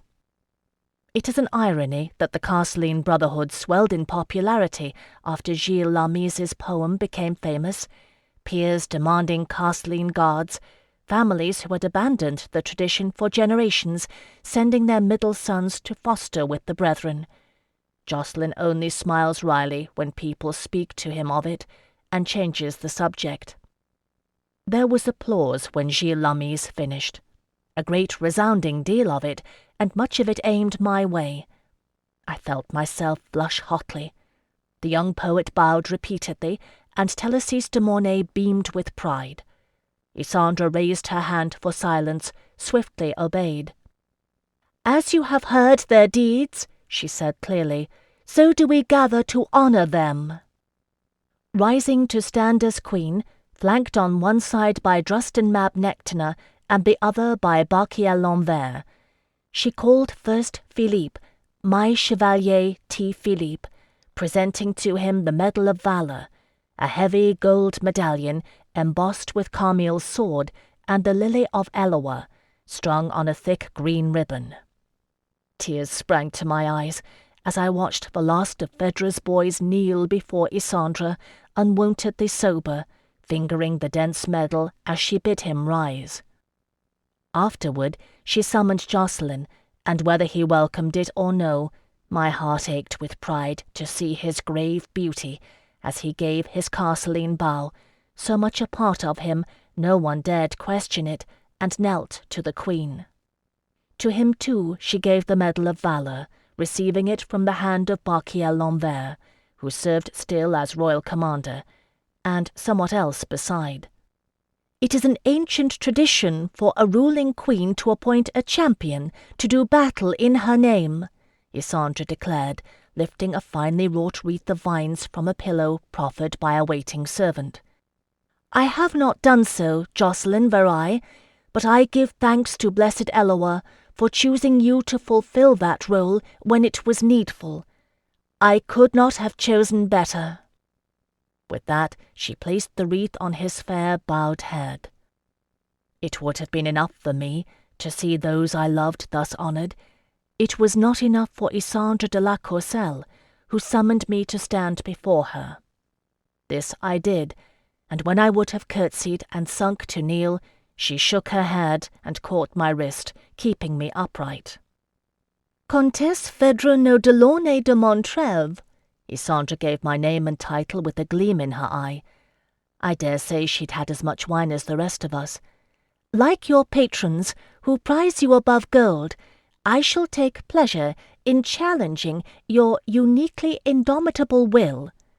For those deeds which we heard lauded this night in verse, for your unfathomable courage, and for the memory of your Lord Anarfiel Delaunay, who taught us all what it truly means to keep an oath sworn in love, I present you with the companion's star."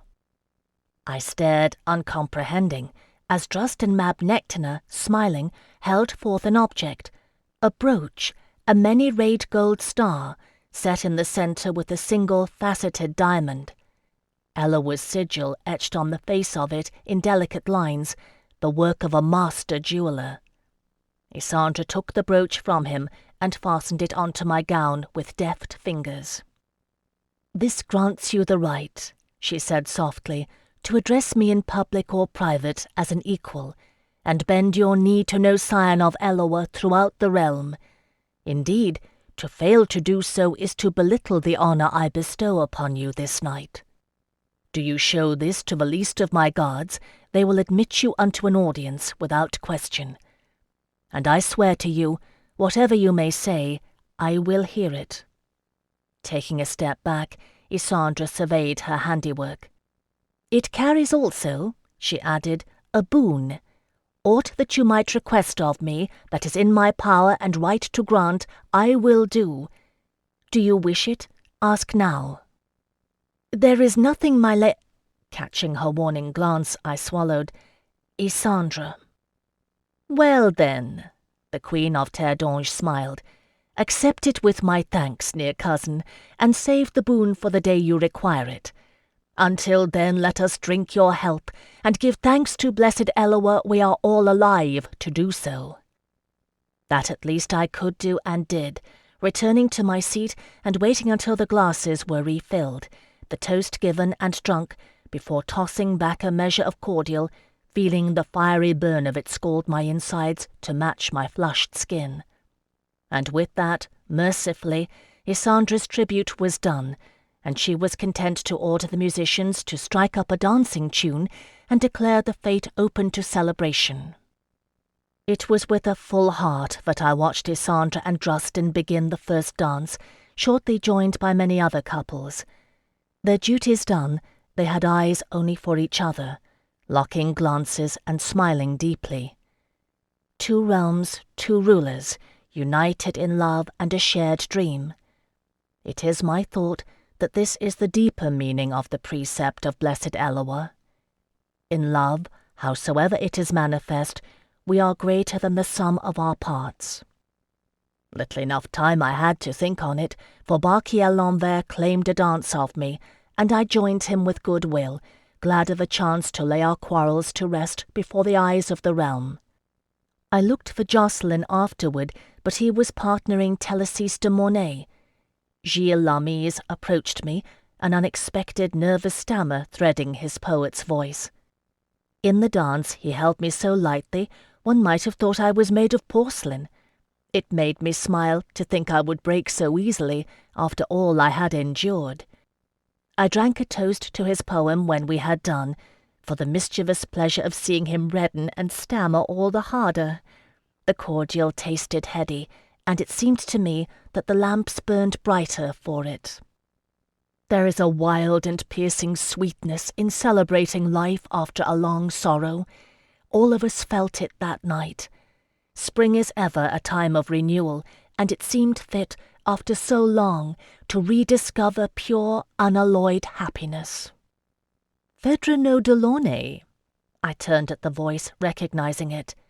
Nicolas L'Envers et Aragon regarded me with amusement.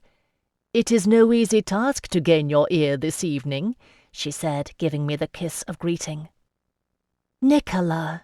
I took her hand, having much to say and no words to say it. You were right in what you tried to tell me. I owe you a greater debt than I can repay. She shrugged and gave her lazy smile, setting my heart to speed its pace, remembering our dalliances. "You could try, of course. I have heard that you've not returned to the service of Nama, but there's naught to prevent you from taking a lover." Her violet gaze drifted over my shoulder, and she inclined her head in greeting. "Well met, my Lord Carceline." "My Lady Nicola." I fair jumped at the sound of Jocelyn's voice, craning my head around to see his expression. Nicola laughed, reaching out to stroke my burning cheek. "Think on it," she said lightly, moving away. I opened my mouth to speak, and Jocelyn cut me off. "Phèdre, if you're going to think of taking lovers—" "I'm not." "I think it would be a good idea if you declared me your official consort first." "Jocelyn, I'm not." I stopped, staring at him. He wore a crooked smile, and his green-leaved wreath sat askew on his head, making him look rather like a young drunken god. "Do you mean it?" "I told you in La Serenissima, I don't care if you take 1,000 patrons." "Not that," I interrupted him, "about declaring you my consort." "Oh, that!" Jocelyn laughed. "Phèdre no Delaunay, we are mismatched in more ways than I can count, and like as not, we'll find ways to hurt each other neither of us have even dreamt yet. The only thing I can imagine worse than spending my life with you is being without you. I've done it, and I never want to experience the like again. If you can find your way back to my side through besotted pirates, murderous serenissimans, and deadly storms, I'm not going to waste time worrying about a few ambitious patrons. Besides," he grinned, "I reckon I ought to claim the role before you find a way to get that damned Zingano off his forsaken island, and—" He didn't get any further, for at that moment I threw both arms around his neck and kissed him hard enough to make both our heads reel. Somewhere in the temple of Ashirat, Melisande Shahrazai was likely spinning a new and deadly plot. Somewhere, Eloa only knew where, a babe was being raised, with her blood in his veins, and acclaimed to the throne of Terre. Somewhere in Illyria, in La Serenissima, in Terre, in Alba, the kindred of those slain by events I had set in motion continued to mourn their dead. And somewhere in the strait, the Prince of Travellers pursued his lonely destiny. None of these things did I forget, for somewhere in a cavern in the Temenos, the knowledge was ever awaiting me. But there is a limit to how much pain we mortals can bear, even I, and in that moment my world was bounded by joy, encompassed in Jocelyn's beautiful face that I held between my hands, his summer blue eyes smiling down at me. "Did I mention," I whispered to him, "that I love you?" "Yes," he whispered back, kissing me, "but it bears repeating." Hand in hand we threaded our way through the revellers to find Isandre de la Courcelle seated once more at the long table next to Drustin, while one of her courtiers related an amusing tale. She glanced up at our approach, and the courtier broke off his story, mindful of the preeminence the companion's star granted me. "Yes?" Isandre said mildly. "Your I broke off the words and cleared my throat. "Isandre, before blessed Eloa and all here assembled, I wish to present Jocelyn Verai as my consort." Drustin Mab Nectina laughed, and the Queen of Terre raised her eyebrows. "It's about time." This concludes Kushiel's Chosen. Please visit our website, www.tantor.com, for more information on our growing library of unabridged audiobooks, and to take advantage of special offers. Or call toll-free 8777-TANTOR to request a catalogue.